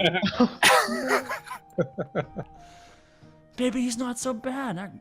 That old coot, look at him. He's a softie after all. You're like gossip kind of moving around. The music continues. Other people are cheering for you, dancing with the little girl in the sky. She seems to be incredibly excited and elated. Jack is also having a great time. He's like, he jumps on the back of you, a call, and he's like trying to wrestle with you. Sure, I'm just gonna keep trying to dance. Oh, let me ask this. With spells, is it possible to make them explode? Like make the people explode? Yes, that's what fireball. Like, no. I'll talk about Eldritch Blast, as in you fire it and it explodes. He wants fireworks. Fireworks. Yeah. No. Prestidigitation. That's prestidigitation. Right? All right. What about a Scorching Ray? I can only. Scorching Ray. And he's like blowing like Scorching Ray into the sky. Scorching Ray issued some rays, so you could kind of make, I guess, like this flame-like lasers for a brief moment. Wouldn't be a big spectacle, but you could do it. Sorry. I mean, you could throw out one of your beautiful what the heck are they called again? Void bolts. That would scare the shit out of everyone. How about Silent Image? Silent Image Silent would do it. Image We would glow? have to mimic the sound. Silent Image can make a visual image, for sure. Can't make sound, but it can definitely make a visual image. So There we go. Bam! Thoric can contribute. You have some fireworks. So now, Thoric, you just make an image of fireworks happening? No, I don't know if flashy, it could cool technically make lights. repetitive fireworks. It's supposed to be like one thing and that's it. But It can move. I'll Have fun allow with it. it. It's not Cast detect worth magic rule on- wiring you on this one. So I'll Roger allow it. cast Dispel Magic on it. Oh, you don't have to spell magic. I know. Get out of here. You're out It was of a spell joke. slots. It was a joke. Okay, so with that, Thoric, you weave out a silent image as you stop the drum, and suddenly the beat stops, and it suddenly feels like everyone's playing music better once you don't even realize it. But you start now puppeting with your fingers as spectral, illusionary fireworks kind of explode in the sky, making no sound. But a couple kids are now woken up from all these people cheering and music, and there's a good 40 or so people now in this back alleyway on the right side of town, as Baldric's still floating in the air with little Jessie, and all these people are cheering and shouting and having a good time. Like 5 minutes later, you start seeing people coming in with buckets of booze and ale. It's like a rehash from the day before without the beautiful decorations in the stage, effectively. It's all happening the back ends of Pypel as a large performance of music. Time to get drunk. And such like, oh, there's booze to be had. You're free. You can move up to one of these people.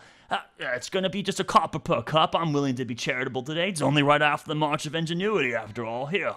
He hands you a cup. Right. 1 copper, please. I give him the silver.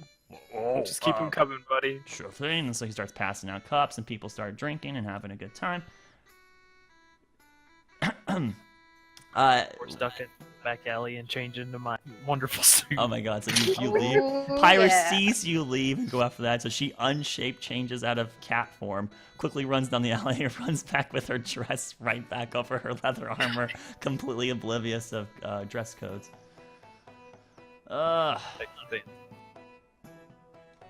All right. So with that, I feel like you guys would continue probably partying with the kids and tots and other citizens of the town for probably a good 40 minutes to another hour before people start getting.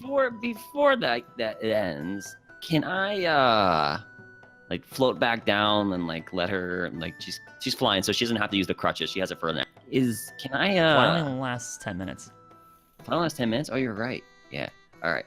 Well, fun 10 minutes. Okay, so then eventually I'll help lower her down before the spell gets down. Can I find Annie? Yeah, she's off with her back against the wall right now, wearing her cloak. All right. I wanna come up and I'm gonna cast Detect Magic. And as I'm walking up, I want to like, what's the mana situation? Because like, you told me once I saw that she was looking like she should be dead, right? So yeah. Yeah, so effectively it's the same thing. There is no like network or nervous system inside her. It's just like she's an empty vessel.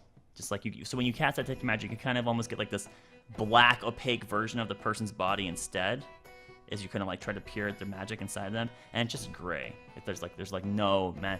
You do see like for a brief moment like a slight shimmer of what would appear to be some sort of like golden energy, but it's not like it's flowing through her from anywhere. It's just kind of like a slight little bit of ether, which is not normal anyways.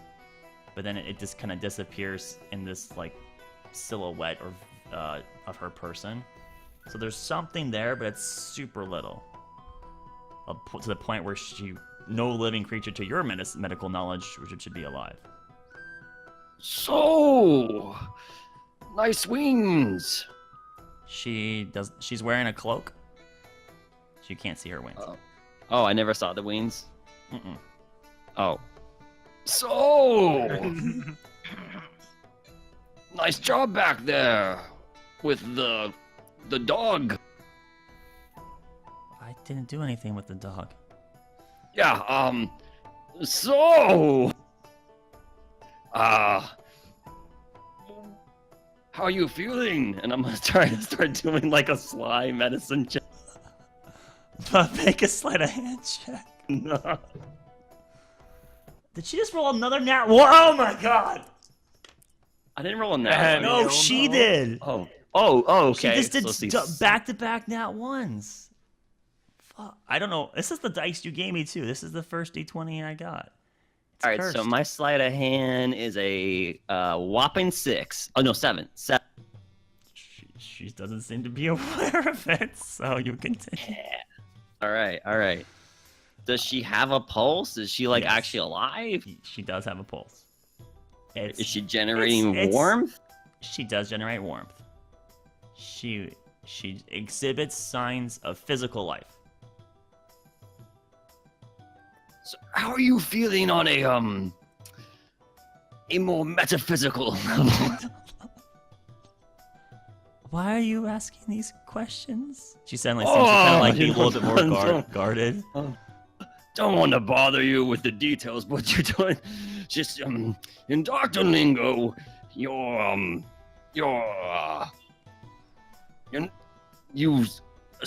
have symptoms of being alive, but then not. Are you Do we hear this at Yes. all? Yeah, do we hear this? Anyone that's kind of with an earshot can kind of. I mean, so there's a large amount of noise being No, populated. I was hoping that the dancing and stuff would distract him. And I could So anyone with a passive Passive perception. anyone with a Of, passive perception of 16 or higher would see this and hear it. Woohoo! Oh, Thanks, you're Larry. kidding Season me. here. 16. 16 or higher would be the requirement for this. Woo! I got it. I'm sorry, Potato, you're 15.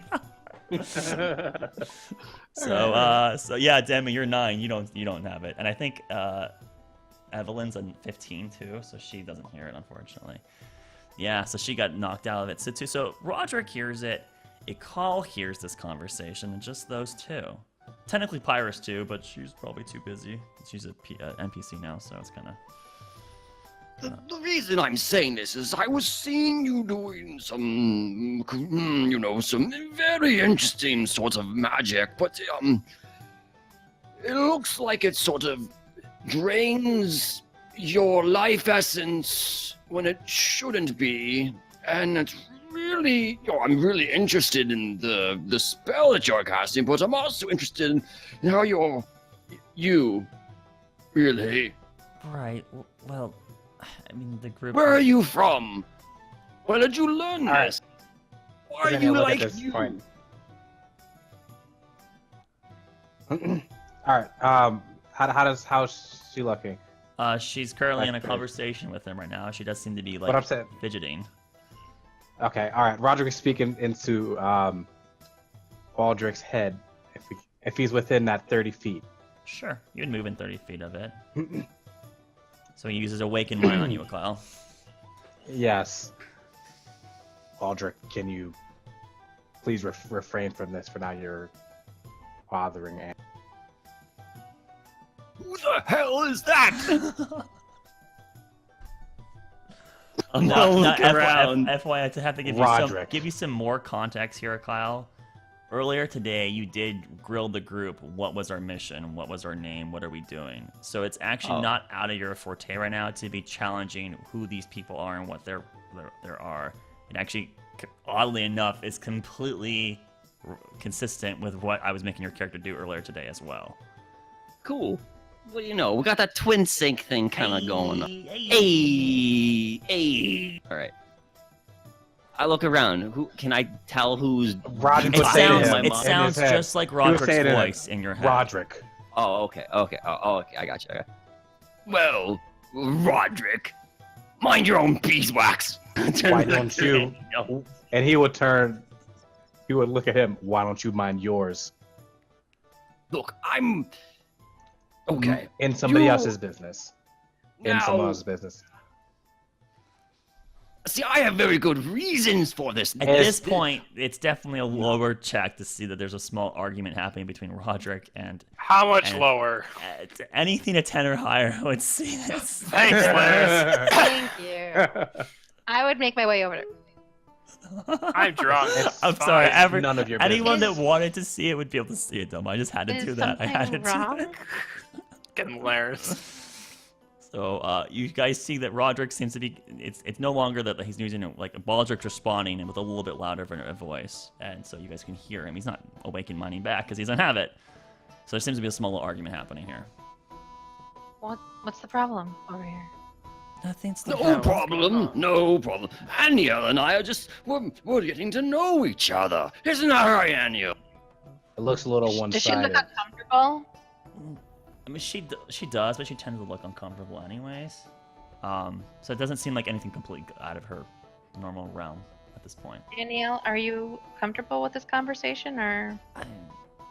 I'm It's a simple question. I'm just asking where she's from and how does she know Baldrick, how to do the Baldrick, thing. Baldrick, let her answer. If she wants to. well, Baldrick. Now that you've asked, I unfortunately cannot ask with this many listeners. But maybe another time we can discuss these things. Is that a promise? Maybe. No maybes. Because that's not a promise. Well, you don't have to go with us. Remember that.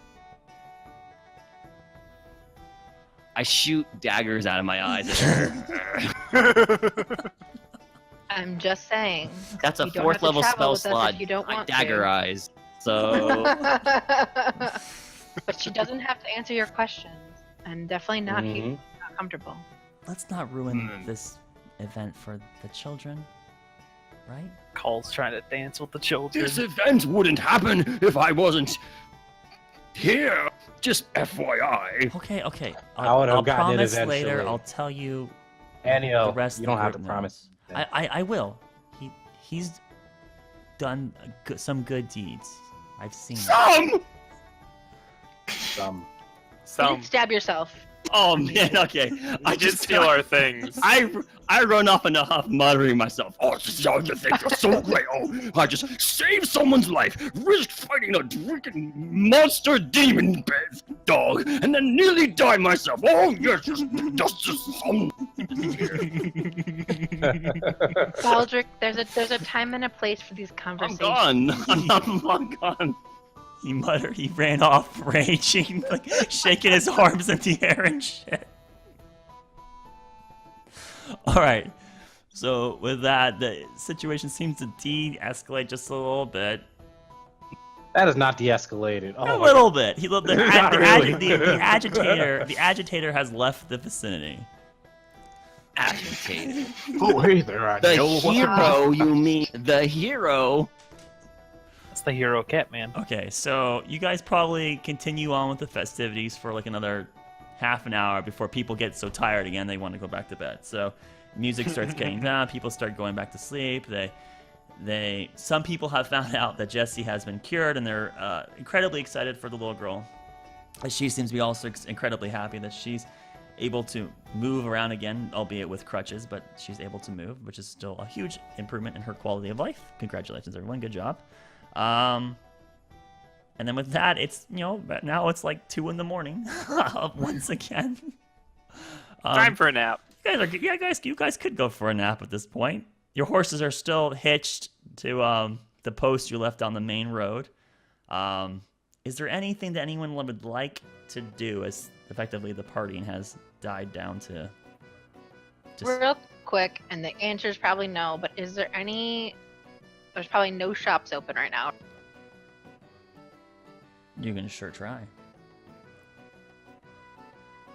More like a general good person, I guess. Not likely, for sure. It's not probable, but it's possible. So there's a dance party, and it's late at night. I look for a library. No. I'll just crank my watch. You crank it a few times. So, what do you guys want to do? Jesse and Jack seem to be incredibly tired again. They want to go back to sleep. Jesse gives each of you a hug, thanks you. Thank you. Jack tries to punch a call on the shoulder, but he can't make it, so he kind of punches you in the hip, but it barely even hurts. One day I'm gonna be just as big and strong and a hero just like you, Catman. Hero, they'll call me Hero Jackman is what they'll call me. I look forward to hearing it. Well, I'll look around and see as the crowd is sort of dissipating a bit, and find Doma and ask the general vicinity of everyone else. So now that we know what those crystals do, what do we do with the rest of them? What? Doma's intoxicated. Oh, right. I guess I'll figure out tomorrow morning. Sure. Just pat him on the Hey, shoulder. you're that heart seeker, aren't you? Yeah, you with Sure the am. horns. Yeah, you the one that helped Jesse? Mm-hmm. You guys are great by my book. I'm gonna puke, but when I come back, we gonna talk some more. Okay. Sure thing, Oh, buddy. boy. Who's talking to them? Just a random villager. Okay. Kind of gives you a pat on your shoulder, Doma, as he walks past you. Somewhere down a Good different luck. alleyway. Is there vomit all over that hand that patted him? No, I hope not. not yet. Maybe He in said he 3 was minutes not there good. will be. What's the moon like now that it's getting late at night? Is there any moon? It's a small little wedge because yesterday Nice. was when there was no moon at all. So today is the start of the moon waning, waxing. Sorry, no waxing. A call's gonna be just laying on the top of one of the roofs nearby, just relaxing after the party. Let's grab our horses and back to the inn we came. Okay. Well, We can rest and then set out in the But I mean, I'm not too terribly tired. Maybe cover some ground. that's fine. I wanted to do a couple things in the morning quick before we left town, so we can do that. Oh, okay. Yeah, I was gonna say because going around in the darkness isn't really what most of the surface. Odd, but okay. You know, these party things are quite fun. We should do it more often. Agreeable. Of course, if we have time. I will need to There's buy always proper time. rooms and a better suit. We'll get you a tailor-made one in Windheim, okay? Yeah, it'll fit that tail of yours. Yeah. Yes, I would not have to tear the fabric. Right. Are we having this as we walk toward the horses? Yeah, sure. So you guys make your way back to your horses. As Well- they go back to the horses, Doma's going to start a conversation with the call about how terrible it is, and he's going to be having a tail and having clothing that needs to be fixed because of it, and it's just going to go on, and he's going to be wasted the entire time. Okay, so you guys find So your you- horses. You find a place that will hold them, a stable of sorts, unless you just want them to be latched outside all evening. It's going to cost you some money. Oh dear. Yeah, we're still open. How about I got space for your 8 steeds. They can rest here. It's gonna cost you a silver apiece, so that'd be 8 silver. sure? I hand over one. All right, so that's 1. I need 7 more. I give him a gold. Just give him a gold. All right, thank you. I'll take that. All right, you are free to stall them up in that stalls down there, and thank you. I'll make sure that they get properly fed. And what does this one eat? As he looks at the devil elf. Souls. No. What? No, Did you say souls? Oh, what? No, I didn't say anything. Doma, what does he usually eat? I think it's anything. I think it's anything. Yeah. Vortex, yeah. Yeah. Thing. Last time he just ate hay, I think. Um, Right, Vortex? Vortex just kind of shakes his head a couple times, like he, not like, not eats not in a How way of about, a yes how or about no. apples? That wasn't a yes or no, just like rotating its head several times, like as if it had like an itch in its ear or something.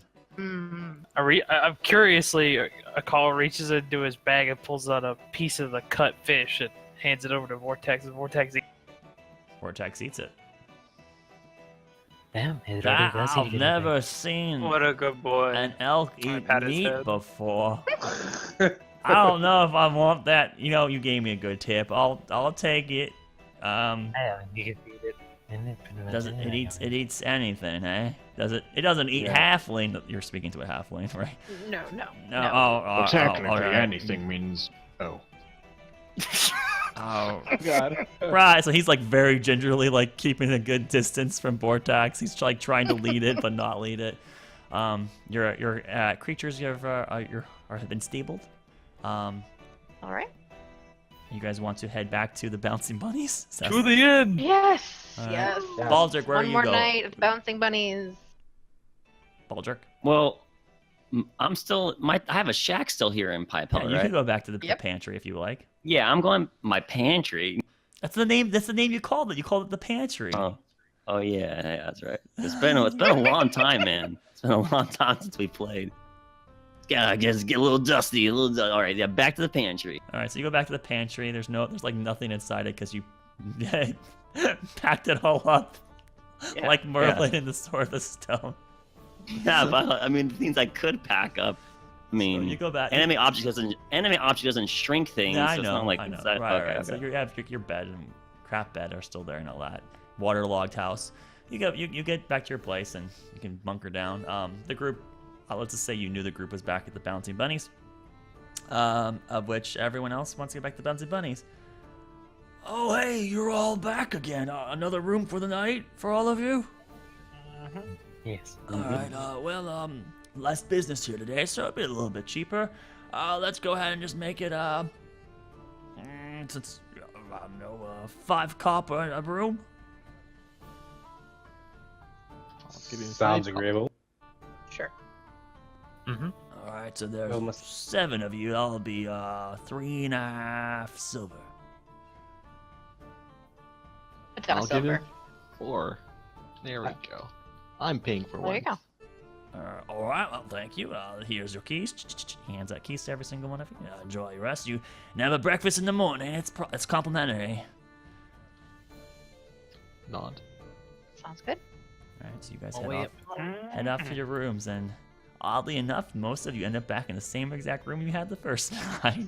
We've done a full circle. You guys have basically exactly the same point you left in our last episode. In and out, one day adventure. Jeez.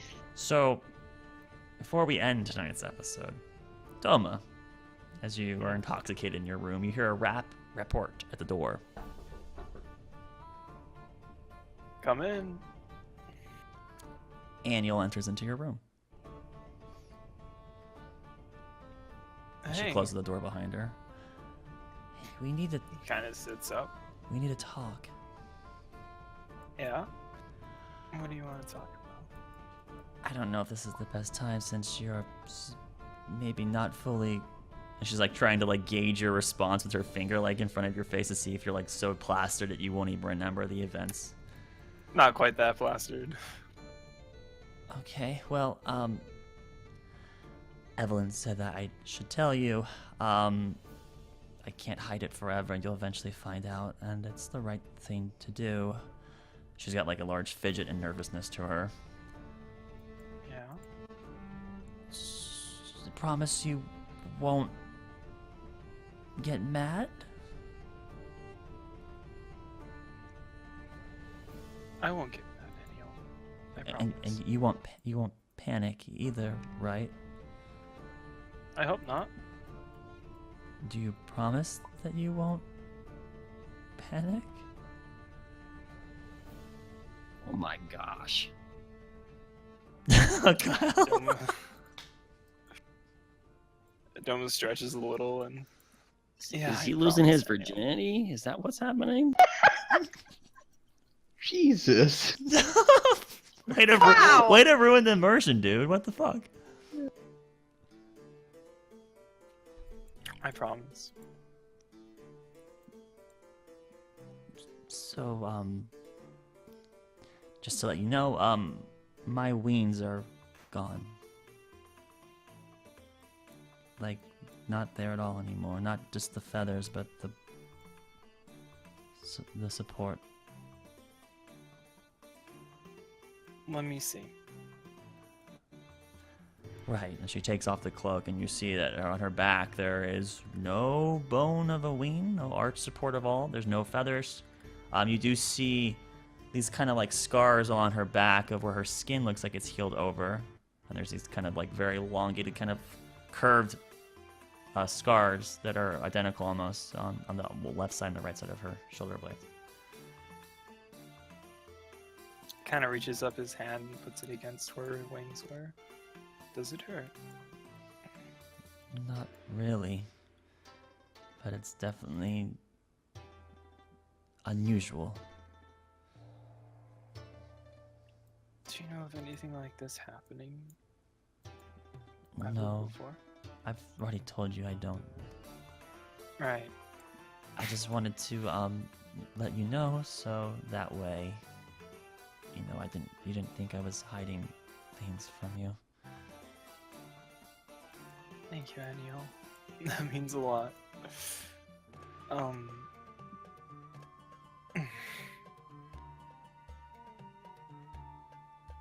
What can I do to help? There's not much you really can do. I'm also kind of flustered a bit. Baldur kind of put me on the spot there, and I didn't know how Yeah. I was supposed to, you know, tell him that I can't in front of all those people, and Come sit down, Aniel. And he pats the bed beside him.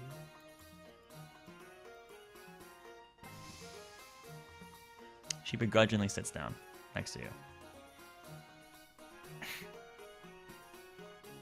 He reaches up and puts a hand on the top of her head and just ruffles her hair a little bit. Listen, all these new people joining the group is gonna get confusing. And it already is for me. But I think that everything's gonna be alright.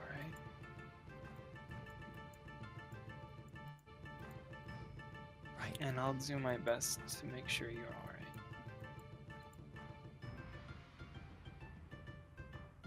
Okay. Well, I think I have to rely on you a little bit more these days. All of you, actually, not just you. He smiles. That's fine with me. After all, it just means I'll get to spend more time with you.